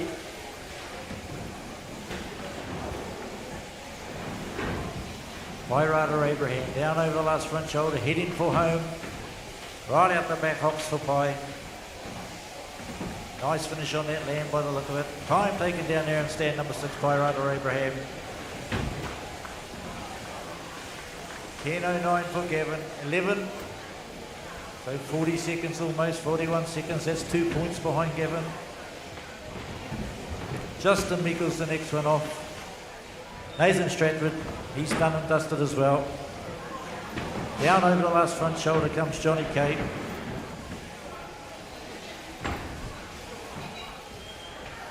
Johnny Kirkpatrick, he must be one of the fittest 50-year-olds in the country, I think. Look at him, not even a blink of sweat on him. Just showing 9 sheep in 11 minutes. He's not even sweating. In goes Brooke Hamilton for his last one. 9th and final for him. Okay, whānau, so heat number 2 will be Corey Palmer, Brett Roberts, Jack Fagan, Tor Henderson, Casey Bailey and Hemi Braddock. So you guys will be in heat 2, you'll be up next. Then we're going to run on with the senior shearing semi-final. Now you senior shearing semi-finalists, you are to go and get your singlets.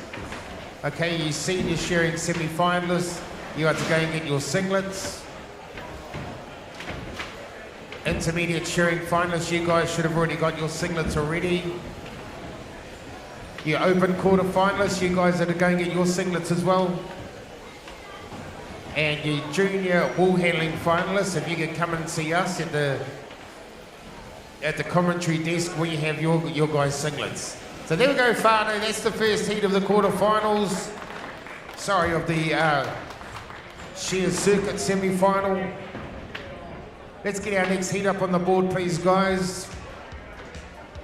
And don't forget, whānau, if it's the first time you've been to a shearing competition, you'll see the points when they turn red up there. That's the final points of the shear. And shearing is about the least number of points you accrue. It's not about the most. So our leader will be the one with the least amount of points, and we'll see all those points slowly turn red. And at the moment it's Gavin Much on a 43, and I think he'll probably walk out of here close to being in the lead, but we'll soon see. And then we'll look up over the other side on the big screen, and the final points will be put up there, and the placings where they're placing them in order.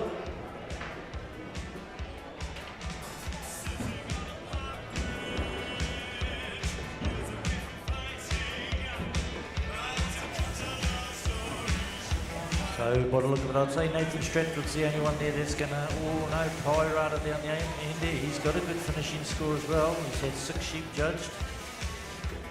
So if we look along the top there, whānau, we can see their time points on the bottom at the far left. Then we have the points that they've been judged up on the board, these judges with the beautiful grey shirts on. And then we have the pen points, so that's been judged out the back, and the number of sheep judged. So you see down the end there, Pirata Abraham, he's only had 6 sheep judged so far. So senior shearing semi-finalists, you guys are up next. You are to go and get your singlets. Have you guys got your singlets, you senior shearing semi-finalists? Cody, Cullum, Taylor, Dylan, Kiari, Sean, Sarah, Sean Gout, Dre, Duncan, Kyver and Thomas. You are to go and get your guys' singlets. You will be up next.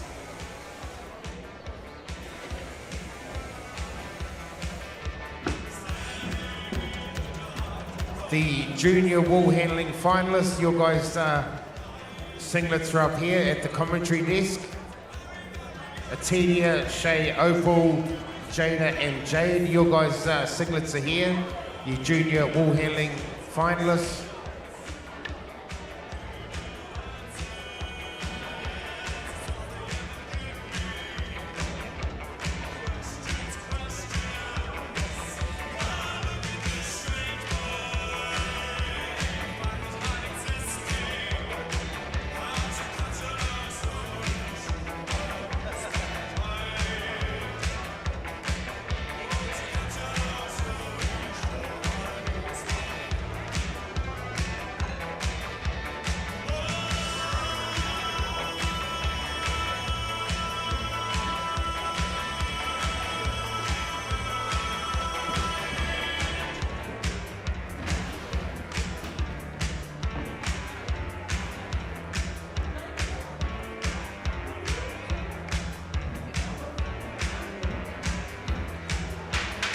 I don't think you should have the green light on, Warren.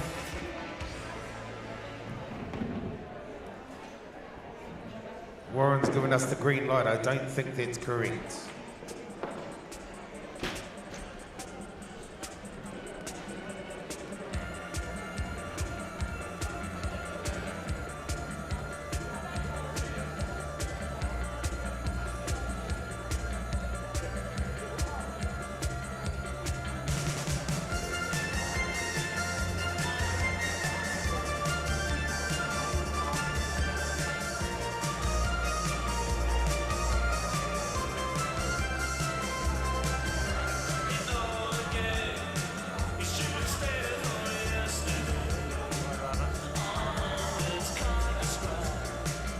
So there we have it, Whānau. If we look up there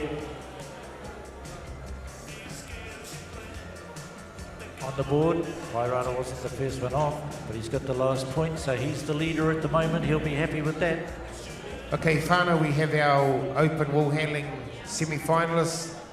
Top qualifier, Kieran Herbert, Tiana Phillips, Marika Braddock, Typhon Nelson, Logan Kamura, Monica Portai, Vinay Phillips, Hanatia Timpani, Chelsea Collier, and Joe Mackey. So congratulations to our open wool handling semi-finalists. To you, Becky. Here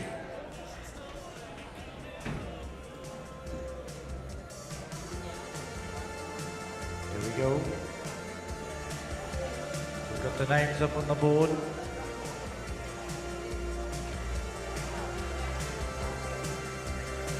We've got the green light. We'll get our shearers to the door, please. Digger Balm says, no, we're not ready yet.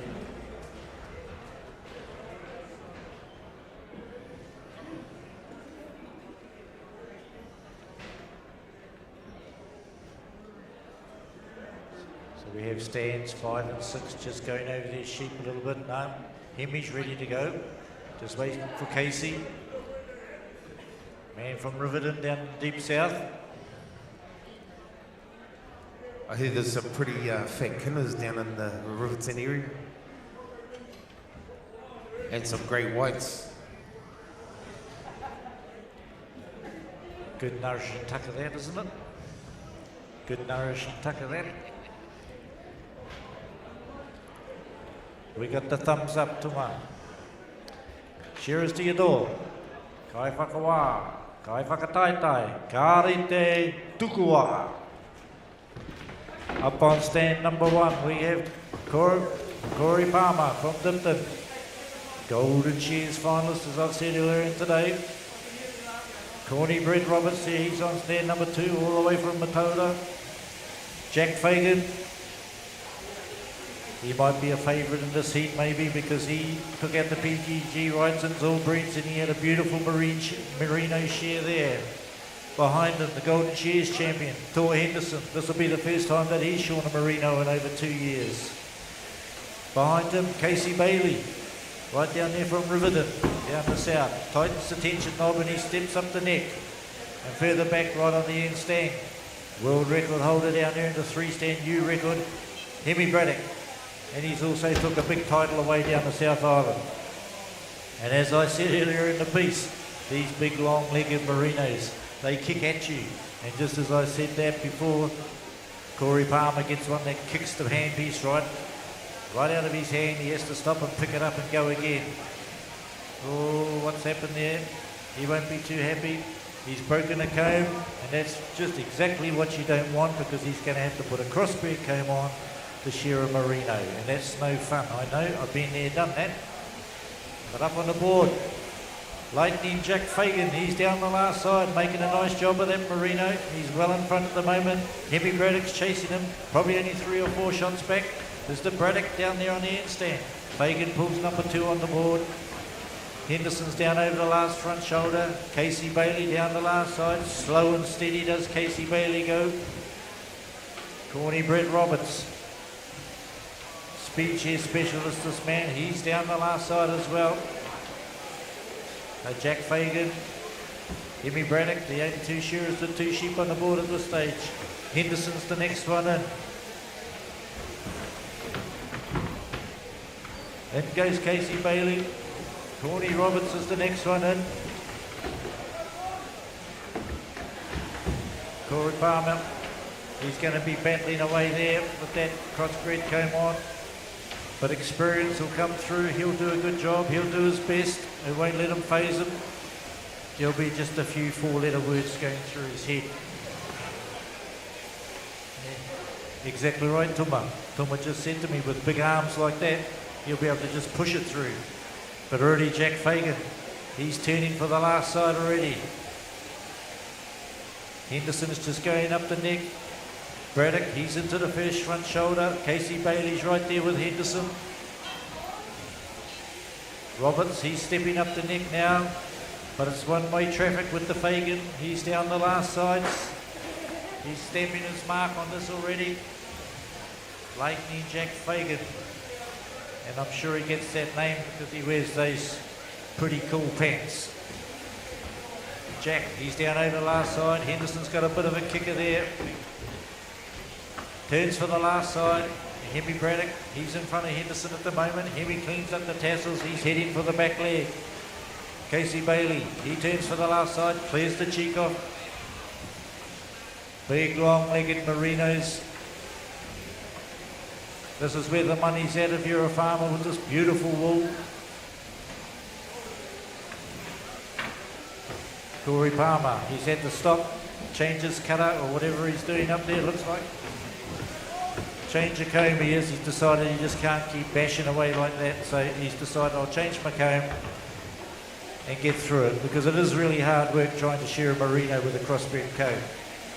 Jack Fagan, he's still a leader though at this stage. Henderson's got his 3rd sheep on the board.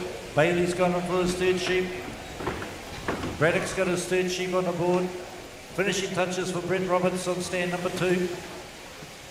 But Jack Fagan, he's up the neck. He's into the first front shoulder.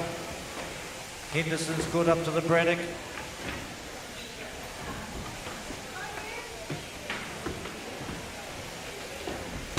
Hemi Braddock's opened that neck up nicely and he's up around the back of the ears. So is Tor Henderson. Casey Bailey's just dropped back a little bit back on Tor. He's into the first hind quarter. Brett Roberts has got the belly off in his 3rd and final merino. Corey Palmer, he's got his 2nd merino on the board. He won't be too thrilled about what happened, but he'll keep on soldiering on. Jack Fagan, though, I don't think they're going to peel him back from here, because once he hits those crossbreds, he's going to be away. Finishing touches for Jack on merino number 3. He'll be changing his handpiece and he'll be going in for the first of his 3 ewes. Just as I say that, away he goes. 5 minutes 11 gone by, pretty similar time. Down the belly he goes on his merino ewe. Hemi Braddock down there on the end, he pops his 3rd ewe out, 3rd merino, changes his handpiece as well. Henderson's right there at him. He drops his 3rd merino out, change the handpiece for Tor. In goes Corey for his last merino. But Jack Fagan's away at the moment. Down the belly goes Henderson. But Braddock's into the first time corner. Fagan's into the long low. Turns for the last side, Jack Fagan. Top knot off for Henderson. Braddock's around the back of the ears. Corny Roberts, finishing touches of his third merino. Casey Bailey, finishing touches for him on his third merino. Braddock getting ready to turn for the last side. Fagan drops his first ewe out the board, his second shear. Down over the last front shoulder for Henderson. Under the last front leg goes Hemi. He's heading for home. Out the back leg for Hemi. Tor's chasing him along. Oh, a bit of a kick for Hemi. It's giving Tor a chance to come back to him. Then they go together for their fifth sheep. Down the belly for Casey. He's on his first of his crossbreds. Jack Fagan's still the leader at the moment. He's dropping down into the long low. That sheep's not sitting too well for Jack, but he's pulled it back under control. Into the long blow he goes. Top knot off for Henderson. Top knot off for Braddock. Corey Palmer, he's stuck with it. And he's down the last side on his first merino Tuma. And it's not the start you want when you're in a semi-final trying to make the next round when the big old merino knocks the handpiece out of your hand, is it? Well, that would be enough of a reason to be a red eye. You know, having you up in the shearing show and the merino just smashes your comb to bits. But it's a big old ding-dong battle here against these two titans, Fagan and Henderson. Jack Fagan, top knot comes off. That's the last of his ewes. Casey Bailey, he's got number 5 on the board. Brett Roberts, round the back of the head, he works on sheep number 5. Tor and Jack, both of these guys, team members over in the UK together, had a dominating season and they are battling it away. Hemi Braddock is even in amongst the picture. He's right there with Tor Henderson. Hemi Braddock, he's got the lightning Fagan pants on and he is just throwing it into the... Turning to the last side. Tor's been there, done that. Jack Fagan, change of handpiece. Okay, here, let me. Jack Fagan, first of his lambs out. This man here, be the most successful speed shearer in the world at the moment. Would Jack Fagan be, Fano? Top knot comes off. Hemi goes in. Tor goes in. Change of handpiece for Henderson, but I don't think Braddock changed his down there. It's given him a chance to get in front of Tor. Oh, but Tor, that fresh cut, he was up the neck in no time at all, so he got a shot on Hemi. Sometimes that fresh cut just gets you away. Jack Fagan, he's down over the last front shoulder. Everybody's on their crossbreds now, but out the back leg comes Jack. Tor Henderson coming hard back at him. He's turning for the last side now. Braddock just turns now. Casey Bailey, he's on 6. He's down, turning for the last side. Jack Fagan down the belly on 8. He's got one in the pen. Here comes Tor Henderson. He's made a bit of a time on that lamb. Braddock, he's going in for his number 8. Brett Roberts, he's on 7. And Tor Henderson, he throws in a couple of big shots. One up down the mind, the top's off, top knot's off. Oh, and he's hunting down Jack Fagan, Tuma. He's coming at him. These two teammates, they've been side by side for almost 12 months. One after the other, they can't pick who's going to be the winner. Well, I'll tell you what, ladies and gentlemen, Tor Henderson turns to the last side. Jack Fagan down the last side. Oh, we're going to have a good old ding-dong battle. The first heat was 10 minutes, 9 seconds. We're on 9 minutes, 47, so these guys are going to be about a minute behind the other heat. Is that going to make the difference? Is that going to be the difference? Have they buttoned off a little bit? Can't afford to button off, guys. Jack Fagan. Top knot comes off. Oh, here comes Tor Henderson, starting to throw the money around. Loosening up after those merinos. Around the back of the head he works. Dropping into the long blow. Long blow time for Fagan as well. Oh, have we got a new leader? Not quite, because Fagan turns to the last side. Tor Henderson down over the shoulder he works. Fagan.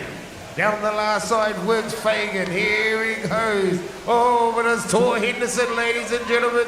He's going to pip him at the post just. What a finish. Never write the Golden Shears champion off, I say. But anyway, Corny Roberts pulls number 9 out on the board.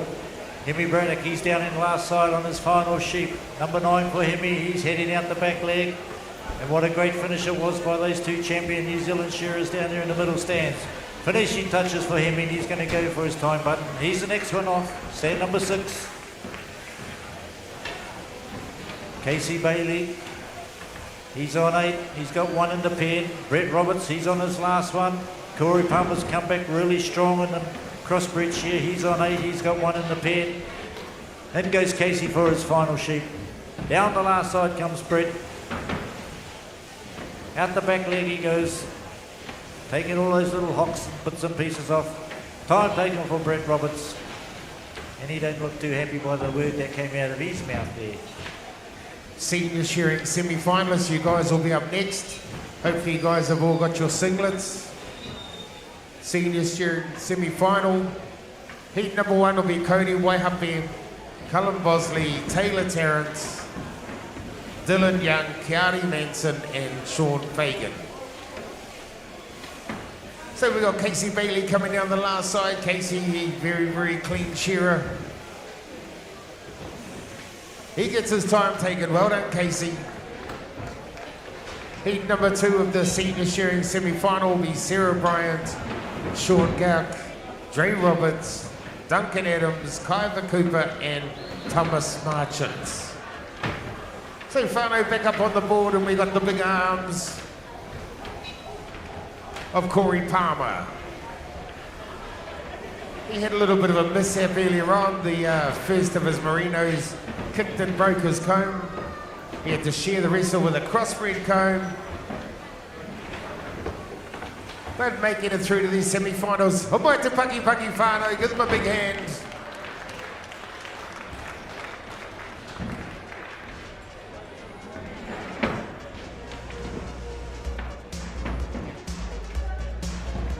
So we'll just be waiting for those numbers to turn red up there on the board and see what the placings are. At the moment, Pirata's leading there. I think Jack might just pip him out there. And then it's going to be fight over the minor placings. So the next event on the cards is the Balance Super Air Senior Shearing Semi-Final. Then we're going to run on with the Intermediate Shearing Final. The Intermediate Shearing Final, you guys are going to be an instant prize giving. And then we're going to get on with the open quarters. So the open quarter finalists, you guys will need to go up the front to grab your singlets as well. So Middlehurst are the suppliers of those merinos. Thank you very much to Middlehurst. Not the easiest of sheep to be farming up in the wetlands with plenty of grass. Those merinos, they don't like grass. They only like weeds, stones, twigs, all that sort of stuff. I think they make. Well, as they say, they live on the smell of an oily rag. There we have new leader, Jack Fagan. No surprise there to me. Up on stand number 1, I can't quite see the first figure there for Corey Palmer. 54, so that result shows what a hard time he got from that first merino. Tor Henderson, 43. Is that going to be enough to get him through?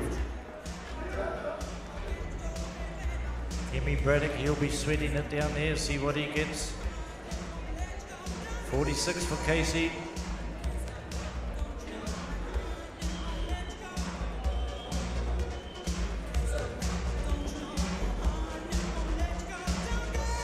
Two more to go. Okay, while we're waiting, we can probably get our senior boys up on the stage. 42 for Hemi down the end. Looks like he's going to go through. And 50 for Brett Roberts down here on Matoda. So that's the final scores, Whānau. They might quickly shoot up there on the far side on the big screen, and then we'll see who our finalists are for sure. Okay, senior shearers, we'll get you to take the board, please. Stand number 1, Cody Waihape, Cullen Bosley, Taylor Tarrant, Dylan Young, Kiari Manson and Sean Fagan. Balance Super Air, the sponsor of this event. Now these senior shearers will be shearing 8 sheep. Now, for the semi-finalists from 7th to 12th, you guys will all receive $100 each. Please pick it up, otherwise that money comes to the commentators, and we've got enough, and Des, of course, and we've got plenty, so make sure you fellas grab it, please.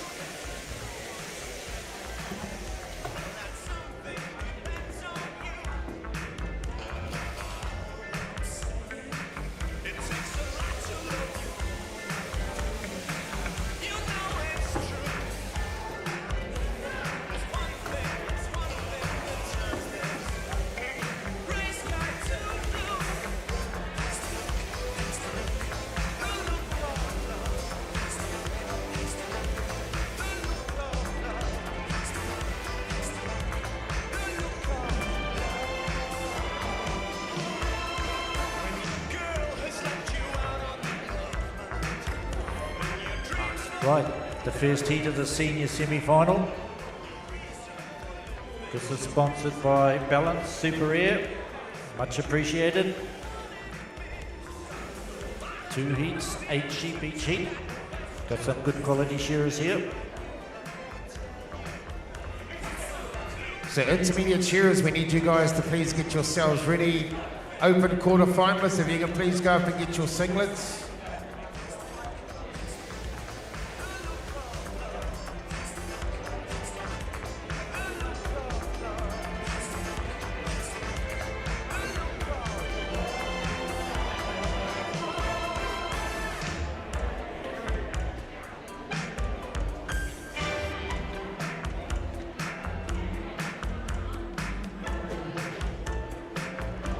Okay, final, we got the green light.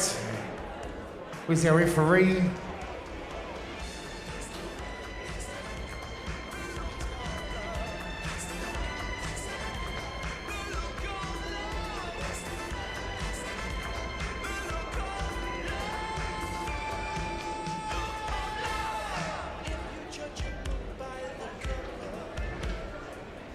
Cheers to the doors, guys, unless you need the referee.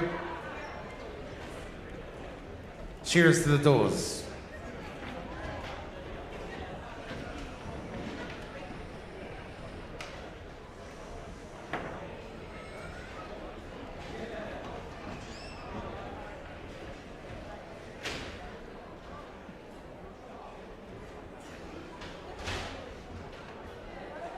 We good to go, are we? Okay, we got the thumbs up. Kai whakawā. Kai whakataitai. Karite tukua. Okay, whānau, we're into it. Cody Waihape, he's from the DA South down there in Southland, into the Mallee he works. We've got Colin Bosley. Colin Bosley is, as he comes over from England, he's been over every year for the past 3 years at least, maybe more, and he takes the top knot off. We've got Taylor Tarrant, the boy on stand number 3. Taylor's been the informed horse this year in the senior class up here in the North Island anyway. And that's him just dropping into the long low on stand number 3. Dylan Young. That's the man on stand number 4, so he's from Gisborne. He's not a full-time shearer. He told me he's done 3 days shearing this year. He's a farmer. Him and his lovely partner Alexis, they've bought themselves a little, well, not a little farm, but a farm, 1,100 acres, and that keeps them busy for a lot of the time. We got Kiari Manson there on stand number 5. Pretty sure he won the intermediates here last year, and wouldn't it be fantastic if he could make the senior final this year? We've got Sean Fagan down there on stand number 6. I'm not sure how much shearing Sean does. I'm pretty sure he does a lot of tractor driving, a lot of horticulture work, all that sort of stuff. But good to see him up there into the semi-finals. He's got probably one of the better mullets up there, and he's into the undermine. So these seniors have got 7 competition sheep to shear. 8 competition sheep to shear. So that's enough time for anyone that's going to sort of be able to make a breakaway and get from everybody else. 8 sheep is quite a good number, Mike. Certainly is. And at the moment it's the current 2026 Golden Shears champion, Taylor Tarrant. He's down over the last front shoulder. He's going to be the first one into sheep number 3. Out the back hockey goes Dylan Young chasing hard. But Taylor Tarrant is the man at the moment. Oh, just as I say that, he gets a kicker and it's given Dylan Young time to come back. But no, Taylor's going to drop in for this third sheep first. In goes Young, in goes Mason Manson. Waihapi up on stand number 1. He's in for his third sheep. Finishing touches here for Boisley. He goes in for 3. Down the far end is another Fagan in the mix, and he's in for his third sheep as well. But Taylor Tarrant, he's the man to beat in this grade at the moment. He's the one with the target on his back. They're all chasing him. He's leading the way. He's the first one to drop into the long load. And he would love nothing more to walk away with the Golden Shears Championship and the New Zealand Shears Championship in the same year. That would be absolutely fantastic for that young man. But there's another 12 shearers that are going to try and put a stop to that. But if they are, they better hurry up because they're letting them get away. Looks like Cody Waihapi might be the closest to him here up on stand number 1. In goes Tarrant for his 4th sheep. Waihapi finishing touches for him. He's out the back leg. So the gap's starting to spread a little bit already. Finishing touches, Waihapi pops 3 out. He's in for 4. Bosley's down the back leg for him. But with every shot, Taylor Tarrant starting to increase the lead and he steps up the neck already before anybody else has got the belly off. Kiani Mason down there on stand number 5. He's down the belly. Sean Fagan has a bit of a fight with that one to get it into the right position. But Tarrant's into the long low already. Waihapi up on 1. He's up the back of the head. Around the back of the ears he goes. Dylan Young. He's been following the shows around all season. He's been there or thereabouts all season. He's had a few ribbons. I think he's had a couple of reds as well. Mason's around the back of the ears. Fagan's around the back of the ears. But out the hocks goes Taylor. He's halfway through his shear. He pulls in number 5, puts it into position. I see he's got that wrist all strapped up there for whatever reason, but it doesn't seem to be affecting him. Maybe it's just the ploy. Tuma tells me that he's blowing his wrist. Well, it doesn't look too blown to me at the moment because he's streaking away. He's got the top knot off and he's up the neck already on sheep number 5. And as I said before, he's the man to beat and he's showing you why he's the man to beat. On stand number 3, Taylor Tarrant, Golden Shears champion he is. And I just love to say that because that is so cool. The young man hopping up there, stamping his mark in the shearing world. Taylor Tarrant there, he's on stand number 3. And he's saying, catch me if you can, boys. I'm the man. I'm down over the last side on sheep number 5. And you are all going to have to do something special to beat me, he says. Well, you're dead right, Mike. You know, that's the thing is some people come off the board every time they've shorn, you know, and they think, man, I should have done this different, I should have done that. You know, you can't come off the board with all these thoughts in your mind. You need to leave it all on the board, and that's exactly how Taylor Tarrant does it every time he gets up there and leaves it all on the board. Cody Waihapi, and he goes. He's shearing along very well as well. And just to interrupt you there, Tuma, we have the results of the New Zealand Shear Circuit. The order of qualification: Jack Fagan, Pairana Abraham, Nathan Stratford, Henry Braddock, Gavin Much, and last in Tor Henderson. Congratulations to those finalists, and we'll see you later on. Well, that's a very, very good lineup for the circuit final. But back on the board here, we can just see this young man on stand number 3, Taylor Tarrant, working his way down the last side. Callum Bosley.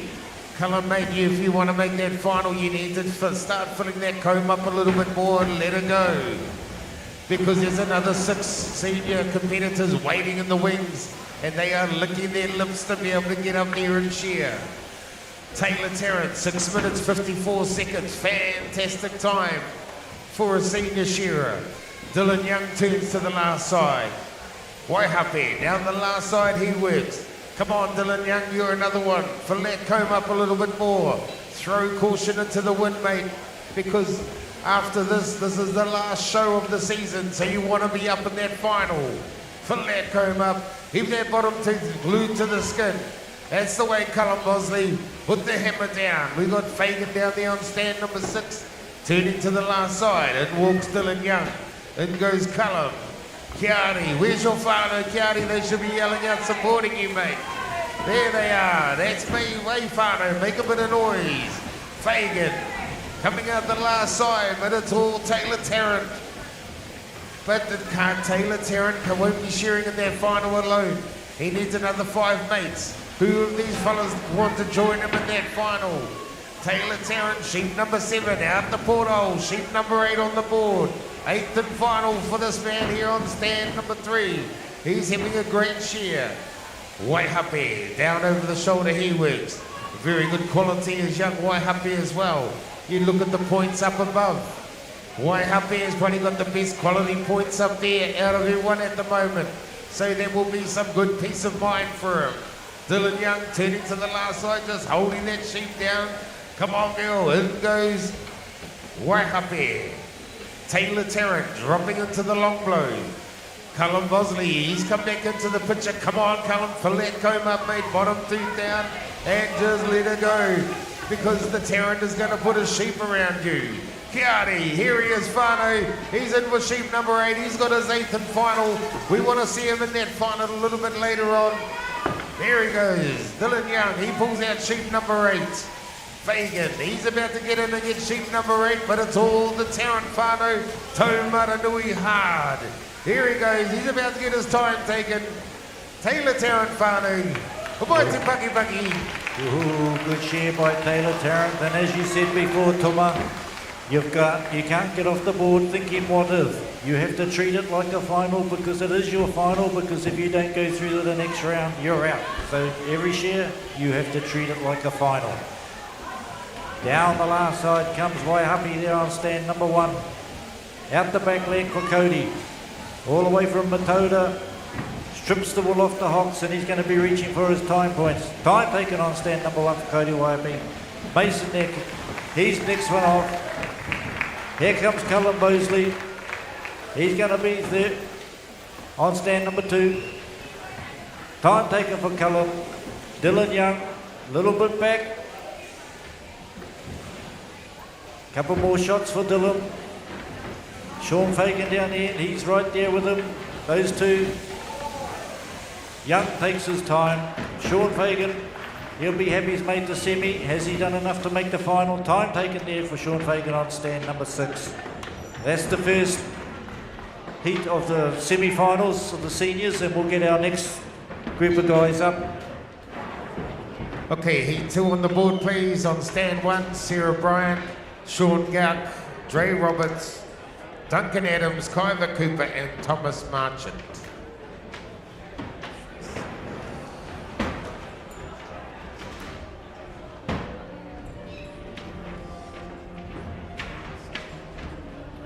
Ooh, and another good field here. Sarah Bryant, she was second in the Wahine last night. Sean Nafano. She'll be up there, she'll be wanting to take it to the boys. She's got a lovely way of shearing sheep.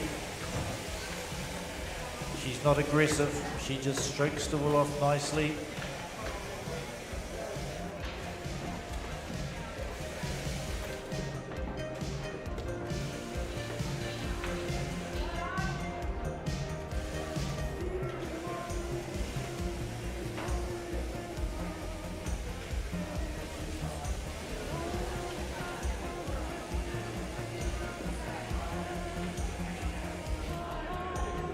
As predicted, Taylor Tarrant, he's the man to beat, the Golden Shears champion. 34 there for him. He's in complete charge. You say 34, 36, it's only 2 points. That's a lot of points in shearing. Cody Wade happy, he's on 33. Ooh, Cody's got the top score there. So there you go, you don't have to be the first off, so he's set it to the current Golden Shears champion. Good on you, Cody, that's what you're here for. You're not here to come second, that's for sure. Well, that put a bit of doubt in Mr. Tarrant's mind.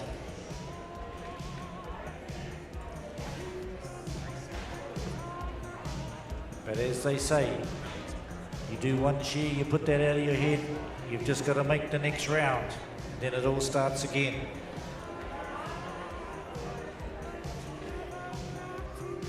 It doesn't matter where you qualify, it's as long as you qualify.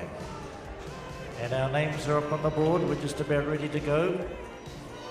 We still have the red light over there from the timekeepers. We've got the green light. Shearers to your door. Kai whakawā, kai whakataitai, ka rite tukua.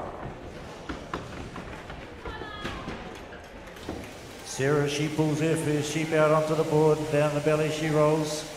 Beautiful style shearer, this young lady up here on stand number 1, fixed the belly out already. Mr. Gould there on stand number 2. He's up the undermine. He had a lovely shear in the heats. Has got him through to the semi. Back there on stand number 3 from Matoda. Trey Roberts, the number 1 ranked senior shearer in New Zealand at this present time. Another prestigious title to walk away with this year.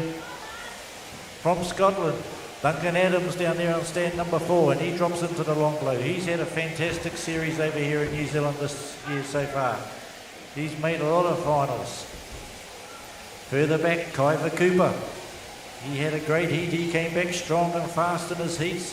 He's had a few good wins and he's travelled the country as well as Kaiva. I think he was the junior champion last year, was he? Golden Shears. I'm not too sure, but he's had some big titles. Then Thomas Marchant down there from, I can't quite see, Maramarua, I think it says up there. He's out the back leg already. But the first sheep's done and dusted. Duncan Adams, he's got his second sheep on the board. There goes Thomas Marchant, he's pulled his second sheep on the board.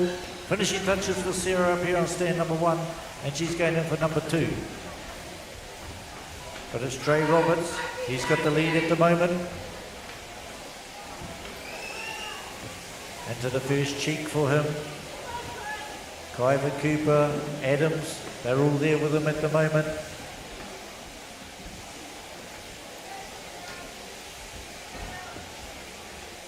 Sean there on stand number 2, he's down into the long blow. So the middle 4 stands are all together, they're all on the long blow.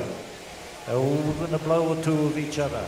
And stands 1 and 5, they're sharing along together. 1 and 6, I apologise.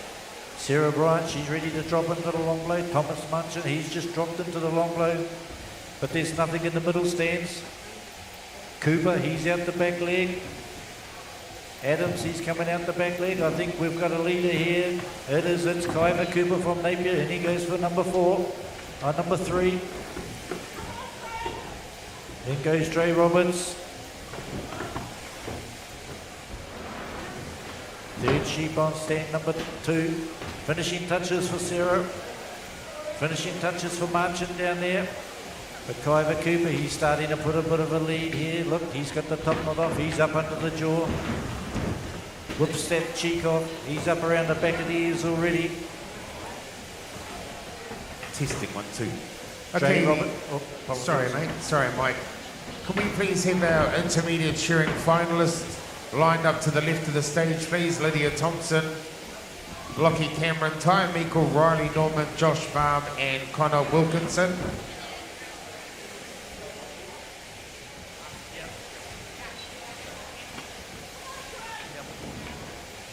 So Whanau back to the board, just looking down, and Kaiva Cooper. That young fella's had a great season. I was just looking through the program. He won the, I think it was the intermediates here a couple of years ago. Yep, he won a big prize. He's a good quality shearer, Tuma. I can remember the smile on his face when he won it. And he's down the belly already. Dre Roberts has come back at him though. Stand number 2.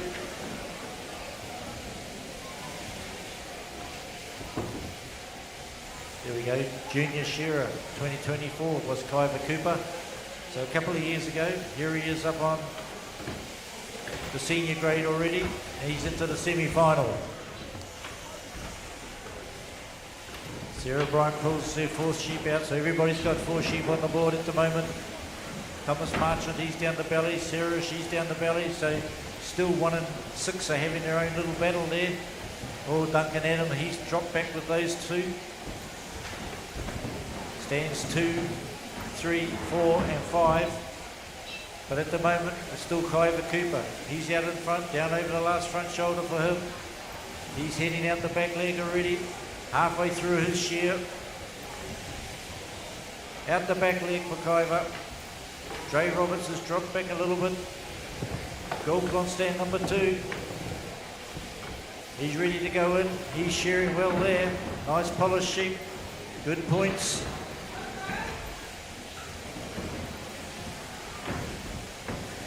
Cooper's got the belly off already. Dre Roberts finishing touches on 4. Well, Sarah Bryant starting to get into her work up here on stand number 1, and she's down the last side. Oh, lovely long shots out there, out the back leg for Sarah. Working hard, doing a nice job. Good points for Sarah. She's not too far off the pace at the moment. She's picked up the Adams and she's going to go in front of him. She's changed her handpiece.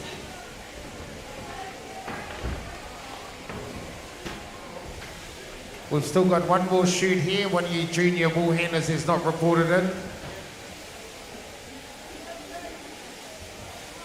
Up on the board though, Kyver Cooper. He's still leading at the moment. He's starting to spread the gap a little bit on sheep number 5, Kyver Cooper. Out the back leg for him. 5.53 just gone by for Kyver. He's going to go in for 6.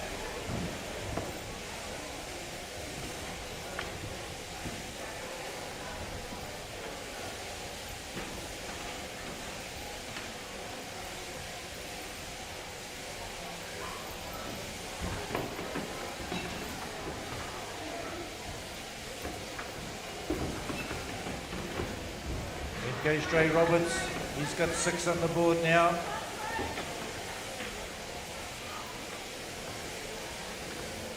Short Gold comes through. He's into the post. First hind quarter. Dre Roberts has picked him up. Out the back leg down on stand number 6. Thomas Marchant. Sarah Bryant is right with him. She's on stand number 1. So these two having their own little battle stands 1 and 6. Then goes Adams from Scotland. He has a change of handpiece on his 6 sheep. But Kyver Cooper, he's turned for the last side. He's got the lead sewn up into stage 2 in the pen for all our shearers now. Dre Roberts, he turns for the last side. He's just gone past Sean on stand number 2. Sean's over the last front shoulder, he comes. Then goes Cooper. Pulls number 7 out.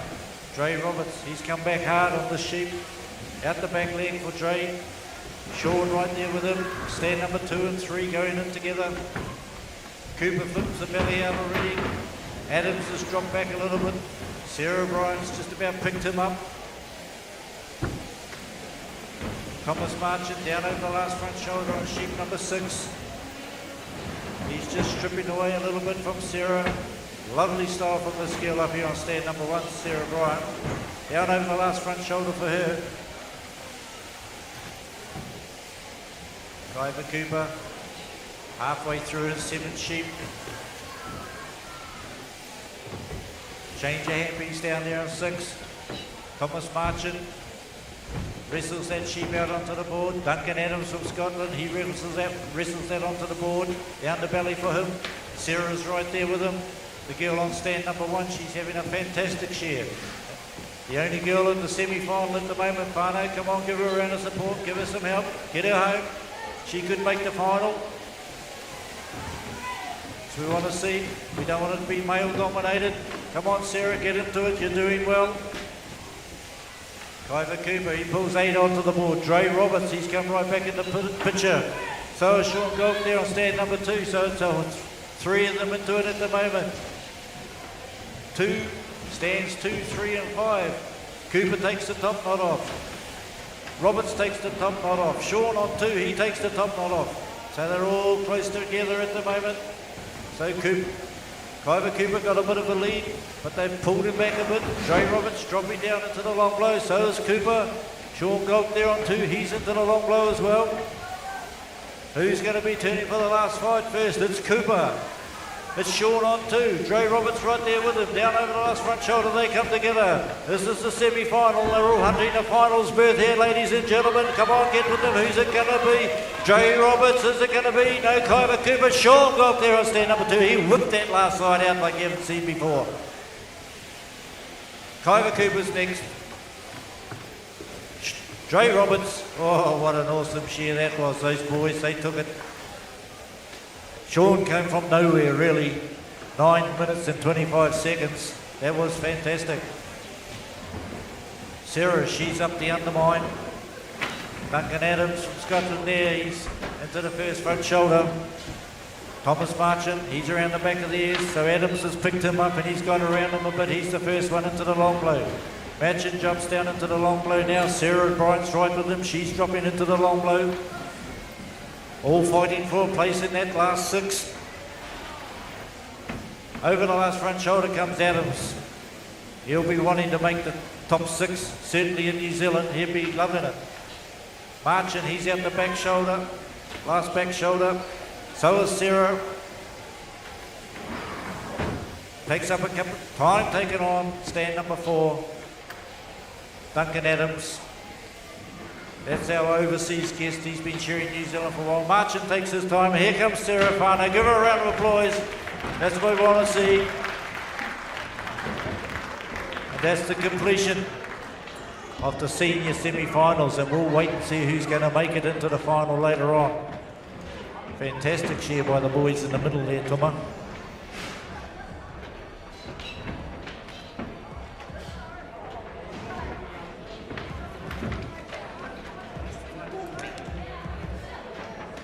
Okay, Whānau, we're going to carry on and get our intermediates up on the stage. So these are our intermediate finalists. We're going to start from stand number 6.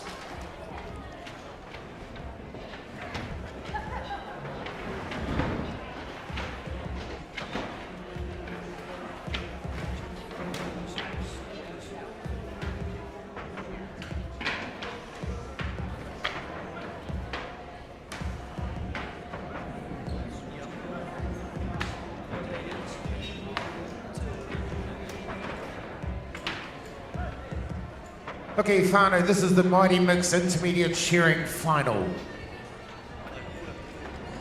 These young shearers, these are our up-and-comers. These ones have done a couple of main shears and they are ready to really unleash on the world. We're just waiting for our towels to go up and then we'll be bringing them up.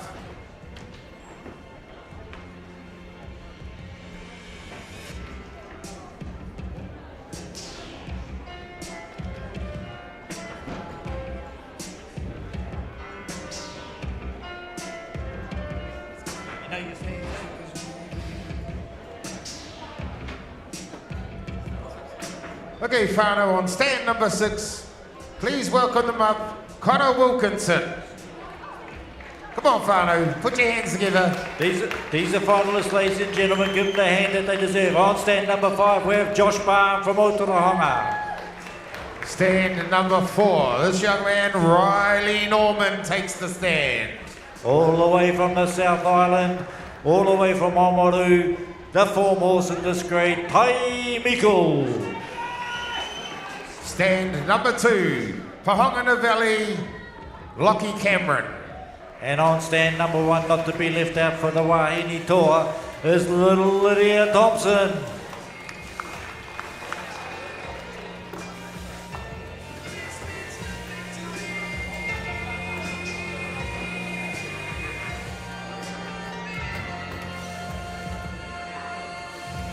So we've gone through the heats and we've gone through the semis. And now we're to the finals, Whānau. The excitement for these young shearers. This is the chance to make history. To walk away with that big red ribbon today. be the champion 2026. That's what it's all about. And how good is it to see another Wahine up there in the final, taking it to the big boys.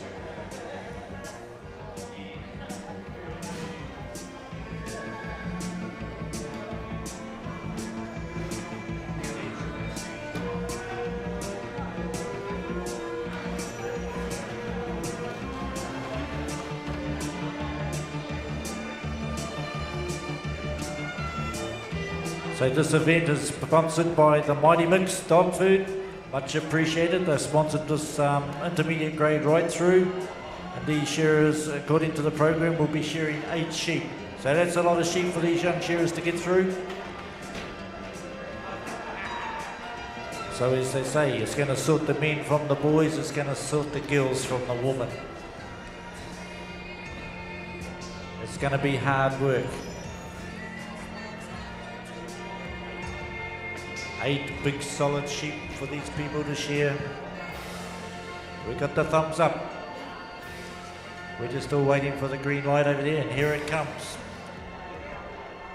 Kai whakawā, kai whakataitai, karite tukoa. And bring us in there, Tuma, and introduce us to our finalists. Okay, final on stand number 1 from the Hawke's Bay, we have Lydia Thompson. Lydia Thompson did very, very well in the junior grade. She's been in the intermediates. I think this is her 2nd year. She is very lucky. She's able to use some very good gear. Just needs to try and keep that sheep settled, and she will go very, very well. We got Lockie Cameron from the Pahongana Valley on stand number 2. Lockie, he's been shearing for a couple of years now in the competitions. I think he went down to Christchurch University for a year, and he's come back and he just loves to go shearing. He does a bit of motocross as well, and he's about to turn to the last side. We've got Ty Miko from Oamaru. Him, his mum, his dad, they all travel around doing the competitions. He just received the #1 ranking for the top intermediate shearer for 2026, and he pops his first sheep out in a minute. He's probably right up there with the open times, and that just goes to show the ability of this young man when the sheep sit still and the gear just runs. We've got Riley Norman on stand number 4, and he runs with sheep number 2. Young Riley, he's had a great season in the intermediates as well. Drags down another little BLT, and into the valley he works, keeping that top tooth on the skin the first blow down, so you're not to leave a big second cut there when you get into your long blow. We've got Josh Baum, the big boy there on stand number 5. He should be at rugby, but he just really wanted to get it in shear in this final. Steps up the neck, the big man. And we've got Connor Wilkinson down there on stand number 6. Takes the top knot off and just makes his way up that neck. So you can really see the a lot of these shearers, they have probably if you're not a person that's lived in the sheds and lived and breathed the stuff like a lot of us have, it probably looks all the same, but to the trained eye, every shearer has got their own little sort of finesse of the way they get around their sheep. Some of these shearers are probably full-time shearers. I don't think Josh was a full-time shearer. He was before he became good at rugby. And just look at the size of the man. He's a man mountain. So here we go. Sheep number 3 on the board for Ty Meikle. Round the back of the head he works. Shearing along very, very comfortably. This young man, ton of talent, ton of skill. And he's on to the long blow. So I hear that he's just brought himself a new Ranger, is it? And that's what you can do when you work hard and are good with your money. There's a few, especially in the old school shearers, they didn't really know much about money. They just knew the bottle store and the horse races. Well, I think a lot now in these younger ones, they're a bit more aware of things like that. And, they see that while you're young, while you can make the money, get in, put it away, and the next thing for this young man will be to buy himself a house. Through Rizzo Real Estate, of course. So here we go into the underline works. Young Ty. 1-2 shots. Oh, just nearly got away on him. Steps up the neck. He's got the lightning pants on and he's feeling pretty good up there. They look good up there in their blue singlets. Around the back of the head works Meikle. Lydia Thompson. Long blow time for Lydia. She will be trying very, very hard. Just keep the hammer down, Lydia, and you will go well. In the pen goes Norman. Cameron's right there with him. Josh Baum, another couple of shots for him. Another couple of shots for Wilkinson, and they'll also be in for sheep number 4. But look at this man here on stand number 3. Tai Meikle Oamaru. Last year he was New Zealand's top-ranked junior shearer. This year, top intermediate shearer. Can he do it again next year? He's got a bright future in front of him, Mike. He certainly has, and I think he'll probably miss the senior and go straight to the Open because he's shearing that well to one. But he's not a very big chap, is he? But he gets his way around the sheep beautifully. Lovely flowing style, bends just at the hip, lets his arms and shoulders do the work. So that's going to save him a lot of grief in the future if he keeps at this job. Up on stand number 1, Lydia Thompson. She's into the first hind quarter. Top knot off for her, but Meikle's already 1 sheep in front of her. Cameron on 2, he turns for the last side on 4, but Meikle, he's well out in front at the moment. Number 1 ranked shearer, as you said, and looks like he's looking for that New Zealand title here today. Norman from Paiatua, finishing touches for him on 4. Baum there, he should have been playing rugby like you said, but he must have decided to give the rugby a miss this afternoon and hit the big stage. And we have our senior finalists as well. These guys are getting through their work. Senior finalists, and congratulations to you. Order of qualification. Trey Roberts, Cody Waihapi, Taylor Tarrant, Kyver Cooper, Duncan Adams, and Kiani Mason. Congratulations to those 6 shearers. They'll be into the final later on tonight. Up onto the board we go. Barnes just pulled his 5th sheep out onto the board. So is Wilkinson down there on stand number 6.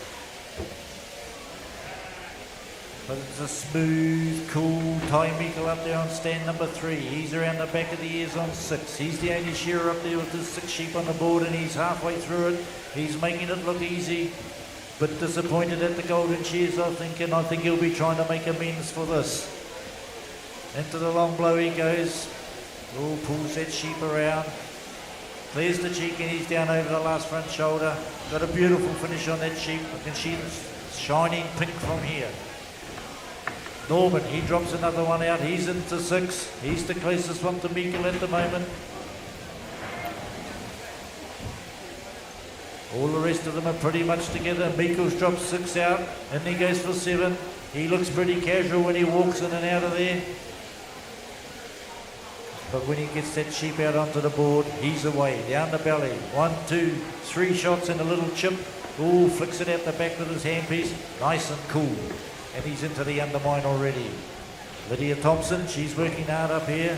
Arms and legs going all over the place, as she does, but she gets the job done.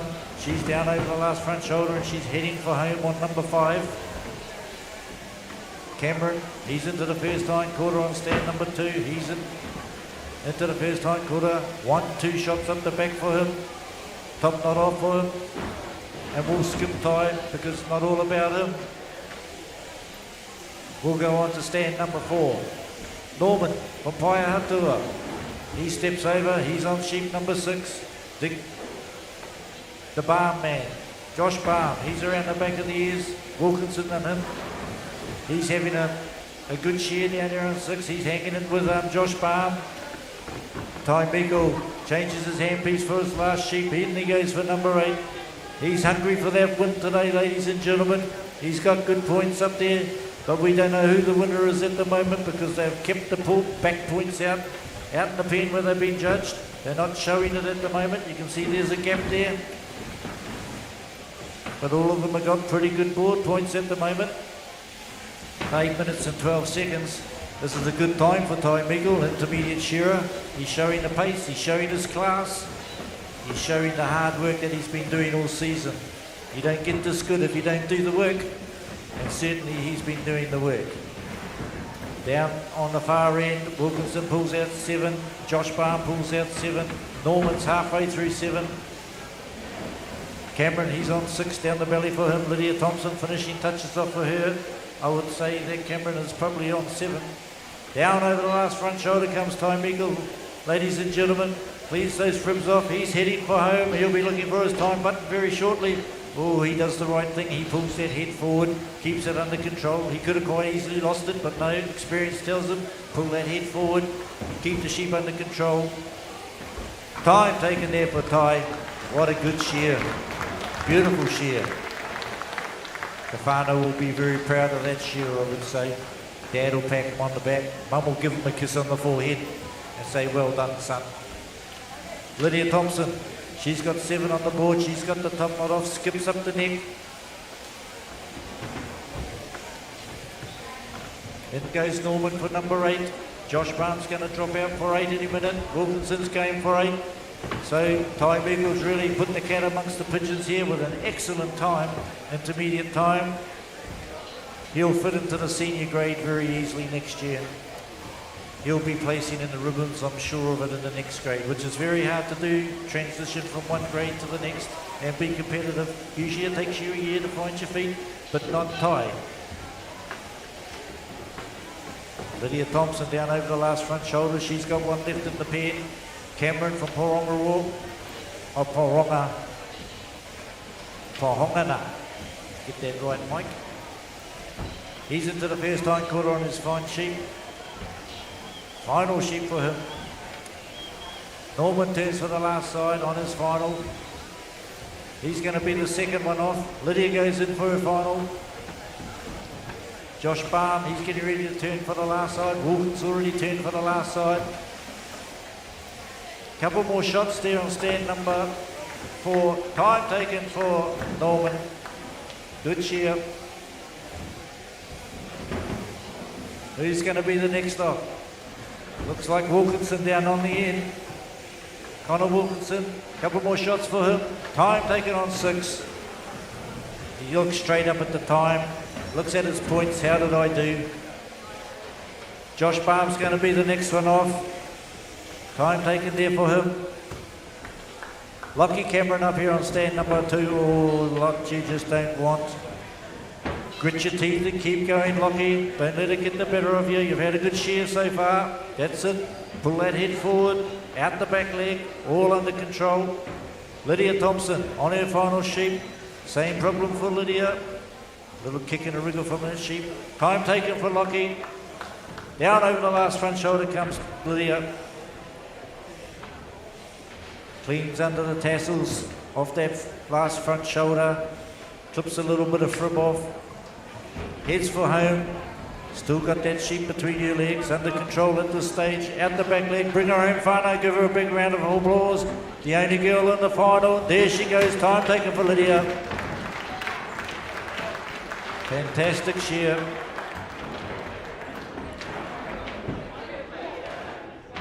And we'll keep our shearers up there. And Tuma's going to have a bit of a korero with them before we do the instant prize giving.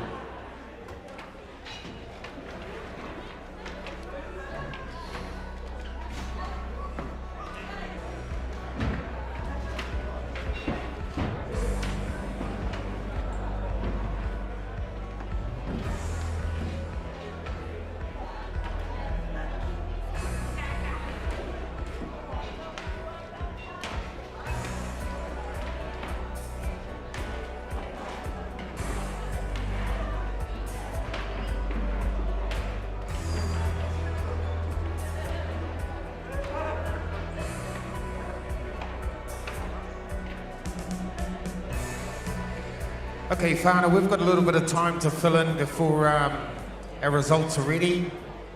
Josh had to shoot off to rugby, and so we got his brother down there to take the prize where he may end up. But anyway, I'm here with Cameron Wilkinson, Connor, sorry. And Connor, tell us about that final. How was it for you? It was heaps of fun, especially doing the 8 sheet. Get heaps of time to get into it, I suppose. Yeah, because there's no other competitions that do 8 sheep in a final, is there? Yeah, most of the ones down home are 5 or 6 usually, I think. And did you find yourself relaxing and getting into a bit more of a rhythm through it, or did you get tired? How was it mentally? No, after the first couple of sheep, I sort of settled into it. Yeah, just tried to share how I'd share at work, pretty much. How was it for you when you could hear, time equals down the last side, time equals got this, You know, what's going through your head? Because some people use that as a strategy to make other people panic and make more mistakes. So how was it for you? I try to block it out, but I sort of know I've got to try and keep the pace on to stay there with him. So I do use it as a tactic, yeah. I think my father used to say, the first quarter in the woolshed, treat it like a heat. Just get in and go, and then you can sort of relax after that. But congratulations to you, well done. I think you did very well. I'm going to move along now. You might have to move along. Now I'm here with Ant Bryant's girlfriend. You guys know Ant Bryant, Mr. V8. Does up a very good comb. If you young ones are looking for gear, experted gear for competitions, get in touch with Ant Bryant. So Lydia, how was that? How were the sheep? The sheep have been awesome this year here, well they always are, but they've been great, and I was just glad not to be 2 sheep out there by myself, which was my aim, so I didn't want to be shearing by myself for too long. Yeah. There hasn't been a lot of work, so what kind of preparation can you do when there's no work? For me, I enjoy training at the gym, so I go to the gym where I can around work, sometimes after work, but amp up the cardio more than I would when I'm shearing, and I've been fortunate enough to be in Canterbury for a few weeks before I came here, but had a week off before I came to the show, so yeah, I don't like not shearing for a week before a show. Yeah. How was it for you when you could hear the commentators saying, time equals here and time equals there? Did it fluster you, or did you block it out? So how do you deal with these sorts of things? To be honest, in most finals that would fluster me, but I just stayed in my own lane and knew he was going to whip my ass anyway, so I just carried on doing my thing and stayed in my lane, worried about what I was doing. So that's Lydia Thompson, ladies and gentlemen.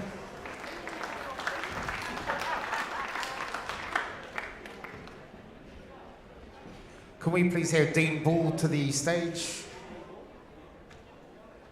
So Dean Ball is the sponsor of this event, Mighty Mix. I was going to have a talk to his mumsy, but she kept running away from me.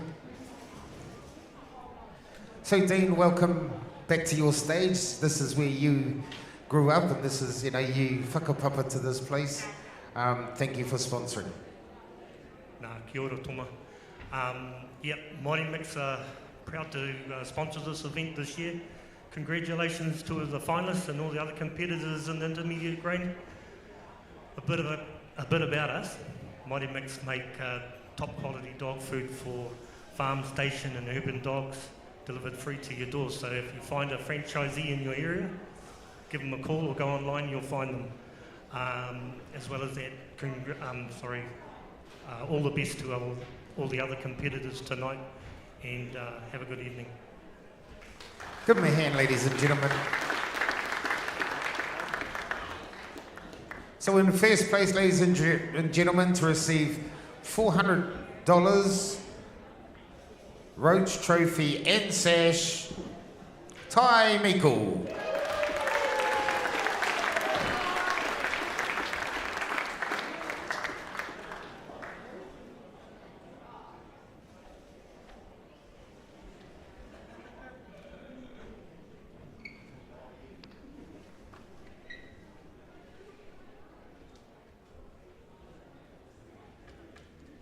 Well done, Ty. What an incredibly successful season.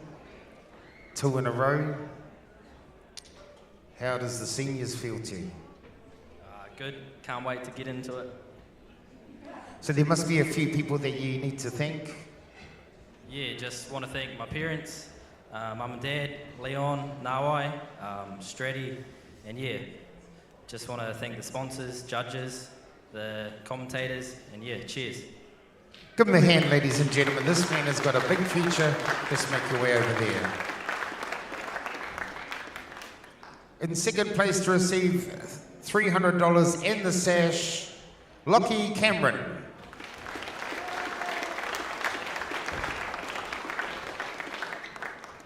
In third place, $200 and the sash, Lydia Thompson.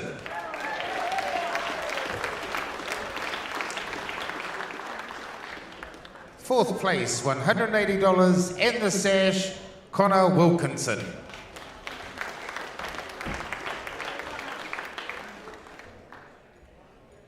In fifth and sixth place, fifth to receive $160 in the sash, Riley Norman from Pahiatua, and $140 in the sash for sixth place, Josh Baum.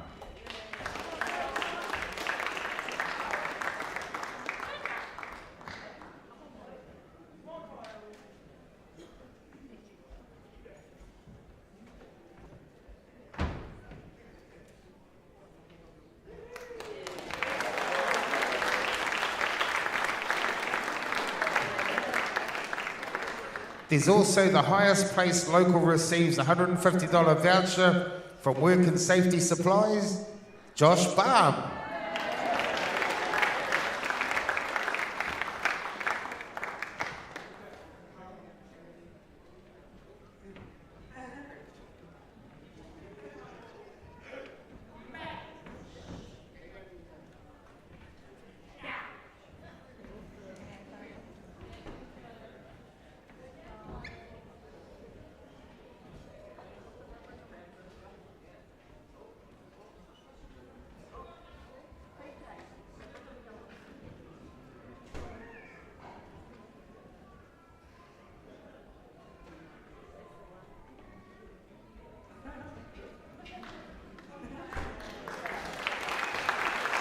Your intermediate shearing champions, ladies and gentlemen, for 2026.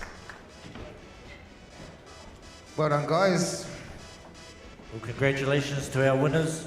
Thank you, Mighty Mix. We're going to move right along to the open quarterfinal. Sponsored by Pratt Motorcycles, Can-Am and FMG. Appreciate your support. And our first quarterfinal will be Ruben Alabaster, David Gordon, Tor Henderson, David Buick, Leon Samuels and Henry Braddock, followed by Heat 2, Casey Bailey, Shane Ratama, Brooke Hamilton, Brett Roberts, Mark Ranger and Corey Palmer.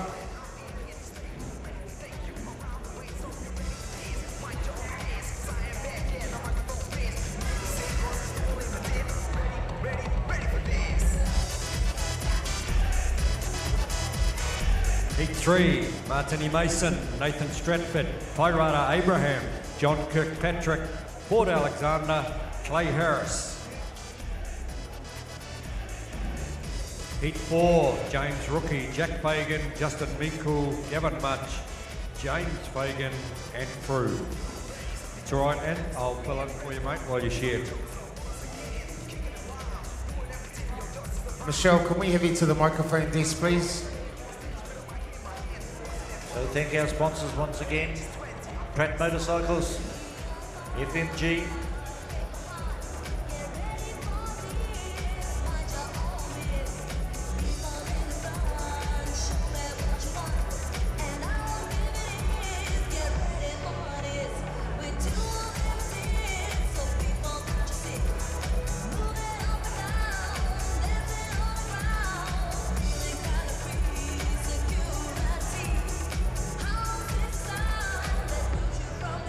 Well, a fantastic result for the Miko Whānau. The open quarterfinalists, Heat 1, you can take the board. Take the board, guys. Ruben 1, David 2, Tor 3, David Buick 4, Leon Samuels 5, Henry Braddock on 6.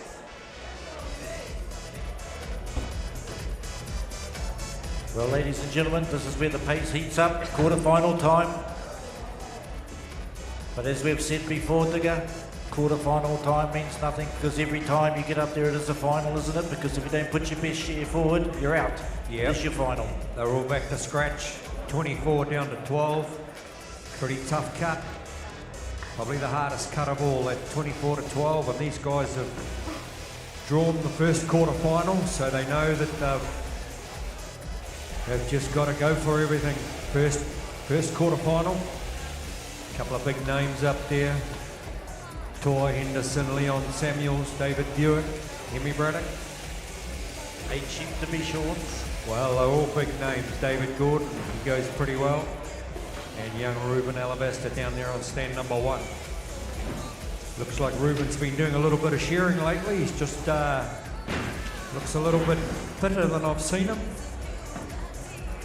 Well, the way you whip that speed shear out, you don't get up and do that if you haven't been practicing.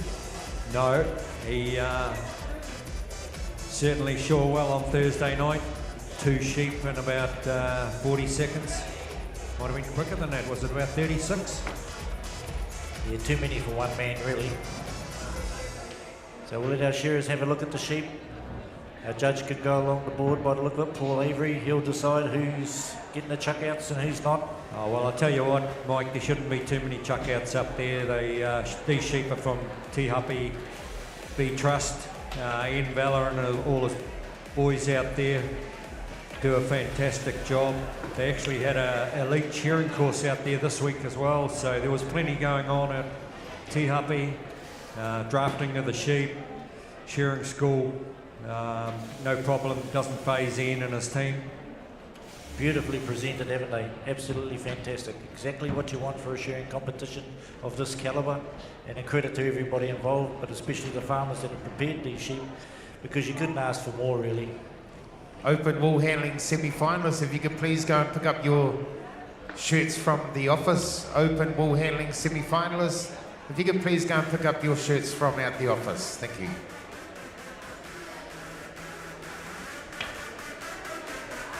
We're just waiting for the green light over there from our timekeeper.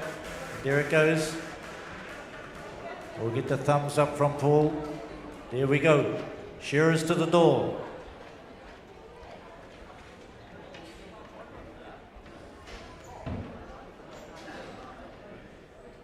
Kai whakawā, kai whakataitai, ka rete tukawa. And they were away.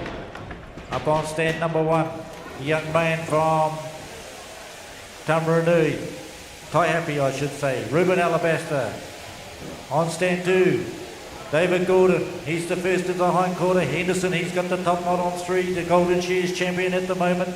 Buick's right there with him on stand number 4 for Parongaroa. Right down the end there's Leon Samuels, Leon the Lionheart they call him on stand number 5. He's into the first front shoulder, but Hemi Braddock, he steps over on the long blower ready and he's getting ready to turn for the last side. Down over the last front shoulder he comes. Henderson's down over the last front shoulder. Buick's down over the last front shoulder. Here comes David Gordon. Out the back leg comes Henderson. Out the back leg comes Braddock. 44 seconds gone by. Who's going to be the first one in? Tor Henderson's going to go in at 48 seconds to get Braddock's right there with him. Oh, good start from the boys on 3 and 6. Tor Henderson, belly comes off for him. David Buick right behind him. He goes in for sheep number 2. Leon Samuels. You watch Leon. He'll start off a little bit slower. And then he just starts winding up about halfway through. Top notch off for Braddock. Tor Henderson's been there already. David Gordon round the back of the head for the boy from Masterton. Ruben Alabaster up around the back of the head for him, but it's all Tor Henderson, Hemi Braddock, David Gordon. Long blow time for those 3. Tor Henderson, the boy from Kaiwaka. Top of the shoulder, under the leg he goes, works his way down that last side. 8 sheep to share for these guys in the first quarter final. Who's it gonna be? Henderson, Braddock, David Gordon, but it's Tor Henderson Tuma. Well, whānau, here we go. It's all get up and boogie time. Tor Henderson, he's having a good shear. You can see this guy when he starts getting into it, the mouth starts opening, he starts sucking in the big ones. David Gordon, Masterton up the neck, he goes. Hemi Braddock steps up the neck. Leon Samuels just lurking in the background, as is David Buick. Ruben Alabaster into the undermine, he works. He won the speed share the other night. I think he short 2 lambs in about 41 seconds. Hold the phone. Down over the shoulder works Tor Henderson. He's got a little wee bit of a break, probably 2 or 3 blows between him and young David Gordon. Hemi Braddock's coming down over the shoulder. Oh, ladies and gentlemen, here we go. We're just warming up. These guys haven't even got a sweat up yet. These guys may have 1 or 2 beads on their brow, but that's about it. David Buick comes into the picture. Oh, here he comes, Leon Samuels. Oh, the big guns are starting to come to party now, Mike. Certainly are. 2 minutes and 54 seconds gone by, and Henderson steps up the neck. David Gordon's right with him, the Masterton man. He's not letting Henderson get away at the moment. Hemi Braddock started off fine, but he's just into the first hind quarter as Henderson drops into the long blow. He steps over now. He's got a couple of shots on David Gordon now. Henderson turns for the last side. David Buick's ready to drop into the long blow. Leon the Lionheart there on 5. He drops into the long blow. Ruben Alabaster up here on 1. He's getting ready to drop into the long blow. But out the back, hop goes Henderson. 3.25, and he's going to be going in for sheep number 5. The Golden Shears champion there on stand number 3, Whānau. And he goes, rips it out into the position. He goes down the belly for Tor Henderson. David Gordon pumping hard behind him. He's from Masterton. He'll be looking for his quarter. Was hung up. Liam the Lionheart, he goes in. Hemi Braddock, and he goes for number 5. Fast and furious it is here, Digger. Henderson, a couple of big shots back, steps up and takes the top knot off at the same time. Experience is starting to show at the moment as David Gordon follows him now. Tor Henderson drops down into that long blow. He's got a beautiful little sheep there, nice and open on the points. Starting to make the most of it. The boy from Kaiwaka turns for the last side. Long blow time for David Gordon. One more shot, he'll turn for the last side. David Buick up around the back of the head. Last side time for Leon Samuels. Long blow time for the boy from Ekarahuna, Hemi Braddock. But Tor Henderson goes in for number 6. David Gordon, 2 or 3 shots to go on sheep number 5 for him. He goes in for 6. Belly off for Henderson. Leon Samuel starting to wind it up down there on stand 5. Ruben Alabaster, don't forget about the young fella down on stand 1. Couple more shots to go. He'll go in for number 6. But Tor Henderson starting to stretch out a little bit of a gap. Long blow time for Henderson. He steps over. One more shot. He turns for the last side. He's probably put about 6 or 7 blows on David Gordon this time. I think Leon Samuels might be in second spot. He steps over, but it's all Tor Henderson starting to open those shoulders. In he goes for number 7. He'll have 1 left in the pen. Change of hand piece for Henderson. Not happy with the cut. Maybe he wants to try a comb out for the semi-final.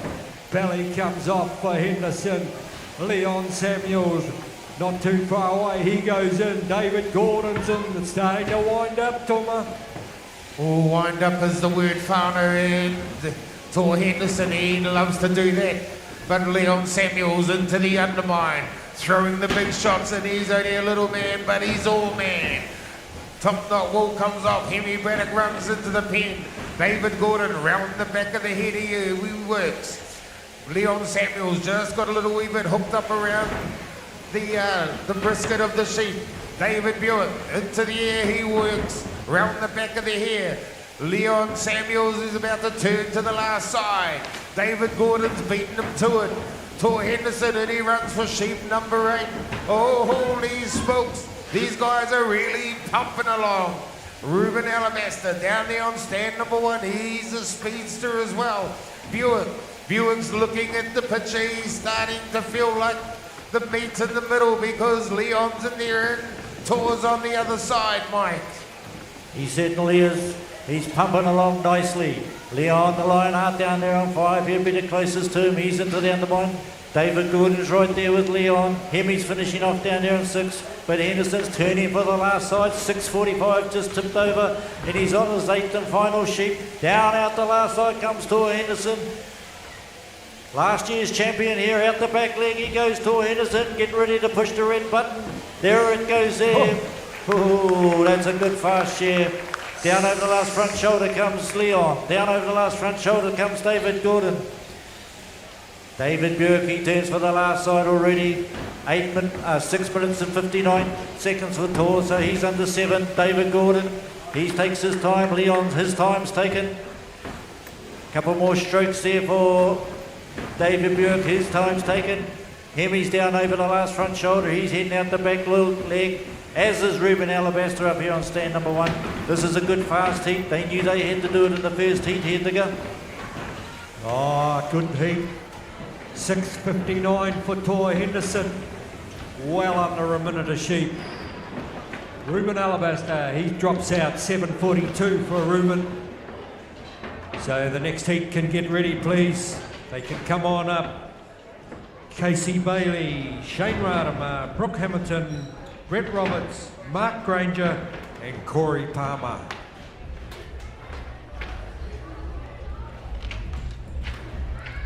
Well, just looking at those points up there, when they go red, that is their total points. So Leon Samuels, 25.5. He'll be right in the mix. David Gordon, 26.1. Toa Henderson, 25.3. So he's the top qualifier so far after that. So the next following heats, they'll be looking at that. Thinking I've got to be around that 25, 26. Maybe low 27 might get you in. Yeah, 24 down to 12, isn't it, Digger? So, like I said before, this is your final. Make it or break it. Well, we've got our mate up there, Red Light Radimer, on stand 2. I don't know how he got that nickname, and I'm sure it'll start to niggle him sooner or later. Here we go, I've just been told. Well, just letting the boys have a look at their sheep. We're just waiting for the green light.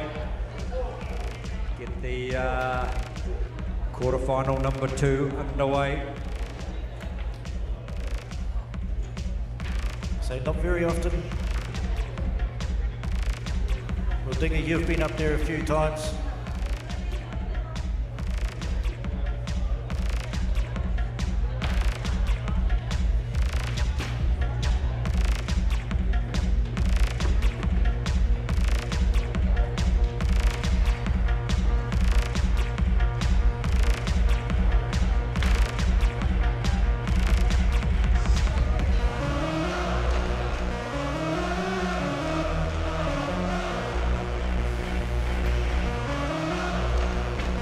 We've had a bit of a hiccup here, ladies and gentlemen. We'll carry on with this heat and see what happens. Oh, we're going to have to hold off,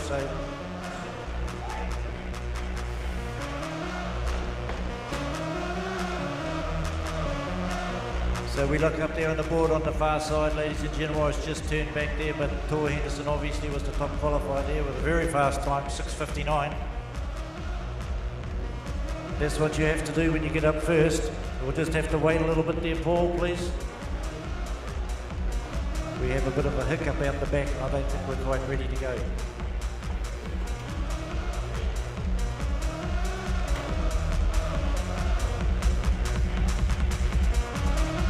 So it's another good heat of quality shearers.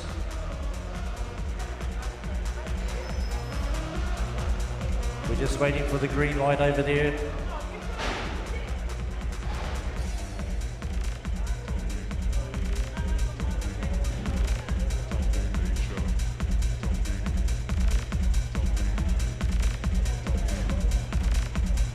There we are, we have the points up there, ladies and gentlemen.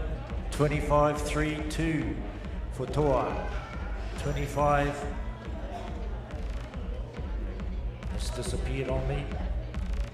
So they've set the standard that first heat for everybody. There we go, 25-3-2, 25-5-7 for Leon.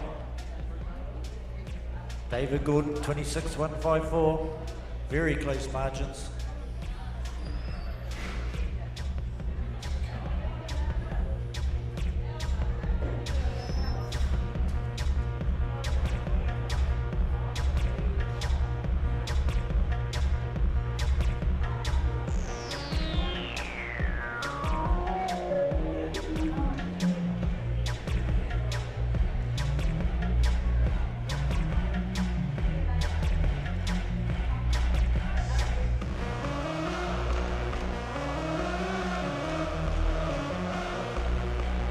So to our shearers up there on the board, just relax a little bit there, guys. We've got a bit of a hiccup. We won't be starting for a little bit. So just suck in some air.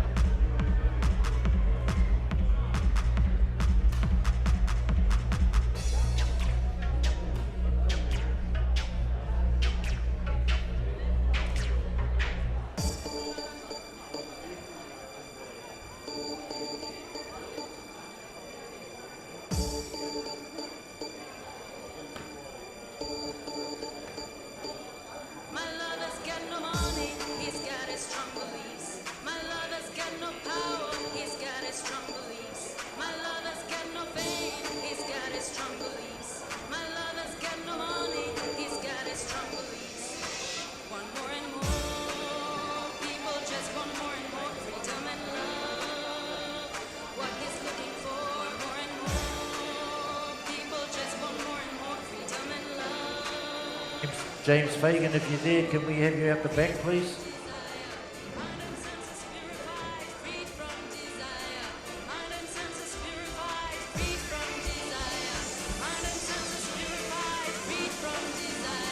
So bear with us, whānau, please. We've just got a bit of a hiccup there. Take a breather up there on the build, boys. We have to sort this out before we get you underway.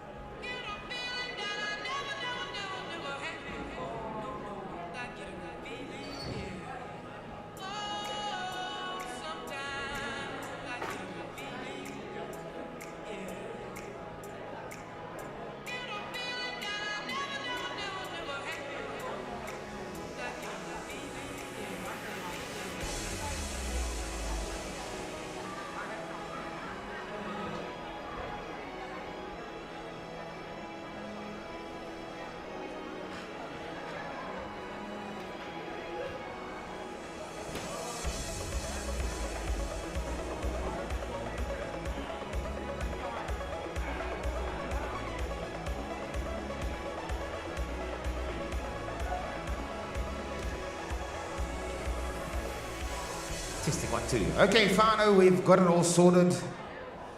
Everybody's panicking for nothing. Don't panic, Captain Mannery. So can we please have our second heat of the open quarterfinals back up on the board, guys? Here we go. Casey Bailey on 1, Shane Rautima on 2, Brooke Hamilton 3, Brett Roberts on 4, Mark Granger on 5, and Corey Palmer is on stand number 6. Hang on to the handpiece, Corey. So let's refresh our memories from that first heat. Tua Henderson took that out and he's the top qualifier, only by a fraction of a couple of point something, 0.3 I think it is, with a time of 6:59 for 8 sheep.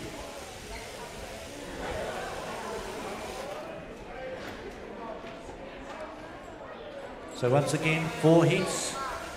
We're going from 24 down to 12.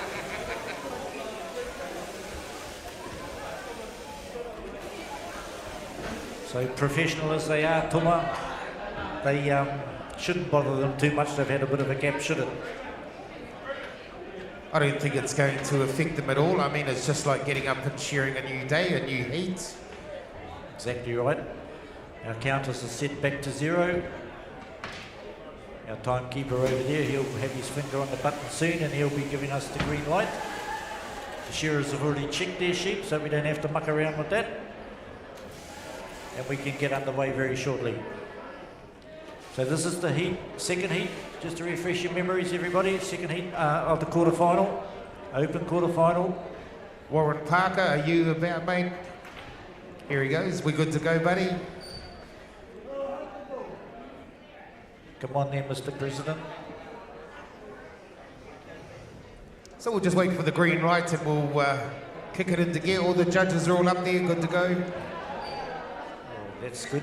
That nice bright light's out of our eye.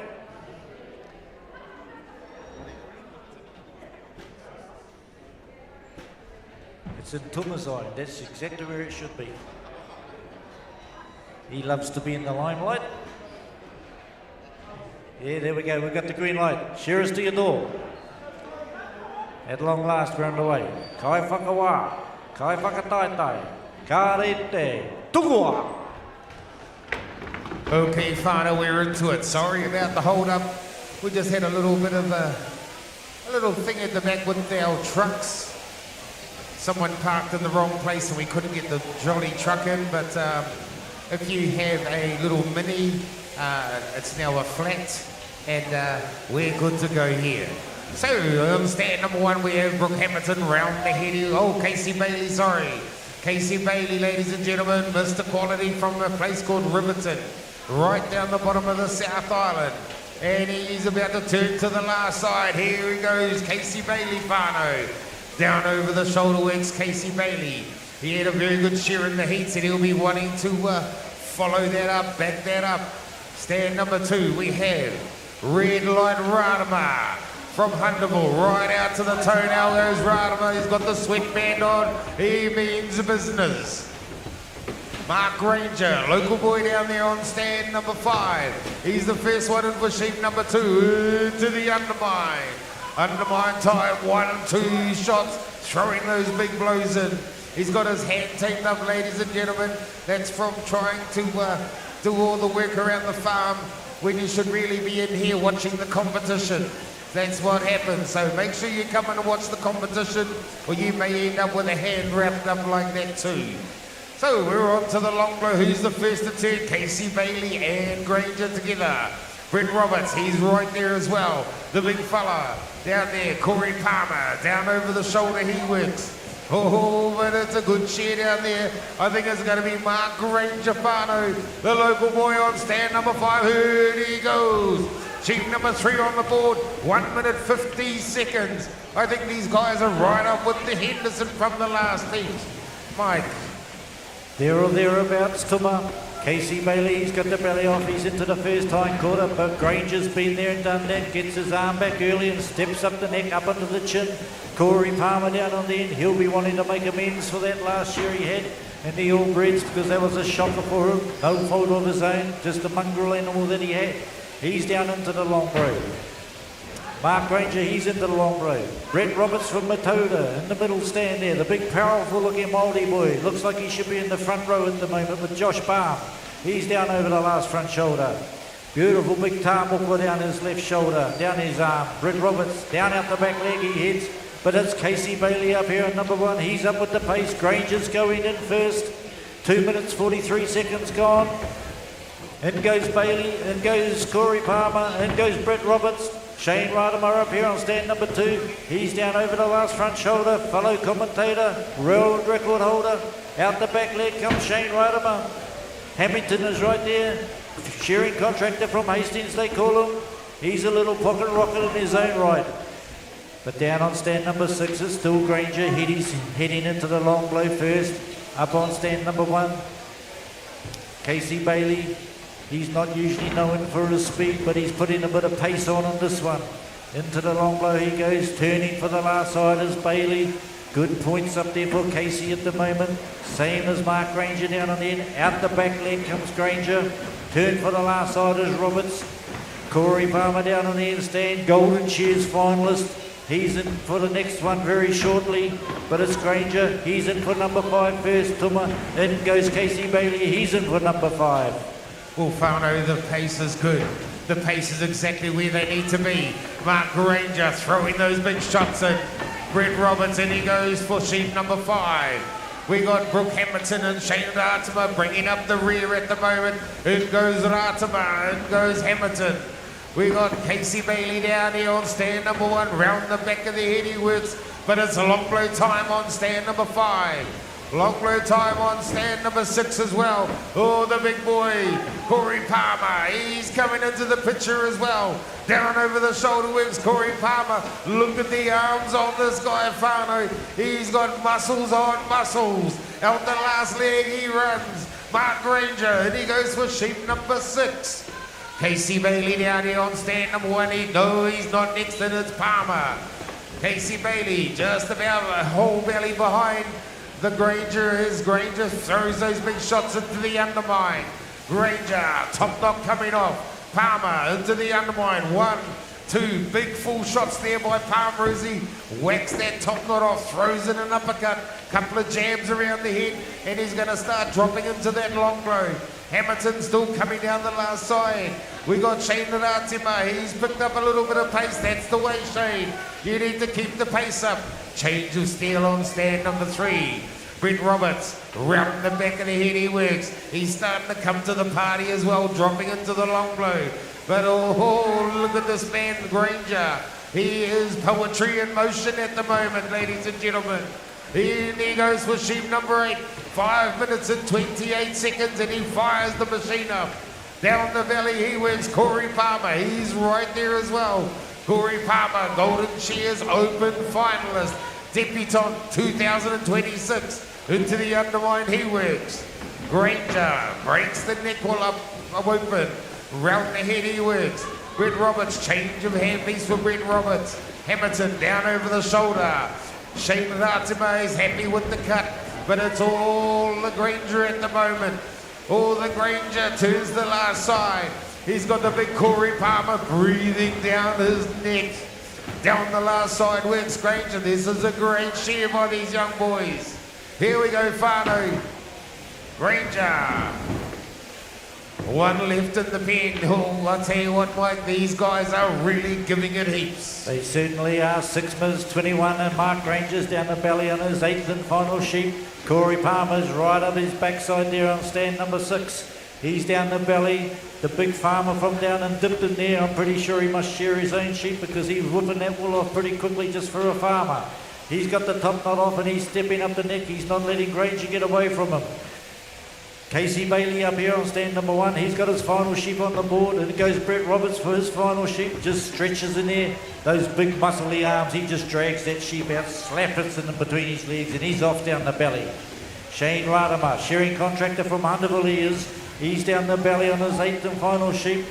On stand number 2, Shane Ratimer, straight into the back hop. Up the backbone he goes, top knot off for Shane. In goes Brooke Hamilton, pulls that sheep out onto the board, and he's down the belly. Time taken for Mark Granger down there, I missed that. 7 minutes and 06. Corey Palmer's right with him at 7:13. Oh, good share by Granger down there. Those are good points. Who's going to be the next one? Up here on stand number 1, Casey Bailey's off. Down over the last front shoulder comes Corny Roberts. Oh, Shane Radimer's coming right back at him. Come on, Shane, you can get him. Come on, Corny, don't let him catch you. Down the backside comes Corny. Here comes Radimer right back at him. Who's going to be going for the next place in Radimer? Oh, he's got him by a fraction of a second. Corny Roberts is the next one. Okay, Whānau heat number 3, Martini Mason on 1, Nathan Stratford 2, Pinearts Abraham 3, John Kirkpatrick 4, Ford Alexander 5, and Clay Harris, you're on stand number 6, mate. But here we go. Brooke Hamilton, last but not least. Well done, Brooke. That's a great heat. Great share, guys. 25.467, 25.553. Some pretty good points up there. 25.722 by Casey Bailey. Ooh, there's nothing in this there, Tama. Look at that. 1, 2, 3, 4, 5 shearers on that 25 mark.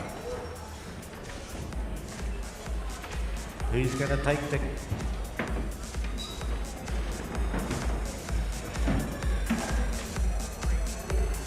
Pi, you're on 3.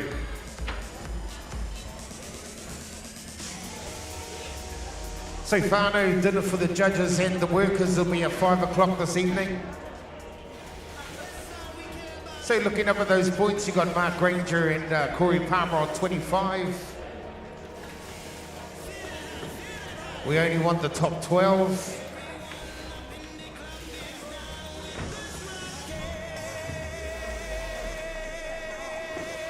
Well, that was a good quick heat. 7:06. Only 7 seconds behind Tua Henderson. But 7 seconds is almost half a point. So that's what how good the fine margins are. And then we look up on the board. Henderson, Granger, Palmer, Samuels, Bailey, Gordon, Buick, Braddock, Roberts. And that's all the time I got to see before it flipped over. So we've got 2 more heats. Is anybody going to knock them off their perch? There we go. Shane Radimer. He's in 10th spot at the moment. Ruben Alabaster 11. Brooke Hamilton's on 12. So it's the top 12 going through. But we've got 12 more shearers to decide that, haven't they? Well, it just goes to show the skill up there, doesn't it? Certainly does. And like we've said all day long, these are the elite of the shearing in the world. Just a fraction of a fraction. Isn't it? Look at that. How many shearers on 25 did you see, Tuma? Or do you need my glasses?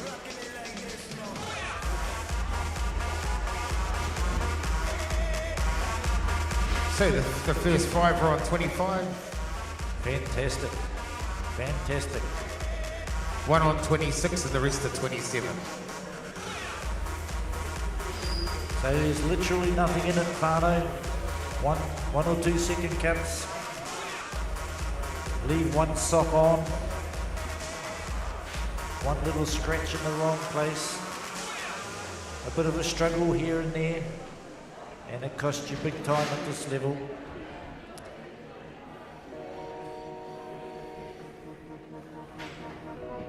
We'll take a minute to thank our judges up there, all those good-looking guys with their Drake Grey shirts on. They do a wonderful job. Except for Flash and Barracliff. It's a thankless task. It's like being a rugby referee. One part of the team loves you and the other part of the other team hates you. So there's a lot on the line, isn't there, Mike? That's why these guys, that's why they're wanting the referee if there's something that's even just minutely different to the others. Exactly right, because you want it to be nice and even. You select your comb for even sheep. And what better man to be checking the sheep to see if they're even? The baby-faced assassin, they used to call him when he was shearing, Paul Avery. He knows the good sheep from a bad sheep. He's a Golden Shears winner. He's a world champion. He's a New Zealand shearing champion. So you ain't going to pull the wool over his eyes, so I would say.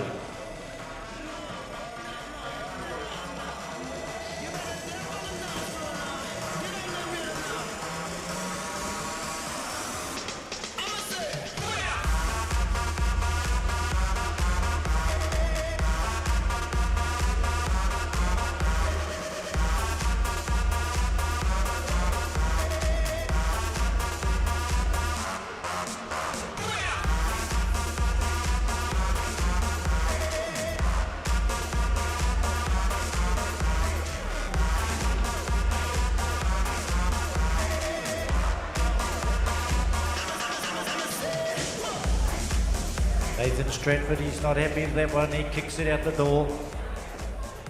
Jack Fagan might get that one in the next heat. It won't matter to Jack. He shares them good and bad, that fella. It's a Runnerman boys. Runnerman, wet, daggy, it don't matter to Jack. He just tears it off anyway. We're just waiting for the thumbs up from Paul Avery. He's checking down on the end. Ben, Clay Harris. Looks like Jack's ready for a sleep. Staying up too late at night, that's why. It's nocturnal. Okay, Mr. Avery, what's happening up there? You happy now? Yes. Shearers to your door. We've got the green light. Kai whakawa. Kai whakataitai. Karete tukua. In they go. And up on stand number 1 we have Martin Mason from down at Masterton. He's down the belly. He's come up through the grades. He's in the open making a good fist of it now. Nathan Stratford, the Invercargill man. He's into the first hindquarter. And over the last couple of years, Nathan's really picked up his pace. Another Masterton man there on stand number 3. The answer they call him, Pairata Abraham, and he's down into the first front shoulder already. Johnny Kirkpatrick, he's from Pucky and he's down into the long load. There's nothing that this man hasn't won in the shearing world. He has everything and he still comes along here to put it on to everybody and say that he's still got the ability, the kaha and the mana to take it out tonight as well. Down on stand number 5, we have Ford Alexander. He'll be happy that he's got into this stage of the shearing and out the back leg. I think only his second leg in the open, but in goes Pye on 51 seconds. Clay Harris, Ford's in there, Johnny Kay, in goes Stratford, in goes Martini. So the pace is up there, probably about 3 or 4 seconds behind that last heat, but it won't matter, they can make it up. In goes Pye into the first hindquarter. Top knot off for him, he steps up the neck. Here comes Johnny after him. Ford's right there with him as well. Clay Harris down on the far end. The man that showed the big tally just not long ago. Over 700 U's. What a mighty effort that is. Long, lean arms. Clay Harris down there on stand number 6. But at the moment, it looks like Pairata. He's the first one to turn over the last front shoulder. Clears the frims off the brisket. Cleans under the last front leg, and he's heading for home. Nathan Stratford's right there with him. Martini Mason's down the last side. Johnny Kay's right there with Pairata right now. And Johnny Kay's pumping it out. Didn't they go together? Johnny Kay had a bit of a slip up. In goes Clay Harris, in goes Ford. Johnny Kay's back out on the board. Nathan Stratford's out onto the board. In goes Martini for number 3. Everybody's got 3 on the board, Tuma. And they've seen what's gone before, and they know they can't muck around or they'll be left behind. Well, you're dead right, Mike. She's all go up there. Right into it of these guys. It wouldn't be hard to think that only like 3 minutes or 4 minutes ago, these guys were sitting down in the back benches.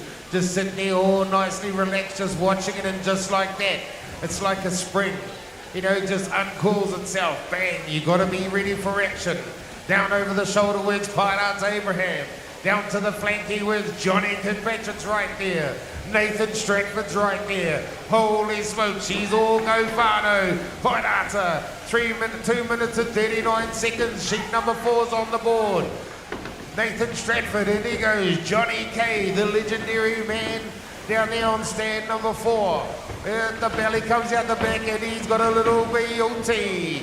Johnny Kirkpatrick, 1, 2 shots. Top knock comes off for Johnny Kay. Nathan Stratford, top knock comes off for him as well. Pairata just managing to keep his nose in front at the moment, Fano. Long low time for Pairata. He is the answer, Fano, as he turns to the last side. Johnny Kay, he's about to turn to the last side as well. There he is. He has arrived. Nathan Stratford, down over the shoulder works this man. Look at him, very, very short, sharp, deliberate blows. Out the last side works Pairata. JK's right there with him. Change of hand piece on stand number 3, ladies and gentlemen. Pairata, and a fresh cut. Johnny Kay, oh Johnny Kay. This is the Johnny Kay of old, ladies and gentlemen.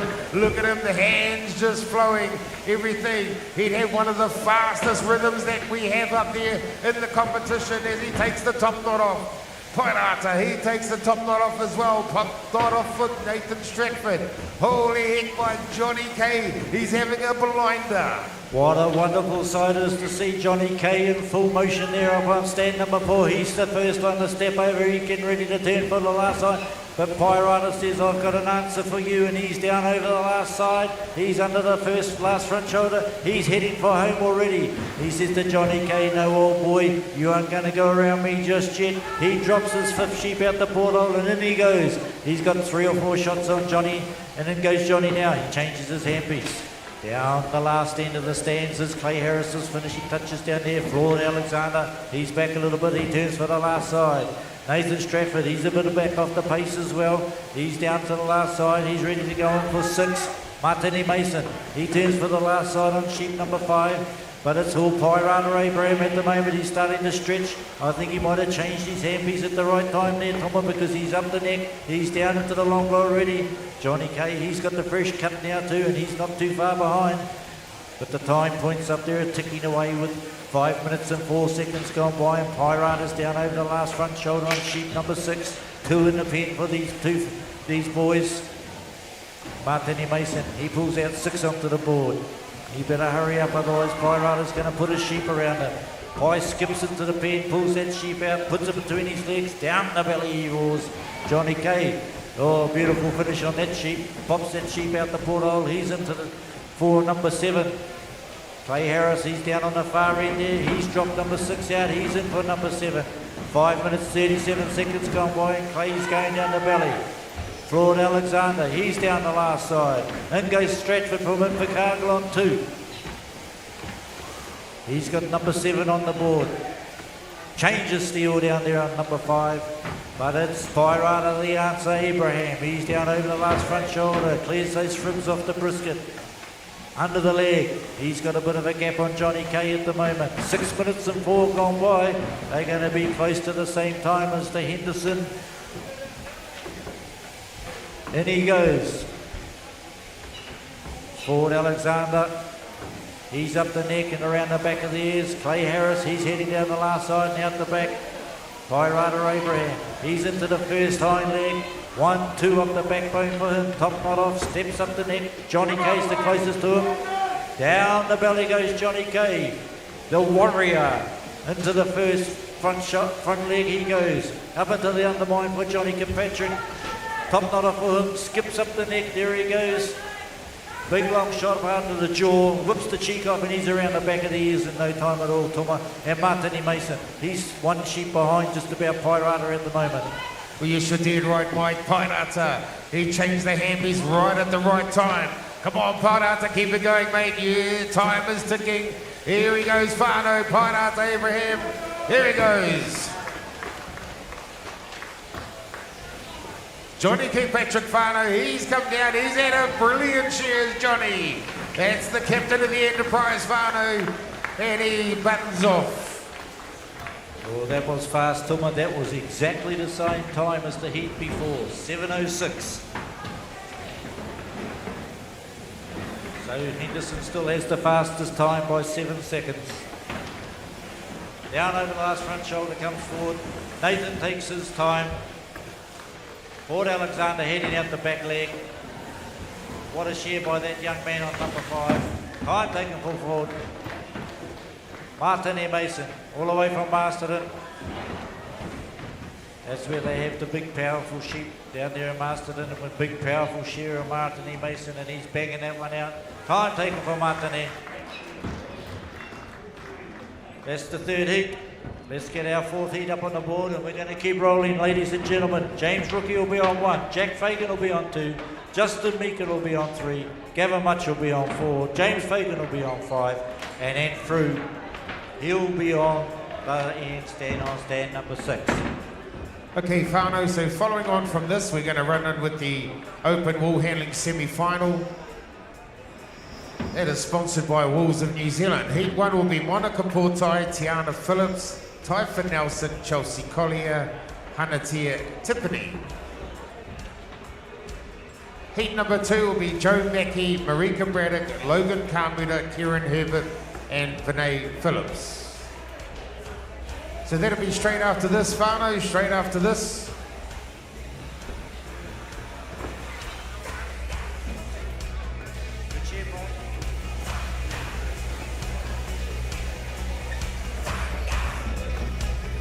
Here's a bit of Akataka for old for We Jack. look up, Turn it sorry. up, mate, turn it up. Look up there on the board there, we have a new leader. He wasn't the fastest man off, but he was to be the cleanest because Nathan Stratford has picked into the first spot. 25.02. Good cheer by Nathan Stratford. Did anybody else out of that heat make the top? Here's Piratas come through.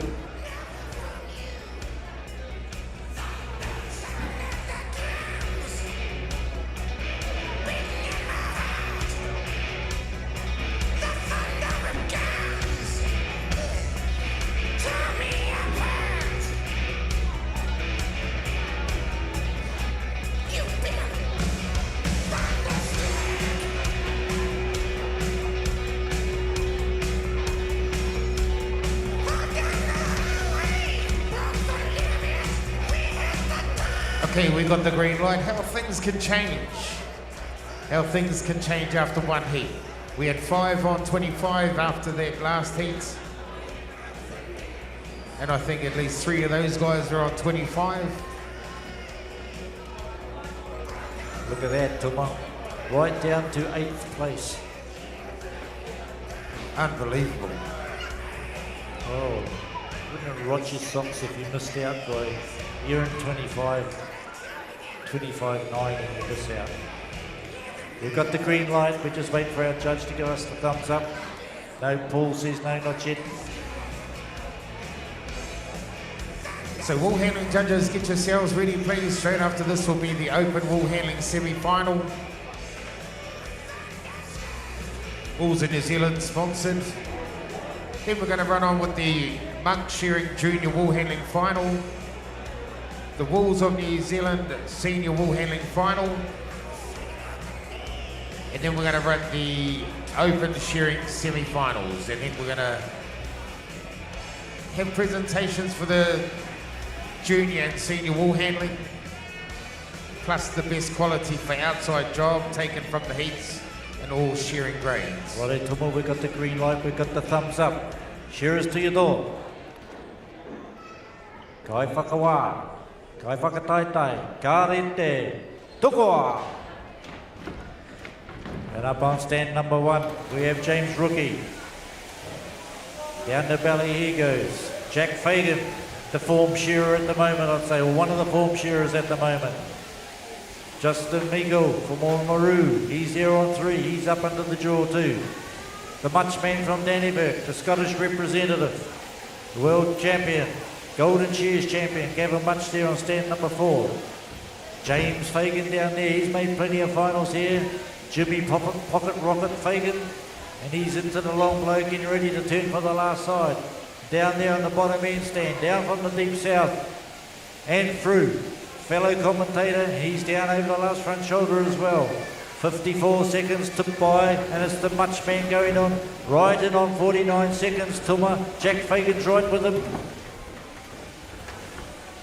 Well, Mike, these guys are going to need to keep that tempo right up through the 8 sheep if they want to make it through into that semi-final, taking the top 12. Top knot comes off for Fagan, top knot off for Meikle, top knot off for Gavin Much.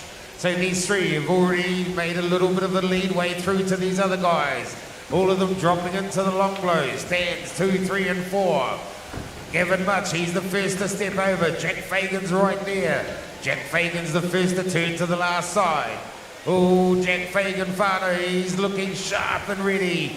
Down the last side he works, lifts that leg straight down to the flank. Out the last side, all the way to the end of the toenail. Shearing Lowell Hall, Gavin Much. Gavin Much is the first one in for sheep number 3. 1 minute 43 seconds. This is probably about the same pace as what the last heat was. Gavin Much, belly out the back and into the undermine he works. Very, very short blows as Gavin Much, but they are very full and they are very much on the skin. That's why this man can do what he can do. Round the back of the head works Jack. Gavin Much has been there, done that. Oh, Justin Meikle's coming to the picture as well. Jimmy Fagan round the back of the head, he works as he starts to drop into the long blow.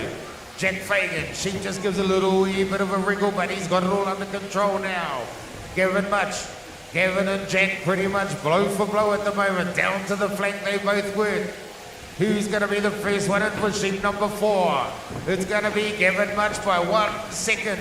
1 second, Whānau. And that could be that 1 second that can keep you out, making that semi-final. Come on, guys, he needs to really work hard, keep the quality right. Into the undermine works Gavin Much. 1, 2 blows. Gavin Much takes the top knot off, steps up the neck. Jack right there with him. Justin Meikle. Undermine. Top knot comes off for Meikle. Jack, Jimmy Fagan, he's starting to try and get a bit of time back as well. We got Ants through, the man with the mouth down there on stand number 6. Round the back of the head he works, he starts the drop into the long blow as well. But it's all Jack Fagan, Whānau. Jack Fagan, Mike, he's got a little bit of daylight between him and Gavin. You two right there, Lightning Jack Fagan, he's not called that for no reason at all. It's because he wears those pants with the lightning on the back of them. Jack Fagan there on stand number 2, 3 minutes 31 seconds, and Jack Fagan's got the belly on, so he's a whole belly in front of the Much man. Don't you just love these nicknames these guys have? Jack Fagan, he's down, top knot off already for him. Oh, Much has lost control of that sheep. It slipped between his legs, but he's into the first hind quarter, but that's given Jack Fagan a chance to get away from him. James Rookie up here on stand number 1, he's changing his handpiece, he's going in for 5 now. But down the far end and through. He's got the top knot off. He's chasing little Jimmy Fagan right in front of him. Jimmy Fagan, he might be small in stature, but he's big in heart and he's powerful and he's dropping out into the long bow. He's not too far off the pace at the moment. He's got Gavin Much in his sights and he's chasing hard. Jack Fagan pulls 6 onto the board. Puts that sheep between his legs. Down the belly he rolls. Justin Meikle for Mamaru, there he is. Oh, he's got a kick. Oh, he's led quickly. He pulls the head out, keeps the control. Very professional. In goes Much for number 6. In goes Jimmy Fagan for 6. So those two are sharing along together. Change your handpiece for Meikle. But Jack Fagan, he's got it all by himself here up on stand number 2 at the moment. He's looked at the other shearers and the best time of 6:59, and the other 2 heats were on 7:06. He's about that pace at the moment. Down over the last front shoulder for Jack Fagan. Meikle's got the top knot off. Much is dropping into the long blow. Jimmy Fagan down there on 5. He's dropping into the long blow. And Fru's not too far back. He's dropping into the long blow as well. And back off the pace a bit is James Rookie up here on stand number 1. Fagan changes his handpiece and pulls out 7 onto the board. 5 minutes 20 just tipped over and Jack's down the belly. Gavin Much finishing touches for him. Jimmy Fagan's right with him. Ant Fru's right there with them as well. So Ant's coming back into the picture. He's not too far off the pace of the 4-5 stands. Down the belly goes Jimmy. Down the belly and into the first hind quarter goes Gavin Much. Jack Fagan, he's up around the back of the ears. Meikle's down the belly. Meikle's down the belly. James Rookie, he's down the belly, but Jack Fagan, he's got a good commanding lead at the moment. He's turning for the last side. Jimmy Fagan and Gavin Much, they're both dropping into the long bow together. Much is the first one to step over. Jimmy steps over now. But Jack Fagan finishing touches on 7 and he'll be going out for his 8th and final sheep any minute tour, and 6 minutes and 13 seconds gone by, so he's right on the pace. He certainly is right on the pace as Jack Fagan. He's woken up. He was having a little bit of a doze on the seat like he was on the marae, and now he's right into it. Oh, Gavin Much, that sheep trying to get away, you got to be faster than that little one. Jack Fagan, round the back of the head he works. The next one closest to is Jimmy Fagan as he takes the big blows into the undermine. Top knot comes off on stand number 5. Gavin Much, top knot comes off for him, but it's all Jack Fagan at the moment. Whānau. Jack turns to the last side. Keep it going, Jack. Just locks that sheep's head in there. You stay there, girl. I just want your wool. Jimmy Fagan, is he going to be the next to turn? No, it's Gavin Much, but it's all Jack Fagan Fano. He's having a great cheer. There we go, gets his time taken. Unofficially 7 minutes 7 seconds. That's the fastest time for today. Gavin Much is going to be next off. Justin Meikle, Jimmy Fagan. There we go, Jimmy. Well done, Jimmy. Well done, Justin. Holy moly, they're all 25s. There we go, time down there for Ants through. Well done, Ants. And time for James Rookie. Congratulations, guys. Well, Tuma, we have an 8-second difference from the first heat to the last heat. 6:59 by Henderson in the first heat and 7:07 by Jack Fagan in the last heat. So you wouldn't believe it, Jack Fagan was just smashing it out there, but he was in the slowest heat by 1 second.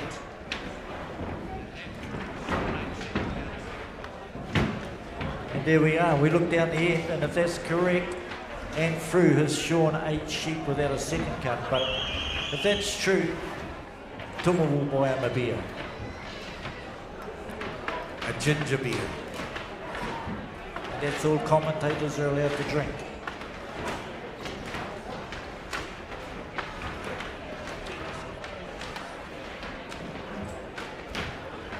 Stefano, we're just going to get our resident shearers together and we're going to run on with our open bull handling semi-final.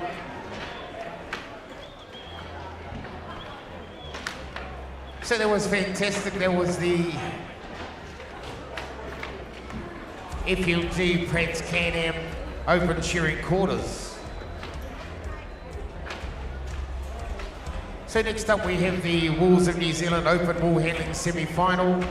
Then we'll have the Monk Shearing Junior Wool Handling Final. And then we'll have the Wolves of New Zealand Senior Wool Handling Final. So we've still got another 5 events left before we break for afternoon smoko, afternoon dinner.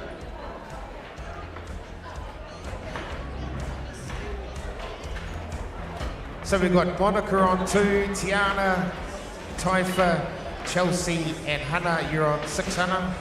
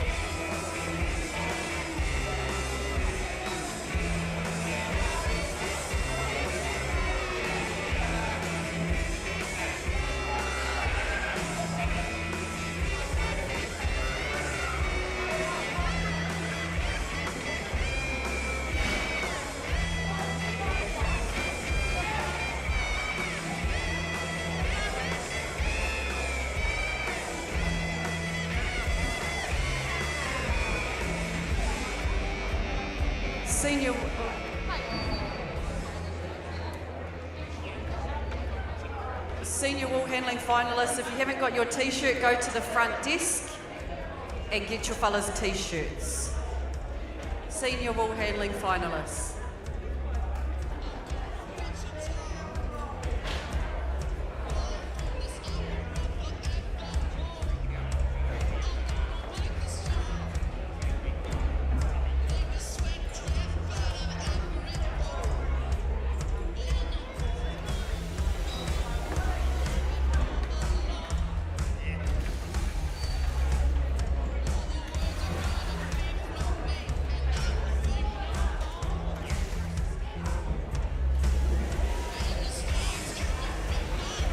Grace, are you still in the building? Bruce, Grace?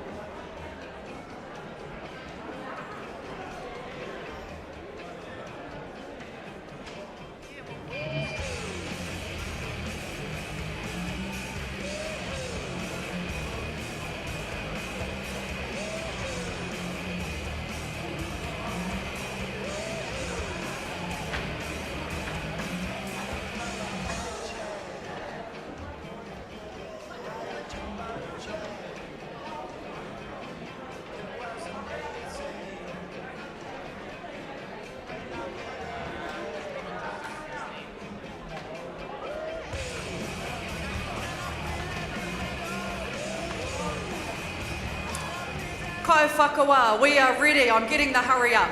Kai whakawā, kai whakataitai, kia rite tukua. Open wool handling semi-finals. 2 heats of this, 5 sheep each. 5 sheep each, it says in the book. Should be 6 in the open final. Okay. We're finished with all the shearing stuff. Now we've got the wool handlers up there. Monica Portai got the long broom up there on stand number 2. She wants to make sure she's getting right in there with this open wool handling final. Into the crutch wool they all go. Jimmy Fagan up around that top notch. Typha Nelson, she's right up there with the play too, as is Tiana Phillips. She'll be absolutely wrapped to be up here in this big semi-final here today. Who else have we got down there? Chelsea Collier from Masterton now, this young lass. She's residing in Masterton. And of course our local lady, Hanatia Tipene. She reckons she wasn't going to come and have a turn, but here she is up there in the top 10 open competitors here this afternoon. Tiana Phillips just works her way around the site, that long blow wool, removing any discoloration, any stain. Some of these sheep have had a bit of a rough ride on the truck, just from what I can see from over here. Been rubbing each other up with their dirty bums. And I'm not being rude, that's what happens. They rub each other up. Shimmy, shimmy over, sissy. Give me some room. A little bit of a blend up down there for all of these competitors. Double checking those A lines, making sure it's nice, bright and white. That's what the farmer wants. He wants all of that good body wool straight to the wool buyer. Into the baskets it goes with the bellies and fribs. Portai just flicks a wee sock out there. Chelsea Collier in the basket it goes for her. The wee pocket rocket down there on number 4. Working away nicely with her shearer, collecting all of that medullated fibre from around the top of the head. Typha Nelson, our sole South Island competitor. Into the long blow she comes. Gets the leg up there on the board to help stretch herself out there a little bit further. Tiana Phillips catches that last eye clip. Down the last side, her shearer comes. Oh, those shearers, they look like they've warmed up a bit from this morning. The wool's coming off a little bit faster. The pressure's coming on a little bit harder. Who's had a nice good rest while they've been away, waiting for their semi-finals to happen? Portai double checks those baskets, making sure that she's not overthrowing, underthrowing. Under the watchful eye of Joe Hopkirk up there. Round the back of her shearer she goes to wait for that belly wool to come off. Tiana Phillips, bit of a shake up, shake down. Whichever way you want to do it, just blend it well, mate. Into the crutch wool goes her shearer. Chelsea Collier right up there with her shearer down there on number 5. Hanatia Tipene, the school teacher, shearing contractor, dives into that crutch too, gets all of that sock wool out, catches a top notch. She tells me she's feeling her age today, popped a hip in the first round. She's been on the table though, we've worked it out. I tell you what kids, the struggle is real. Prince Tuiteka was a liar. Life does not begin at 40 for the Wahine. She's all downhill, mate. She's aches and pains and creaks and cracks. Monica Portai working away on that long blow, removing any of that discoloured wool there, Tuma. Oh well, Whānau, we'll bring it back to the wool handling here and aches and cracks and all that stuff. This is about wool, Whānau. It's about the beautiful white fibre. This is what the farmer gets paid the big money for. The farmer, he loves his sheep, he nurtures them, he makes sure they've always got good water, good food, and in return they give him lambs and beautiful wool fibre. So this mainline fibre, that's what they're playing around with that on the floor there. That is worth between $4.50 and $5 a kilo. And what we need to do from here is this, in the wool shed, we go to work and the wool handlers are the ones that actually make the farmer the money. They add value to the farmer's wool clip. It's still a multi-million-dollar business, the wool clip in New Zealand, Aotearoa, Whānau. And at the moment, we've got a lot of pine trees in New Zealand, we've got a lot of dairy farms, and so we're down to 21 million sheep in Aotearoa, New Zealand. So with the decline in sheep numbers, and there's also these self-shedding sheep that are sort of making an appearance around Aotearoa, New Zealand, this stuff here is actually worth a lot more than it has been in previous years. So in being worth more, the farmer wants a better job done on his wool than he has previously. Previously, the farmer just like, oh, just A's and B's, mate, that's all we need. But now, he wants it all taken out. Okay, semi-finalists, top qualifier. This is for the open shearing. Jack Fagan, Nathan Stratford, Tor Henderson, Mark Granger, Corey Palmer, Leon Samuels, and Frew. Gavin Mutch, Casey Bailey, Pairata Abraham, John Kirkpatrick, and lucky last one in is David Gordon.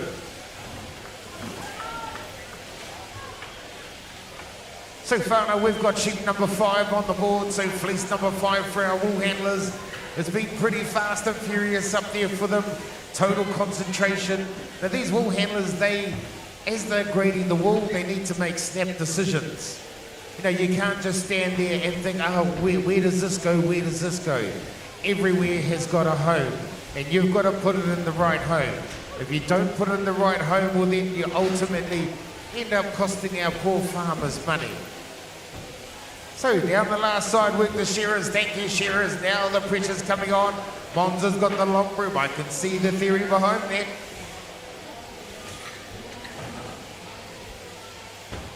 So here we go, we're going to be in the shakedown once the shearer pulls the cord. 30 seconds is the time. Time starts now. Come on, Whānau, get her behind. Chelsea, she's there. Tiana's there. Monica. Taifa. Hanatia, the local school teacher, come on, where's all the locals? Get her behind them. Taifa's got the brim in hand. Taifa's happy with the blend. You could lose up to 30 points. Here we go. Time for Taifa. Time for Mons. Hanatia. Chelsea. Come on, Tiana. Time for Tiana. Give them a big hand, ladies and gentlemen. Pupai te paki paki. Ooh, that was a little bit exciting. Stand 2, Joe Mackey, Marika Braddock, Logan Kamura, Kieran Herbert, Vinnie Phillips. Couple of young guns up in this heat, couple of old soldiers up in this heat. That's what we like to see, a real ding-dong battle up there with the young and the old. See who's still got the goods and see who's the up-and-comings. Here we have got a couple of the old trouts in there.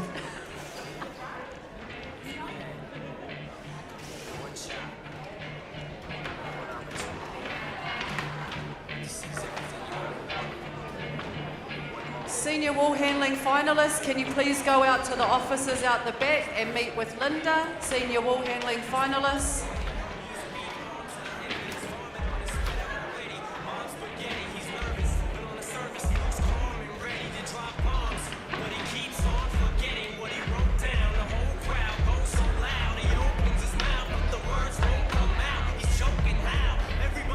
Junior Wool Handling finalists. Can you guys please be ready? Junior Wool Handling finalists. You guys will be up after this next heat.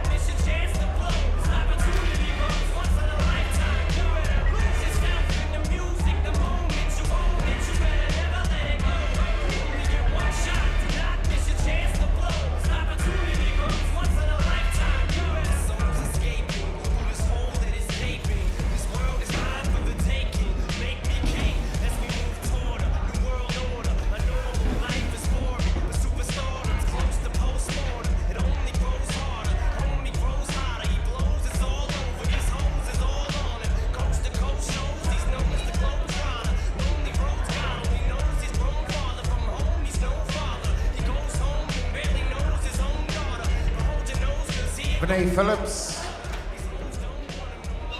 Vinny Phillips, are you in the whare? Your semi-final is on, bub. Oh. What's everyone panicking for? Okay. Kau whakawā. Kau whakataitai. Kia rite tukua. Settle down, Jimmy Fagan. Just settle down, mate. Oh, Jimmy Fagan. Oh, pocket rocket up there, getting all excited. Just wants to share some sheep. Into it he goes. Joe Mackey's his wool handler, coming back from Mahitareira to support our New Zealand Shearing Championships. Thank you very much, Joe. And I bet you're absolutely rapt to be up there in this top 10 here today. Marika Braddock, World Champion team member. World Champion second at the World Champs to Joel, was she? Yep, second at the World Champs down there in Masterton. One of the top up-and-coming young wool handlers, obviously.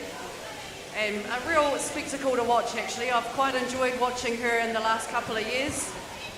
And enjoyed watching her beat me into retirement.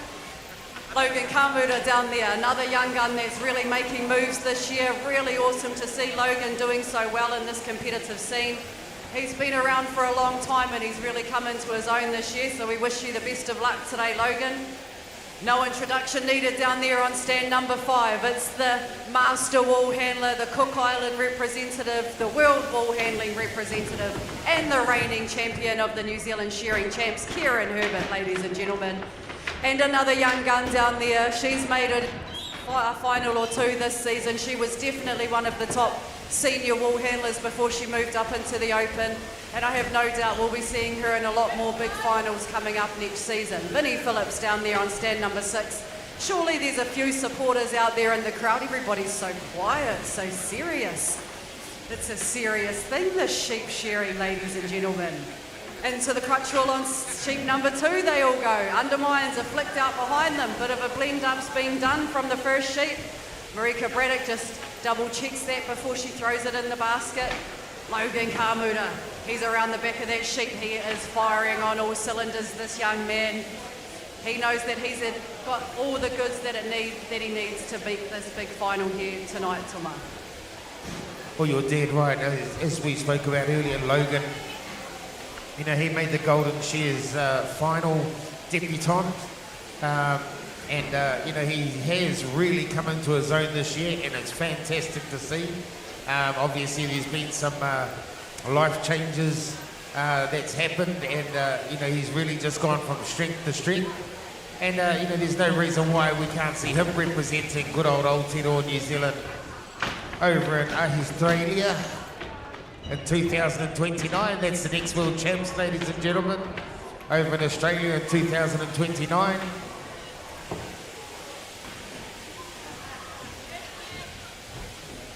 So we got Kieran giving the wool a bit of a blend. Young Vinay's giving their wool a bit of a blend as well.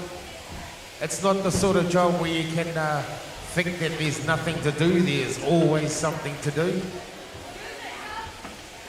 And so the wool handlers, they're working furiously and constantly. So up on the board, they've got one eye on the judge, one eye on the shearer, and one eye on their baskets. I'm not sure which one's watching what, but anyway, that's just how they roll. And a lot of these judges here, they've been past wool handlers, so they know where to hide everything, because back in their day, they were masters at it too. So the shearers are turning to the last side. They've got to grab that cheek wool. So the cheek wool is a hollow fibre or methylated fibre. So that wool will not accept any wool dye. So if you get any cheek wool or top knot wool or sock wool go through the processing plant and end up in a black carpet, you're going to end up with little white specks all over the place. And then you've got the wool from underneath the legs, that's where they've been lying in the mud. And that wool becomes discoloured as well. Then you've got wool from around the bum area. That's the fertiliser works. You know, so around there you can get a bit of shites or stain, pizzle stain. So that stuff all needs to come out. So that's what their baskets are. They've got 6 baskets in front of them, and every one of those baskets, except for one, should have a line of wool. At some shows they disregard something, like they'll disregard the yellow, disregard the wet, disregard pen stain at times. But here, up in Te Koiti, there's no disregarding of anything. Everything has got to come out. So with second shear, or as it's branded on the bale, 2-bar S, this stuff is all, because it's a bit shorter, it will not hold together, so all the processing of this wool is done up on the stage. Whereas when the wool is 12 months long, that's when you'll bring out the table. The tables come out, and that's when you throw it on the table and process it there. So everybody looks like they're under control at the moment. Nobody's looking running around like a chook with its head cut off up there yet. That'll come probably once the shearers have pulled the cord. Kieran Herbert is starting to stack her baskets. Marika, she's starting to stack her baskets as well. The reason they stack the baskets is they want to give themselves as much wool room to blend as possible, without sort of blending into your good wool, into your oddments.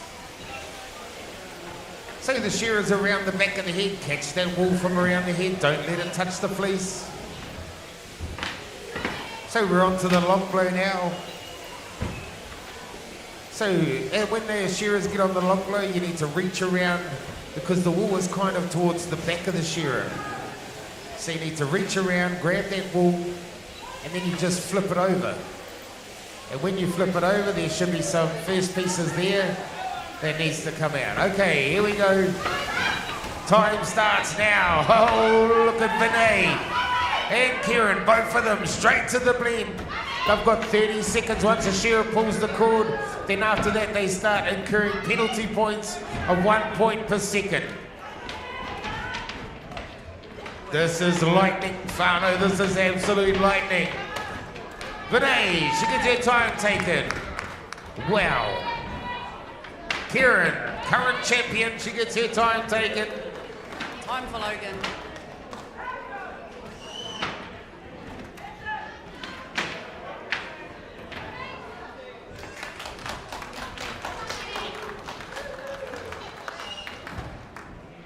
Well, that's about as good as it gets in the wool handling arena, folks. That was the top 10 open competitors. And probably amongst that top 10 was 8 of the top New Zealand competitors that we've seen vying for spots in the whole season. So it's going to be a real deal battle to see who's going to make those top 5 spots for the final here later on this evening. Hopefully tonight's crowd brings a bit more energy to share with the competitors and encourage them along a little bit. You know, we really appreciate it when we're up there and the crowd's giving us a bit of the emoji, cheering us on. So hopefully tonight we'll get a bit of that. Maybe even this afternoon while we're getting amongst these junior and senior wool handling finals. So that's what's up next, Whānau. We've got the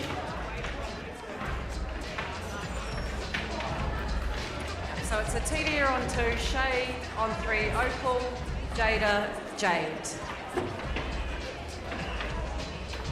I've been told to give Opal a big shout out from her whānau out of Pongaroa. They were messaging me last night.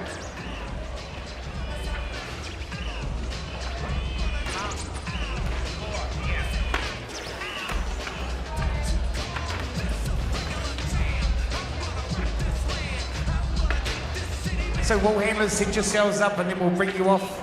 Come off over by the commentator's box. And then we'll bring you on. You deserve this.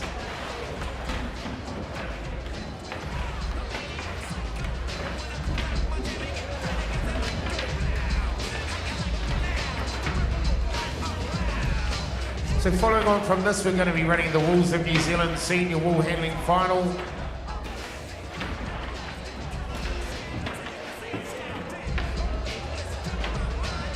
And then after that, we're going to be running our open shearing semi-finals.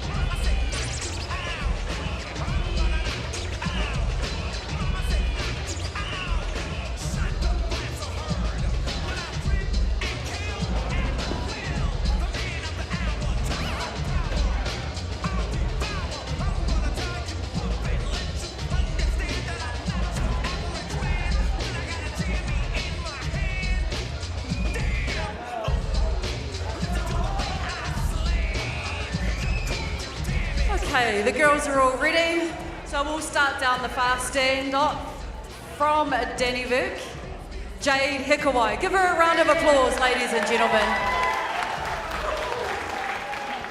On stand number 5, she's made a final or 2 this season. Give it up for Jada Malanta.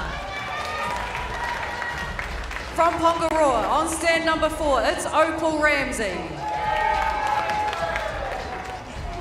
And she's the newcomer to the block. This is her first final. Give her a big round of applause from Wairoa, Shay Stewart.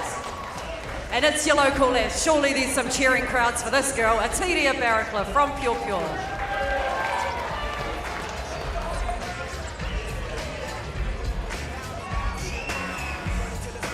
My phone's gone crazy. Is everybody getting warnings? Be safe, stay inside. Come to the New Zealand Shearing Champs. Nice and dry and warm. Plenty of beers, plenty of food. Come on down. Kai whakawa. 4 sheep for these wool handlers to handle. Kai whakawa. Kai whakataitai. Kia rite tukua.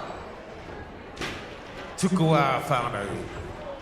Okay, whānau, if you are in a final or something, there is a live stream. I'm pretty sure most of you would know about it, but it's www.nzshares.co.nz. So here we go. We are into the junior final. The junior wool handling this year, I feel, has been pretty super strong. And a lot of these young girls have been around to all the shows in the North Island that I've been to. You know, and it's quite an expense to be able to come to these competitions. but it teaches you how to do the job right. And if you can bring this into your everyday work life, Tia, man, you can go anywhere. Absolutely. We definitely appreciate a young one that's willing to learn and do it properly. And that can take you all over the world. Literally. There's sheep in just about every country in the world. So if you want to do it and you want to chase it and you're passionate about it and you're willing to put in the mahi to save a bit of pūtea, you'll be able to go anywhere and everywhere. But it's all about here, right now. NZ Shares, the Les Munro Memorial Hall, down here in Te Kuiti. Atidia Barracliff, the local girl, just flicks through her last few bits and pieces. Shay Stewart, she's nervous, she says. Well, I tell you what, bub, you're up there. You've done the hard work now. It's all about just keeping your mind right and looking pretty and blending the wool properly. Down there on stand number 3, Opal Ramsey. Great young competitor from Pongaroa. Didn't even know there was too many sheep over that ways, but they reckon plenty of sheep here, girl, if you want to come and get a job. So that's it, folks. Pongaroa, the place to be. Jada Malenta. She's been around the Mutu this season. Her partner's been sharing in a lot of the senior competitions as well, and she's had a baby in the middle of it, so she's doing very well to be up here with these top senior competitors here today. And Jade Junior, Aroha Mai, Junior, getting ahead of myself. Jade Hikawai down there on stand number 6. I've watched her in a few finals too. I've seen her at the pre-share. She did very well down there. She'll be absolutely wrapped.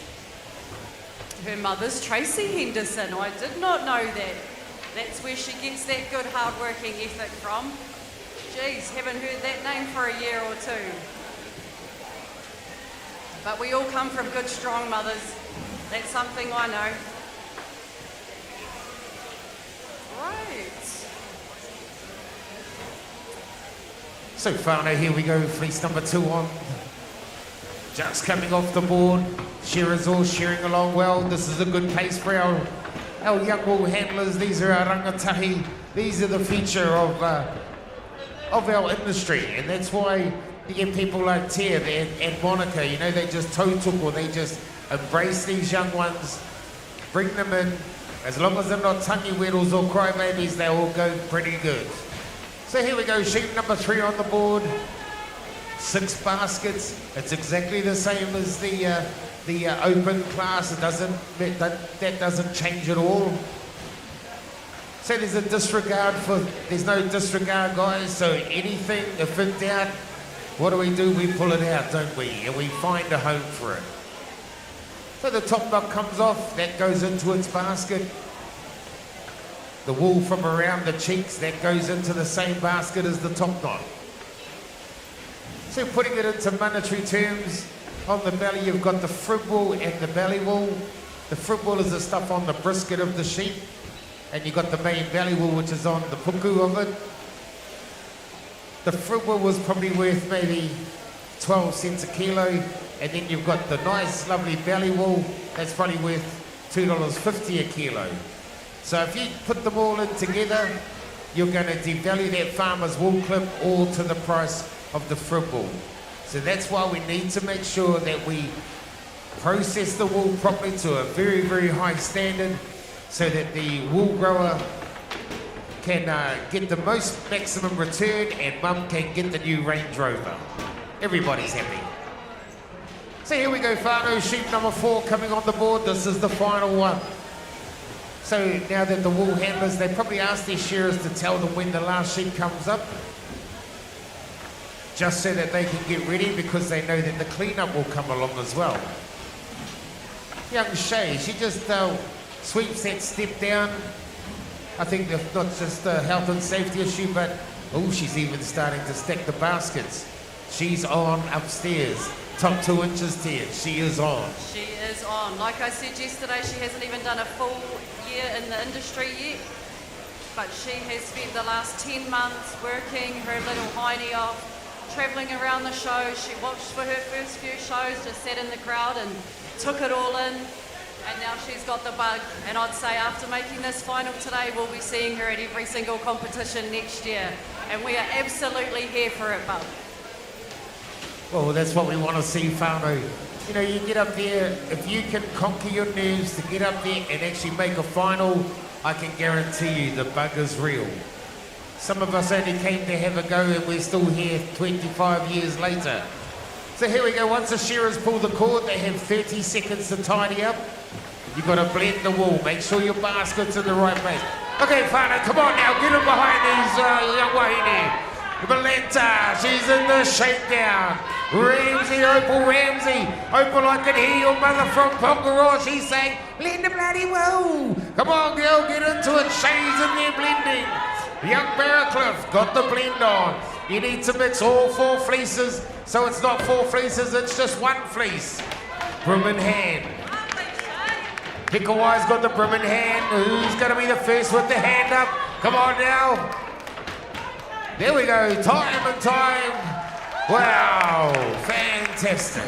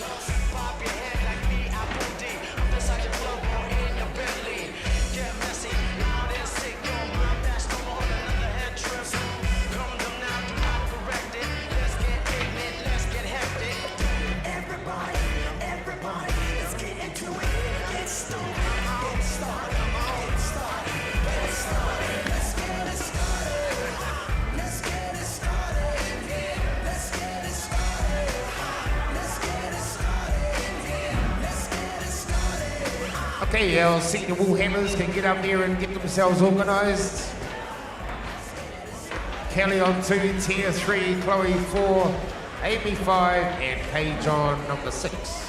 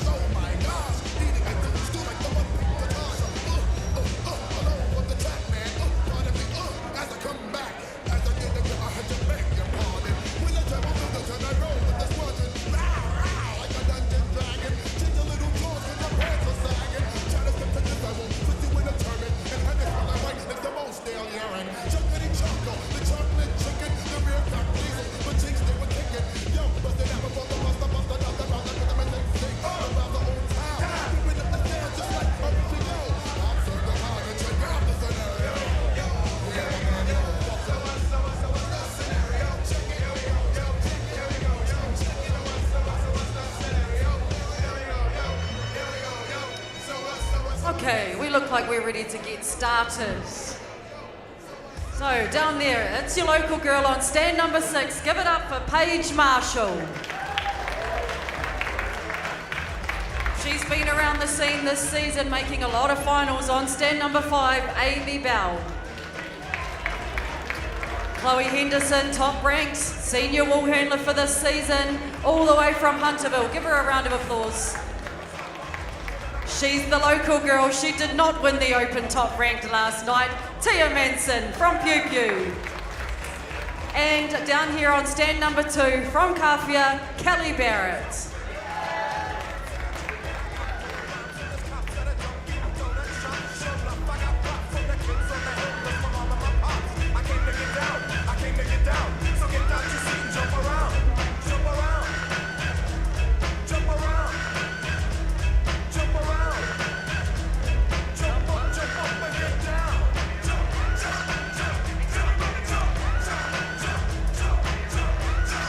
Girls, that's what we want to see at that blend up. We want to see you jumping up and down and all around.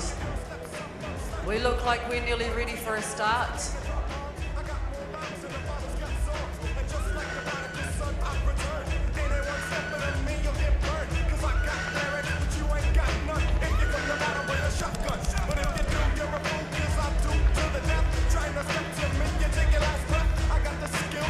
The judges made an executive decision up there to throw one of the sheep out.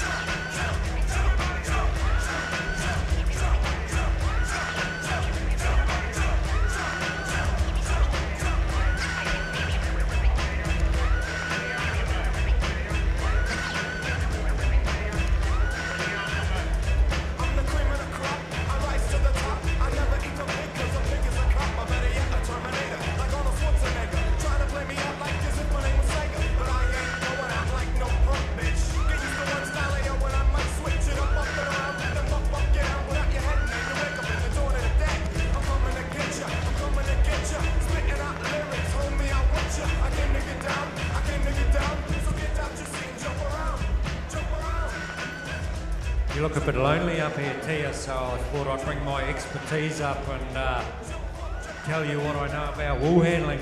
We love that. It won't take very long because I don't know much at all. You know how to teach us to turn those cords on and off though, eh, Digger? Oh, that's the first job. Yeah, that's the first one. Yeah. Second one's put the jug on. Third one's put the beer in the fridge. That's the 3 rules. That's why I'm such a good rousey. Okay, we look like we're ready for a start. Kai whakawā. Kai whakataitai. Kia rite tukua. How's your reo Māori practice been going this weekend, Digger? No, I've not too good this weekend. I've been busy elsewhere, trying to do a little bit of shearing and a little bit of judging. Yep. But I'll leave that to you experts. You have to get Jack on the job when you get up there on the trailer. Yeah. Oh, I think we're going to practice our French. Oh, they're into it up there. Crutch wall's already been removed. Chloe Henderson just flicks that down on the ground. Undermine's gone, top notch is gone down there in the middle stand. How much points if you don't get the crutch? It could probably be a maximum of 15 if you miss it completely. And depending on the hindrance of the shearer, like say you're still in there and your hand's in the way, if you hinder the shearer, that can be a 5-point penalty as well. Oh, okay. Yeah. So even though it's us competing, we're not allowed to get in the shearer's way, which seems a little bit backwards to me, but the rules are the rules, Digger. I mean, you know, we've got to stay out of the way on the daily basis, so I guess we've got to stay out of the way when we're up there competing as well. Keep all our fingers onto the floor. Nothing worse, when you're shearing and the rousey trips you up or something like that, or just gets in the way, so it's all about timing. That's right. You've got to get that timing right. You've got to move the wool at the right time. And you know, if the shear is too fast for you, then leave the wool there and get it later on. Like, there's nothing wrong with that when you're in the shed. But up here on the competition stage, you need to keep it moving, keep it flowing. Otherwise, those judges are going to start penalising. Round the back of the shearer goes Manson down there on stand number 3, removing a bit of frib wool. Old mate in the middle, he's having a little battle with himself. Shane Radama. I'd say there's quite a bit of work in these sheep for a wool handler, Tia, like a little bit crusty underneath, a little bit of, around the legs, the wool looks a little bit dirty. Yeah, I noticed that too just from sitting here. They are quite dirty, especially around the back legs and the points.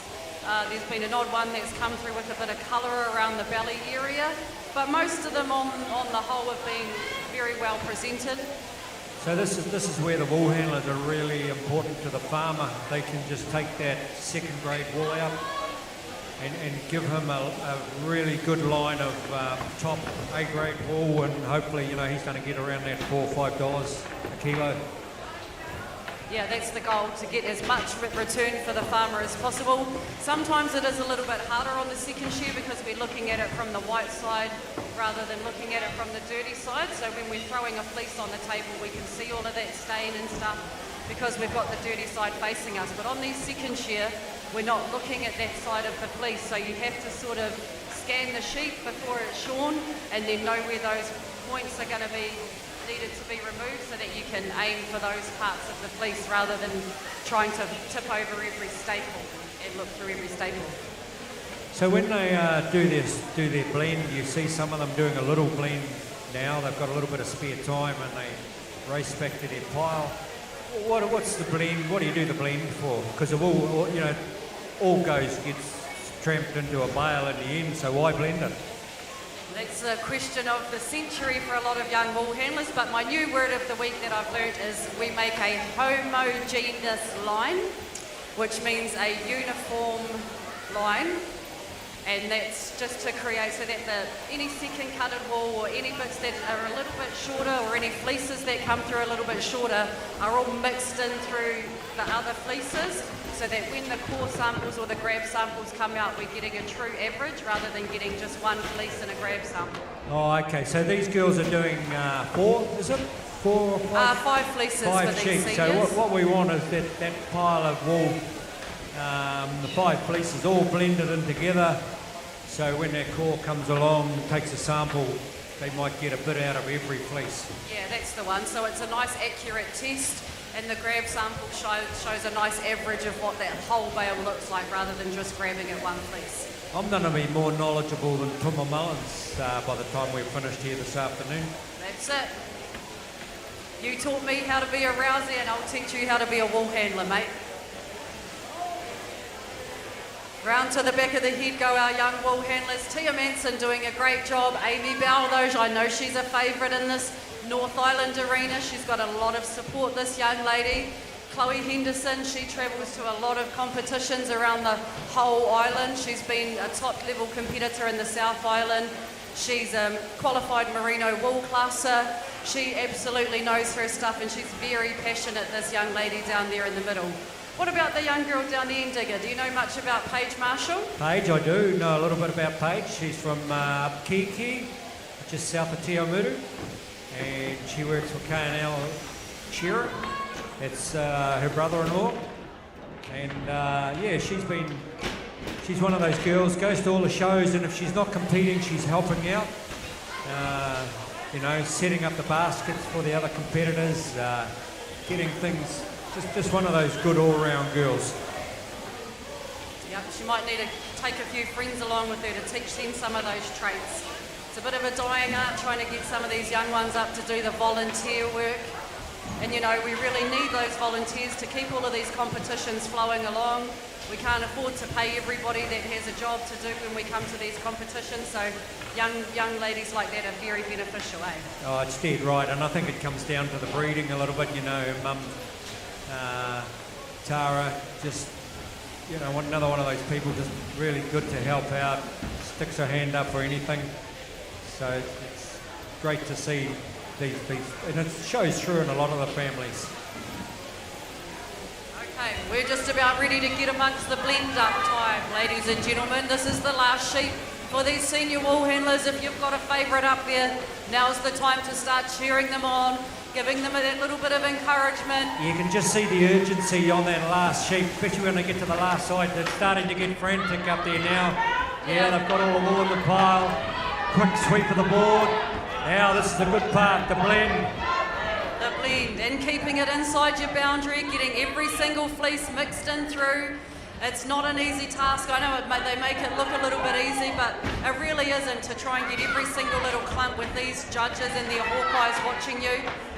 Tia Manson, she's getting right in amongst that. Chloe Henderson though, broom in hand for her. She's going to have a nice quick time down there in the middle. Oh, I think Kelly down here is going to be... Kelly's first. Oh, she's almost a draw all the way along. Well done. Nice Nothing in the effort from time. Paige. Nothing in the times. It's all going to come down to the quality in the blends. Dig up. We're back into some shearing. So just before they go, big hand to our resident shearers. Thanks, guys. We'll see you back later on doing some more shearing. I know Red Light Radama, he reckons he's going to get a stubby for every time he goes up there to shear for the wool handlers, but I don't know. I'll have to talk to the committee about that, Red Light.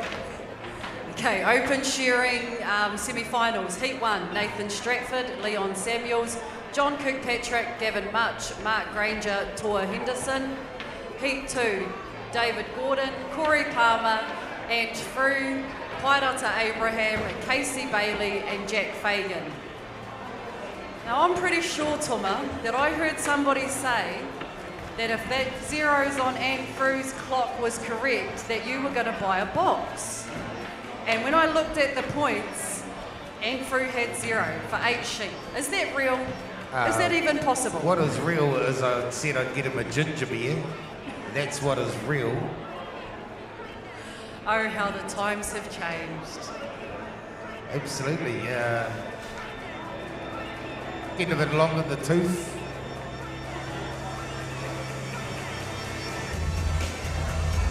Back in the rats here, we would have been worried about trying to sneak beers in here. So here we go, Whānau. Next up is the open shearing semi-finals. If it's anything to go from the open quarterfinals, man, it is going to be amazing.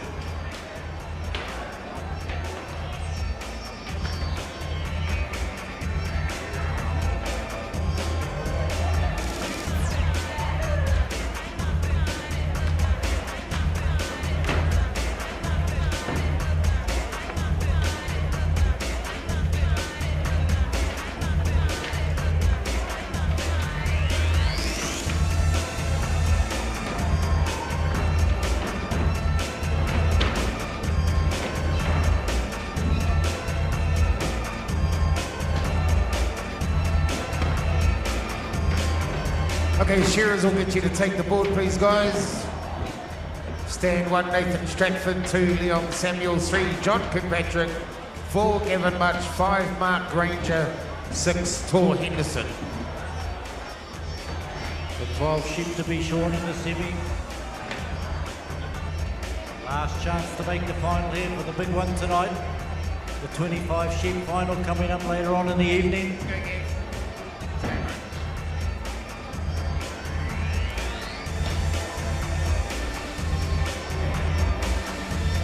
We have last year's champion down there on stand number 6, Tor Henderson. In front of him, Mark Granger. He gave him a hell of a run for his money in that 25 sheep final last year. The Much man there on stand number 4.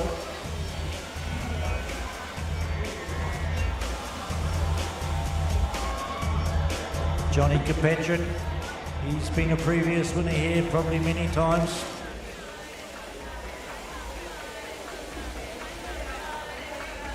Liam the Lionheart, he's won this event as well.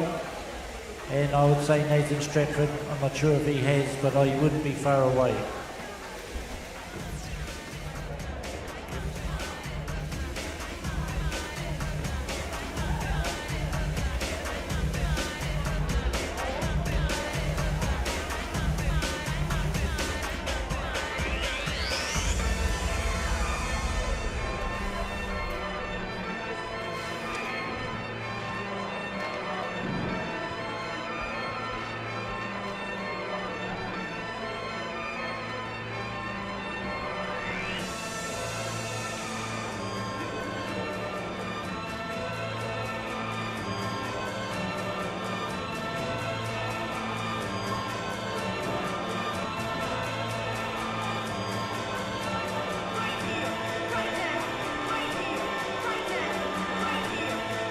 Well, whānau, we're about to get in. We're going to find out who our top 6 finalists are. That'll share later on this evening. We have the top 12.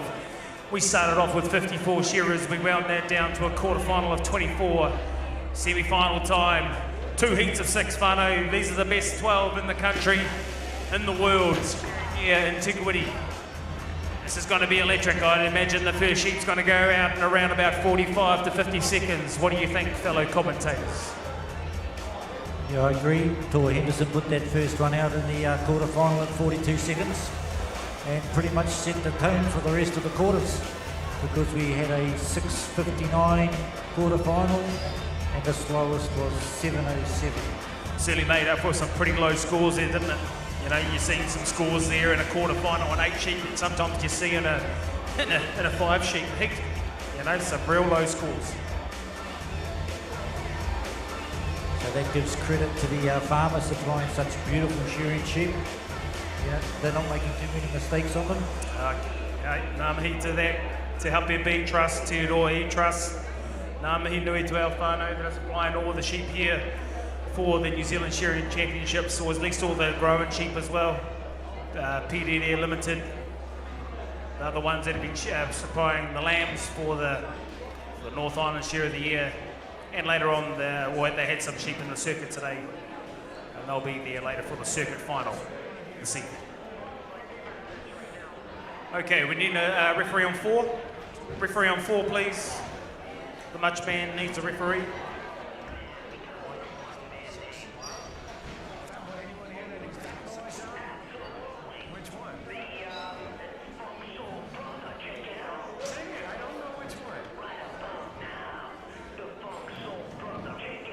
Okay, whānau, I have your finalists in the open wall handling in order of qualification.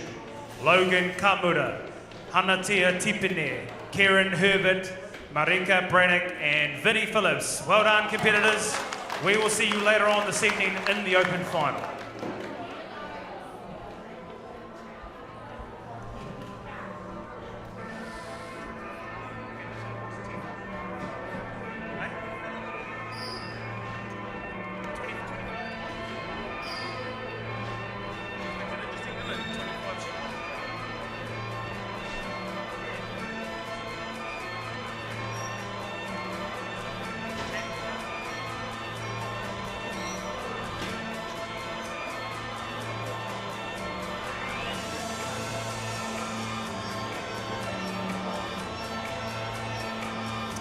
So whānau, if you've just turned up here at the New Zealand Shearing Championships, the shearers have the right to call a referee if they're not quite happy with one of their sheep that may have a bit of sand in the back, which is going to affect their cut, or maybe it's a bit larger or not quite even, and then the chief referee, they get to come in and make the call on that. So Gav Much is just getting his pen sorted out now. A lot of these guys all have an order.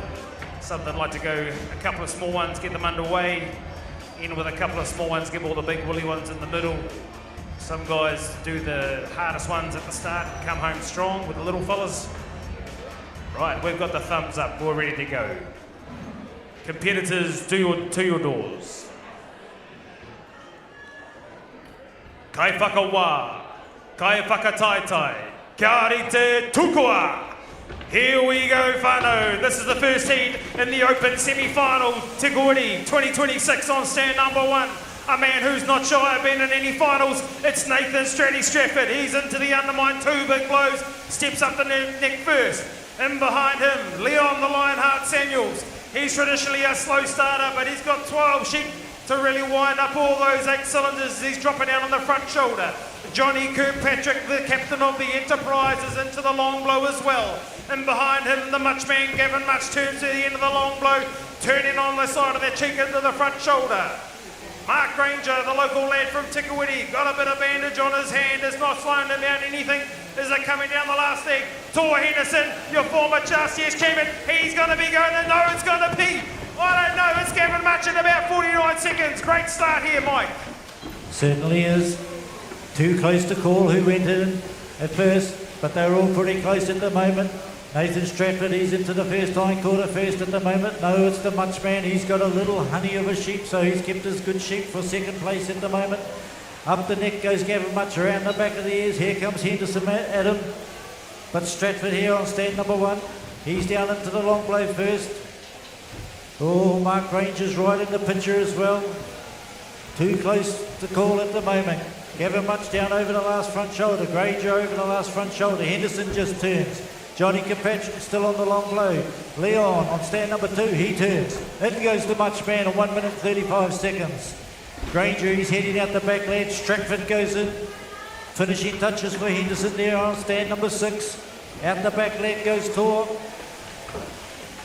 In goes Leon, in goes Tor, in goes Johnny Kirkpatrick, but it's the Much. He's up there on the neck, around the back of the ears already, setting the pace. 1 minute 56 seconds, and Gavin Much is getting ready to hit the long blow. Mark Granger there on stand number 5. He's getting ready to drop the long blow. Stratford up here on 1. He's onto the long blow. Henderson's still onto the first front shoulder, so he's dropped back a little bit at the moment. But Gavin Much has certainly set the pace at the moment. Tuma, he's down out the last leg, and he's going to be going in for his 4th sheep first at 2:22 seconds. Yes, you're dead right, Mike. Gavin Much, he's coming out swinging. We got Granger. Granger's going to be the second one in. Gavin Much, he's opened up at least the belly. We're only 4 sheep in. We're a third of the way in, and Gavin Much is stepping up the neck before Henderson even gets into the pen. John Kirkpatrick, and he goes. Leon Samuels has to bring the sheep's head forward just to settle it down. Come on, girl. I just want your wool. You can keep your skin. Round the back of the head works Granger. Granger's a danger man. That's what that stands for. Danger Granger. Long blow time for Granger. Gavin Much cleaning up under the leg, down to the flank. He works out the last side. Nathan Stratford, he's having a pretty good shear so far. He's had some little knees down here on stand number 1. Granger's down the last leg. Henderson working his way over the shoulder. John Kirkpatrick's over the shoulder. Leon Samuels turns to the last side. In goes Granger. Oh, but look at Gavin Much. He's got another little BUT. Top knock comes off. He steps up the neck. Where's the locals? Any locals in here? They should be getting him behind Mark Granger because he's trying to chase hard. There's one of them. There's one person from here. It's around the back of the head works Granger. It looks like Tor Henderson. Tor Henderson looks like he may be starting to wind up, Shane. Yeah, he loves to leave a bit of a late run. He'll do all his hardest sheep first and leave those few little Barbie dolls to come home in some sort of flying pace as he's on the long blow now, but it's Gavin Much holding on to the lead. He goes in for sheep number 6. We're not even halfway far now, and we're just over 4 minutes. 4 minutes and 8 seconds, and he's already got the belly off and onto the front leg. Mark Granger's just had a little bit of a struggling sheep. That's given Henderson and Stratford time to catch up. In goes Granger. Henderson's 1 blow behind. Nathan Stratford plucks off a flag. Don't worry about that, Nathan. We'll get that next year. In goes Johnny Kirkpatrick, and so too Leon the Lionheart Samuels. But it's all the man who usually wears a kilt up on the stage, but don't bend over too far. We don't want to see anything that we wouldn't see in a family show. Here he goes. Gavin Much coming down over the last shoulder. Sheep number 6, 4 minutes and 45 seconds. He's absolutely flying. He's got half a sheep on the next man. It's Granger and Henderson. In goes Gavin Much, who's sheep number 7, Mike. Gavin Much pulls 7 onto the board, and he's down the belly, and he looks like he's got a different pen to the rest of the shearers because he's just flying away at the moment. And if we remember back to the quarterfinal, there were 8 shearers with 25 points, and it looks like it's going to be equally as close in the semi-final. Out goes to Henderson, popped one out the porthole. He's in for 7. Stratford's in for 7. Granger's in for 7. Johnny Kay's in for 7. Leon Samuels trims a little bit off the back tail before it goes out the porthole. You know what they say, if you can't pluck it, if you can't cut it, pluck it, and if you can't pluck it, leave it for next time. But Much, he's got a good solid lead at the moment. In for number 8 he goes. 5 minutes and 42 seconds tipped by Tor Henderson. Mark Granger together at the moment. Henderson turns first. Here comes Leon the Lionheart on 2. He's getting ready to turn. Leon Samuels, the 2 Southland boys there on stand number 1 and 2. They're down the last side together. But Henderson's out the back leg already. But nobody's going to catch them much if he keeps shearing like this. Tor Henderson changes his handpiece on 7. He's in for 8 at the moment. In goes the front two runners, Johnny Kay, Mark Granger. But Gavin Much has set the pace at the moment. 6 minutes and 13 seconds. He's well over halfway through his 8th sheep there, Tuma. And Henderson just rips it up the back and steps up the neck. Well, fun, I'm just looking on the big screen and Tor Henderson round the back of the Eddie Works. What a fine specimen of a man. Dropping into the long blow, but Gavin Much has been there, done that. I don't think Henderson's able to pick up any time off him. Down over the shoulder wings, Tor Henderson. Into the belly wings, Gavin Much. John Kirkpatrick turns the last side. Leon Samuels, he's on the last front shoulder as well. Nathan Stratford, he's right there. Holy smokes, you could throw a near tarpaulin over these guys. In goes Tor Henderson. In goes Leon Samuels, John Kirkpatrick. Change of steel for Johnny. Here's Johnny Granger. And he goes, oh, he's got a little beauty as the Granger. Leon Samuels, he's the same. He's got a nice little sheep. Here come those little Barbie dolls you're talking about, Shane. Yeah, there's a few Barbie dolls up there, Whānau. They've left the best for last. We all want to have a good pen, boy, when you're selecting sheep out there. Change of steel for Gavin Much, 7 minutes and 27 seconds. He's only got 3 sheep left to shear. He's got 10 of 12. There's 12 sheep in the semi-final, Whānau. Who's got to be next in the pen? It looks like it's going to be Tor Henderson, but it's not all about speed, folks. Have a look up on the board. They've got, on the big screens, there's board points and pen points. There's some pretty low ones out there from most of these shearers. Change of steel for Leon the Lionheart. He's picked up a bit of pace. He's actually picked up quarter of a sheep on Henderson. I told you he likes to finish strong, and he's been true to that as he's overpassed Nathan Stratford, who was one of your early leaders. But it's still Gavin Much, the Flying Scotsman, coming over the final shoulder. He's got about half a sheep's lead on Tor Henderson, but I think he's going to peg him back over these next 2 sheep. He might not get the red button, but he's certainly going to trim down a bit of time. For every 20 seconds, it's 1 whole point. Here he goes, Gavin Much, 8 minutes and 21 seconds. Mike Sheep 11 on the board. Much man on number 11, and the belly's up for him. Henderson's the next closest to him, and he's trimming off. And he goes for number 11 at the moment. Johnny Kay, Leon down here on 2. They're the next closest. Stratford's turning for the last side. Granger's down over the last front shoulder. Then goes Leon. But Munchie's up around the back of the head. I think Henderson's starting to reel him a little bit because he's got the top knot. First stroke up under the neck for Tor. Gavin Much, big long shots on the long blow. He turns for the last side now. Leon, he's got the top knot off and he steps up the neck. Leon, the Lionheart, around the back of the ears he goes. Nathan Stratford on 1, he's down the belly. Mark Granger is in the first hind quarter. He was up the pace to start off with. Oh, Henderson's got another couple of shots on Much, but he won't catch him from here. Gavin's got his last sheep on the board. Down the belly he goes. Couple more shots and Henderson will be going for his number 12. 12th and final sheep. And as Shane said, you look at those points up there, they're absolutely fantastic for this level of shearing. Leon trims off again and lets that sheep out the porthole, Tuma. But it looks like nobody's going to catch the Much man from here. Oh, you're dead right, Gavin Much, ladies and gentlemen. He was born in Scotland, but at the moment he's all Aotearoa, New Zealand. Living down in Dannyburg, farming down there. He's found himself a lovely lady and he's just loving life. And look at what it's done to his shearing. Maybe she's got expensive taste. Here we go, Whānau. Time for Gavin Much. Tor Henderson, he's going to be the next one to finish flying down the last side. This man here, he's having a great shear as well. There we go, time for Tor Henderson. Leon Samuels, he's not too far behind as well. Well done, Leon.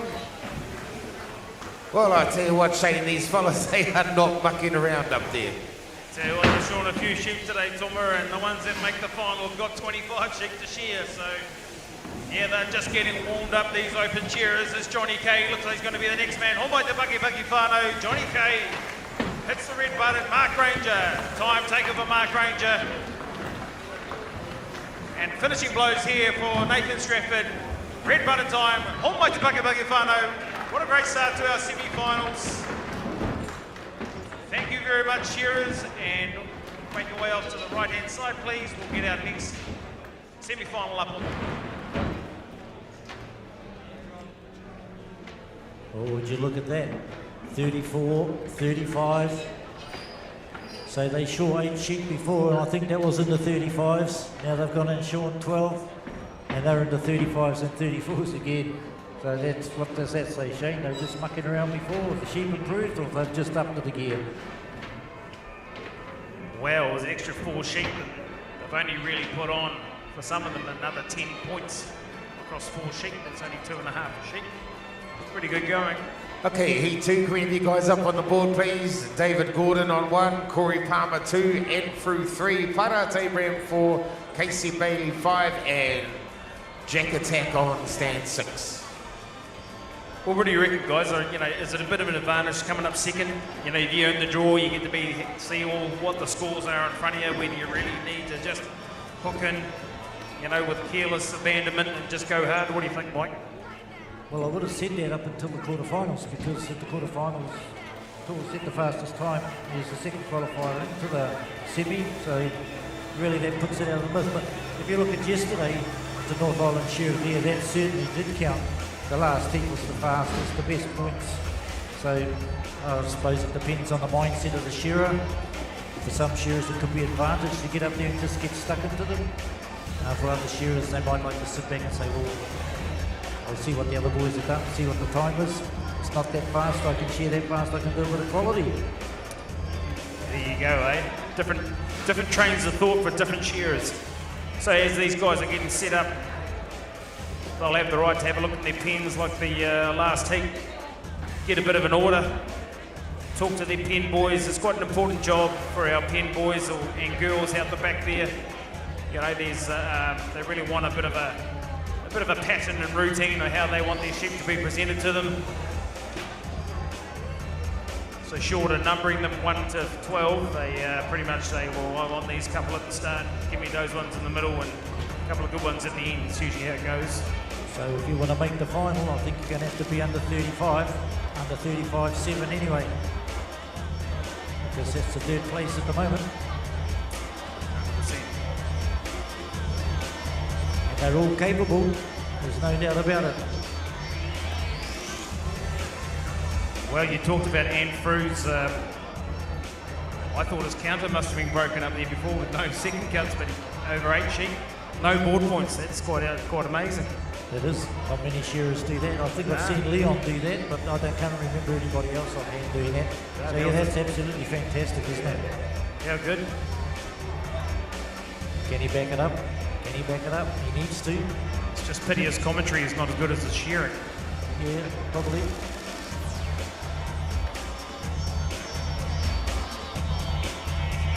Time for a bit of payback. Well, what he No, can't, I won't do that to him. This is semi-final series well, stuff. what he can't do up here, he's certainly doing up on the board, isn't he? He's put in proof into the pudding, as they say. And through, right down there in Timaru. He's having a great day up on the board today.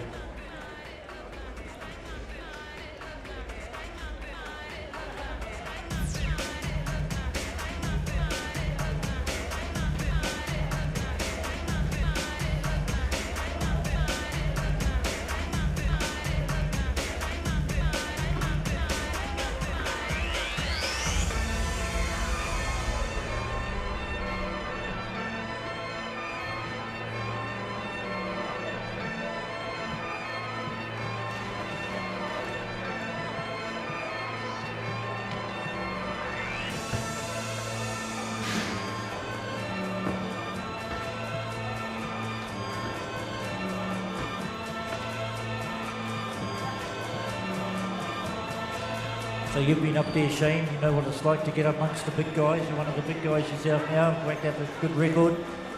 Speed. A big factor, isn't it? You've got to be up there. Maybe in the earlier rounds you can get away with a bit slower. But once you get to here, every second counts, doesn't it? 10 seconds, half a point. 20 seconds, a whole point. And 20 seconds, you know, these days, just about half a sheep, isn't it? Yeah, absolutely. We've got the thumbs up. Mike, do you want to set us alight? Shearers to you door. Kai whakawa, kai whakataitai, ka rete tukoa. Up on stand number 1, David Gordon from Marston, and he's down the belly. He'll be going into the first hindquarter shortly.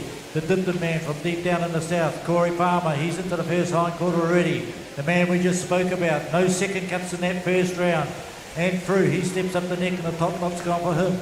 The answer, Pirata Abraham, he's on 4, he's down into the long blow already. Right behind him, Casey Bailey, the man with quality written all over his sheep every time he shares one. He doesn't lose too many points out the back, does Casey Bailey. And down the far end, we have Lightning Jack Fagan. Look at him, New Zealand team member last year, and he's down over the last front shoulder. Who's it going to be that's going to pop their first sheep out? Oh, looks like Gordon up here. Bailey, Fagan, Pirata, and it's going to be he. And he goes in 46 seconds. Casey Bailey's right with him. David Gordon, Jack Fagan, nothing in it at the moment. Too hard to call. And Frusela, probably the last one out by 2 seconds. Not too much in it, Tuma. And down the belly, they all come together. We were dead right, Mike. There's nothing in it at the moment. This is a bit of a feel-out stage. This is a bit of try and hit your rhythm, try and hit your pattern stage. So the boys are all starting to move along. They know that they can't afford to muck around. I'm watching Ed Fru's board points and bro, blew it. So here we go, Fano, Pirata Abraham coming down the last side. He's already opening up a bit of a gap. Sort of a little bit what Gavin Much did in the last heats. And through, he must have just come off the skin a little bit because he's actually got a second cut on the board, Fano. In the pen goes Casey Bailey, David Gordon, Jack Fagan, he jumps in the pen. And through, and he goes, co-commentator. Here he comes, come on in through. You're representing the commentators now, not the South Island, don't worry about that stuff. Into the undermine he works. Shearing along very, very nicely. But it looks like Pirata. You can just see it up there, eh? Just how he's shearing up there, Shane, that he really wants to make it through to the next round. Absolutely, Tomo is out there in the changing room. He's pretty relaxed, sort of a character, talking a few jokes, listening to his own podcast on Shed Talk. And he goes for sheep number 4, Pirata Abraham, the answer, the new world record holder. Good to see my bro up there, having a great shear. He's belly out and he's into the undermine now. Who's going to be next man in? It's going to be the brother-in-law, David Gordon on stand number 1. Casey Bailey, Mr. Quality, Lightning Jack down on 6. Corey Palmer from Dipton, and he goes. Muscles on muscles, that man. Andrew from Timaru had no second cuts in the semi-final. Auntie's dropping the broom, that's a box. In comes in the belly, goes Andrew on stand 3. But it's all the man from Masterton. Pirata Abraham, he's a busy man, a contractor, a shearer, a world record holder, and he's got his own podcast.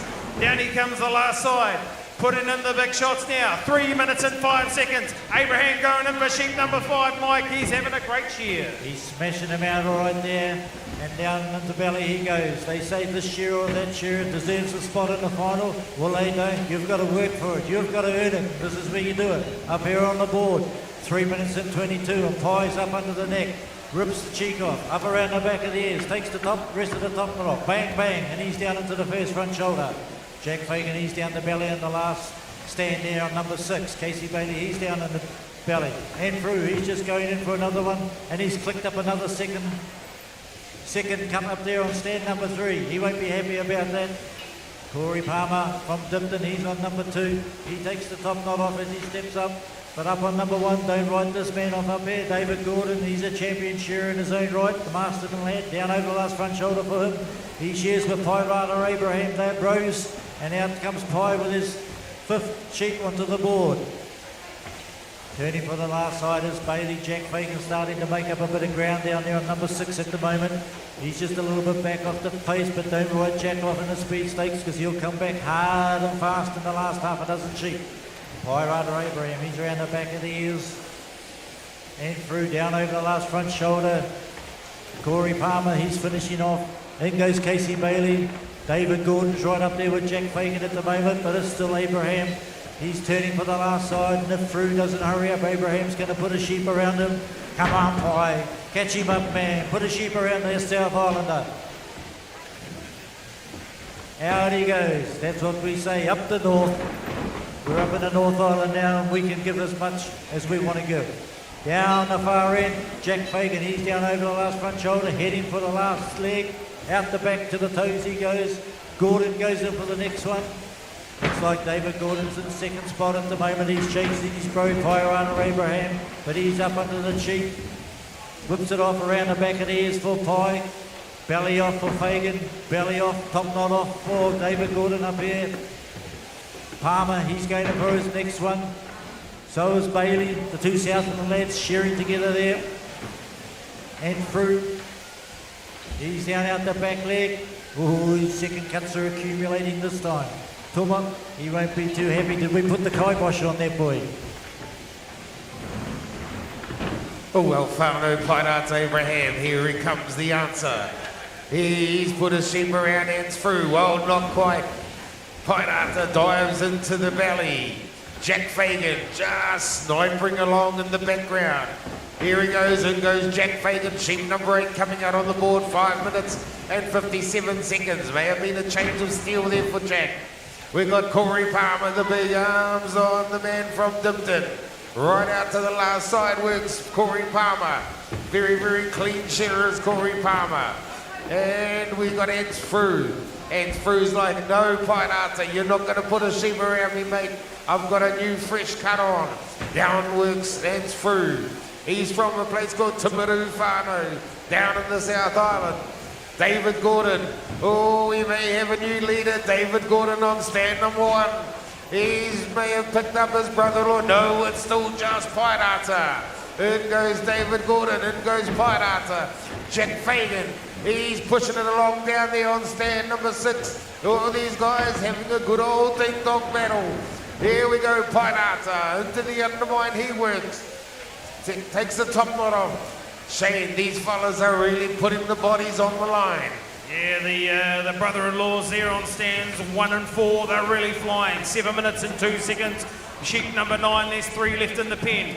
Casey Bailey's got number 9 on the board now. Jack Fagan, he's coming around and behind the ears. I'm not sure if he's made up any space on our 2 leaders, but it looks like Gordon and Abraham are going to put one round and through on stand 3. Top knot time for Corey Palmer. Who's got to go in first, Funner? It's the answer.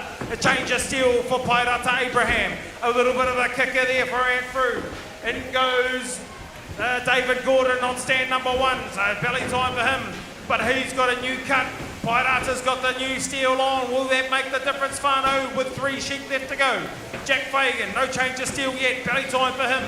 Casey Bailey coming down the last side on sheep 9. So too is Corey Palmer. They're having their own little battle, the boys from the south. And a sheep behind is Ant Frew as he's up the neck on sheep number 9 now. But it's the 2 boys from Masterton, the brother-in-laws, coming down the last side now. It's going to be bragging rights if one makes the final and the other doesn't. But who knows, they might get through on quality, the pair of them, and speed. David Gordon coming out the last leg now. Sheep number 10, 2 left in the pen, Mike. In he goes for sheep number 11. Well, we have a new leader, David Gordon, down here on stand number 1. He's first one out with his 11th sheep. Down the belly he goes. Pirata's only 1 shot behind. Down the far end we have Jack Fagan. He goes in for number 11 now. Pulls it out onto the board. Bit of a struggle. Gets it between his legs and he's off down the belly. But it's too late. David Gordon's up around the back of the ears already. Pirata a couple of shots back. David Gordon starting to stretch the lead a little bit by 2-3 shots. He's down into the long blow. He steps over already. In goes Casey Bailey for 11. In goes Corey Palmer for 11. And Frew still on 10. He's getting the sheep wrapped around him. David Gordon down over the last front shoulder. Our leader down here on stand number 1. He's pumping him out. Good quality shear up here on stand number 1. Gordon out the back leg he goes. He's the first in for the 12th and final sheep. David Gordon. Here comes Pirata. He's in. Jack Fagan's come right back into the picture down there on stand number 6. He's dropped it out. Can he catch the answer? Pirata Abraham. I'm not too sure he can, but he's got good points up there, Jack Fagan. He wants to keep that quality on that last sheep he needs to. Pirata, he's got the top knot off, but Gordon's getting ready into the first front shoulder and he's down into the long blow already. Corey Palmer, he's on number 11. Then goes through for number 11. Casey Bailey down over the last front shoulder. He's got 1 more in the pen. Oh, a bit of a kick and a wriggle for David Gordon. He says, sit still, you little mongrel. I want to get the first time points. Let's give him Pirata a chance to come back at him. Who's it going to be? Abraham? Is it going to be Gordon up here on 1? The Bros Down the back leg, they come together. Abraham, no, it's good enough here on stand number 1. And Masterton on stand number 2, Pirata Abraham. Good shear. Look, only half a dozen blows down the back end there to Jack Fagan. He snuck up quietly on the Masterton boys. Tikawiti came back at the mark. Then we have the South Islanders, 3 South Islanders. Now why does that not surprise me that we have 3 South Islanders dragging up at the rear? But don't write them off, because they're good quality shearers. They'll have the board points and the time point, the quality points out the back. Corey Palmer looks like he's going to be the next one off. Golden Shears finalist is Corey. Champion, look at him. Time taken from the big man on stand number 2. Casey Bailey's going to be the next one off. And Fruit, he's on his 12th and final sheep. And if we look up there, all the boys there are sitting on 34, 35 and 35. I think they're going to be... I think they are... Dave Gordon's got a big smile on going to his be the face, only Mike. one. David Gordon's going to sneak in there, I think. What a good shear. Good shear by the man on number 1. Jack Fagan, he's up into the 35s as well. Oh, they'll all be looking. They'll be hoping. Fingers crossed. What do you say, Shane? This is going to be close, mate, but Dave Gordon is definitely into the final. Jack will be waiting nervously. He might have just snuck in there, I think. I think the rest of them might be a bit high. Time taker ran through. Humai Te Paki Paki Whānau. That wraps up our open shearing semi-finals. I think maybe we've got Jack and Dave, and maybe the only 2 from this heat that got through into the final. It's going to be pretty close. 2, and maybe Leon Samuels, possibly, depending on confirmation of the other points.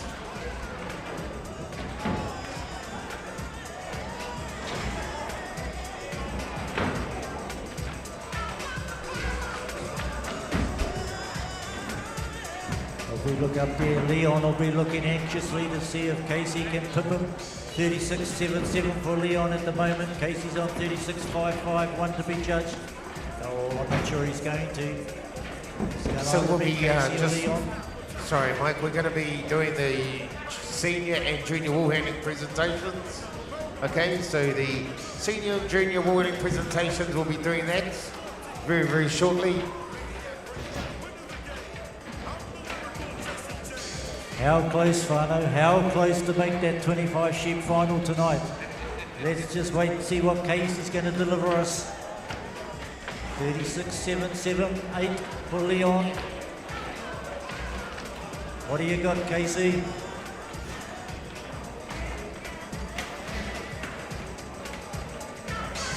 What are those judges doing out the back there? They must be really got the microscopes out to see if they can find a point on them, I think.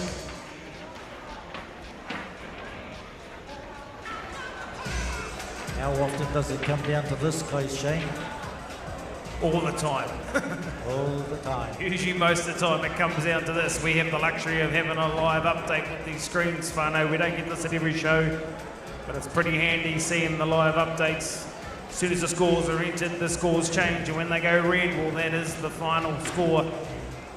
Leon is the next banner. What was this? What was 36.77, I think it was for Leon, yep. Oh, so Leon sneaks Leon's in the number 6. Ooh, that's There how you go, close it is, Whānau. ladies and gentlemen. That's close. So Gavin Much, Tor Henderson, Jack Fagan, Dave Gordon, Leon Samuels, Nathan Stratford. Here we go, there's the top 6 Top up there. 6. They're going to be back for the 25 sheep final tonight. Ooh, looking forward to it. Congratulations to those shearers.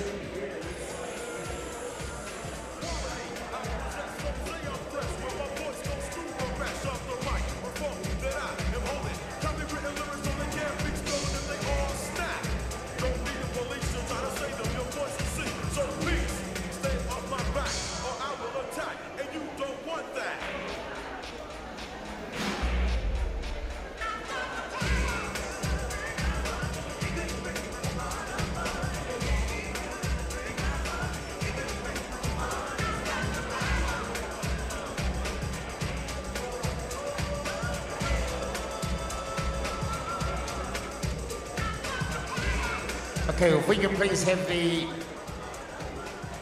junior and senior Warhammers, can we have you guys down to the left of the stage, please?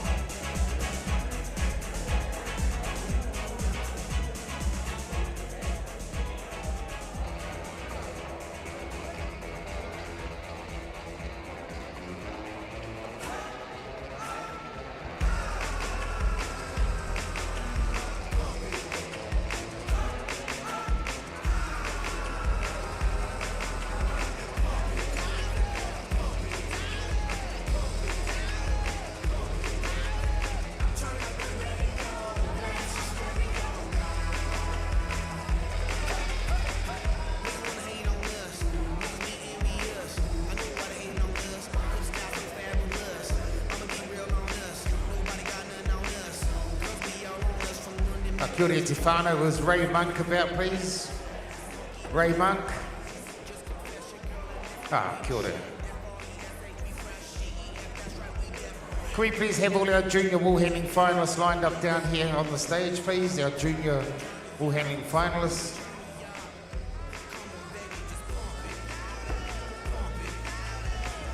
Oh, Ray, if you could just say a few words, please.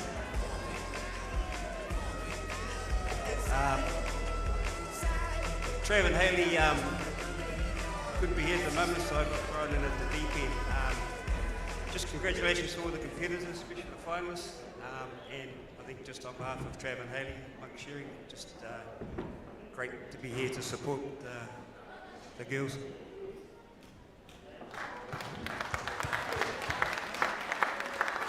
Okay, we got all our finalists here. Okay, whānau in first place to receive $250. Sash and flowers sponsored by Costa Florals. Jada Malanta.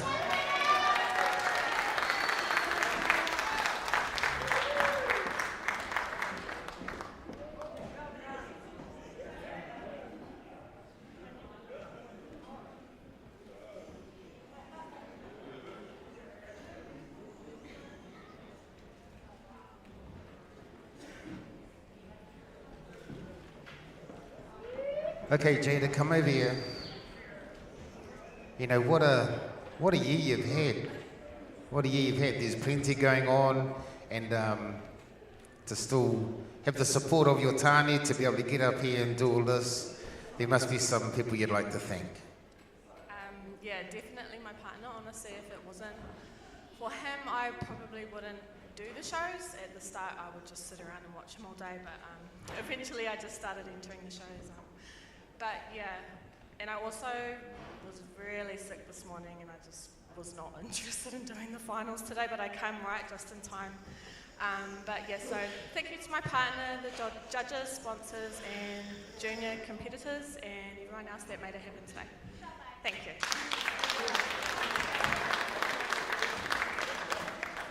In second place to receive $150, Sash and Flowers, Jade Hikawai.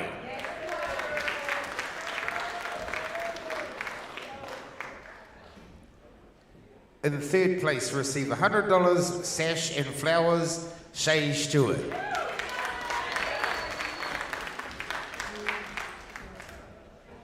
In fourth and fifth place we have Artenia Barracliff to receive $75, Sash and Flowers.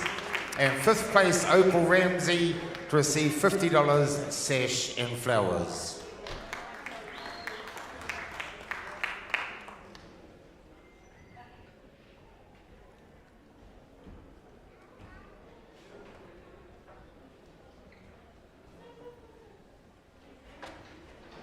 We also have the best local to receive the McDonald Trophy, and that is Artenia Barracliff.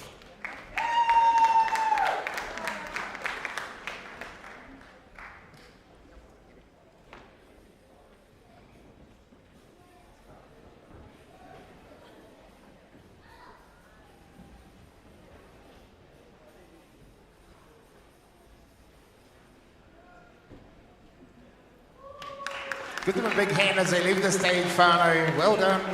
Well done to all those competitors, and thank you very much to Monk Shearing for sponsoring that event.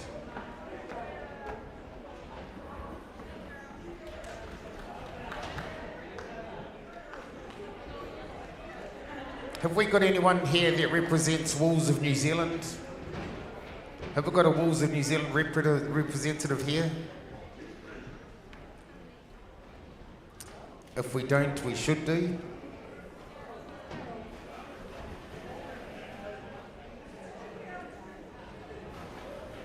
Here we go.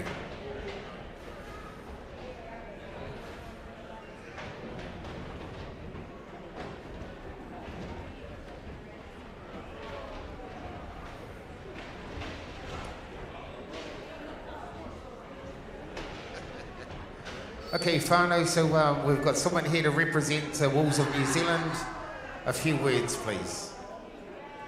Oh, okay. Well, on behalf of Bulls New Zealand, very proud to sponsor this event, and all the best to the competitors. Can we please have the senior wall handlers lined up over here, please, up on the stage?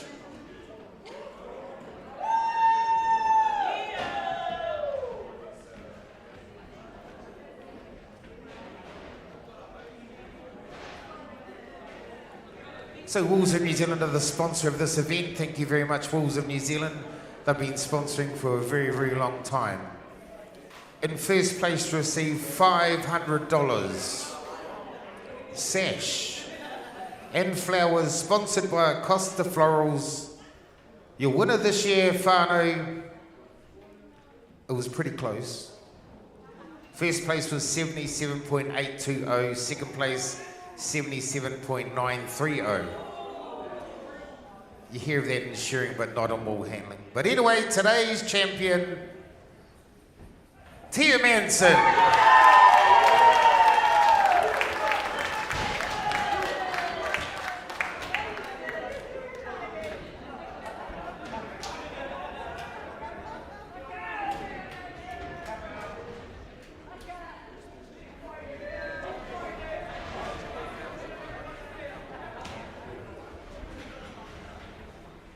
Well done, Bob. And you've got the whānau here too. How much better does it get? Yeah, can't get better than that, Tua. I'd just like to thank all the sponsors, the competitors, the judges, the committee that have put it together, and all my family for being here to support me. Thank you. In second place to receive $300, sash and flowers, Amy Bell.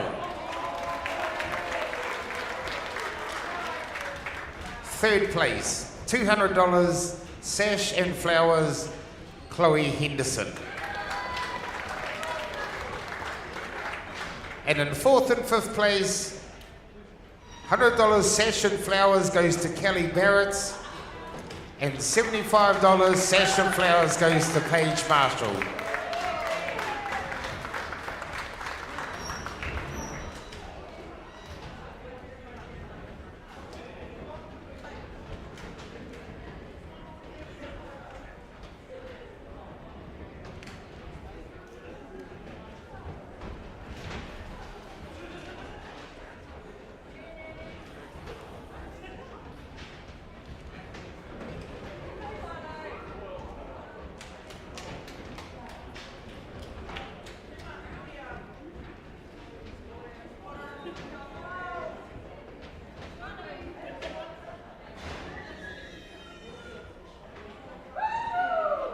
Give them a big hand as they leave the stage, ladies and gentlemen.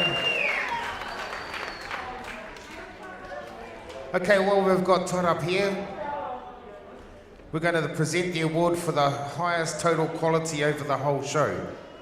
Regardless of grade, taken from the heats to receive the Heck Oliver Cup. This goes to a novice, and his name is Jack Bailey from Fielding. Okay, well, also, we're going to present the best local open shearer who has yet to win an open show to receive the Roy Candy Trophy.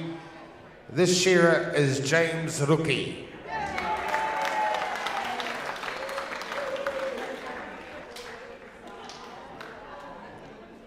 Has James snuck away as well?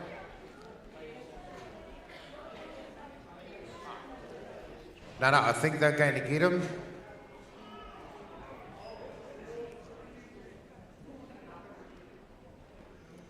So Whānau, we'd like to thank you for staying with us today. We're going to catch up with James. And we welcome you back for this evening's session. And if you thought today or this afternoon was good, tonight it's going to be better. So Whānau, thank you very much. We'll catch up with these people. Take care, and we will see you later. Ka kite.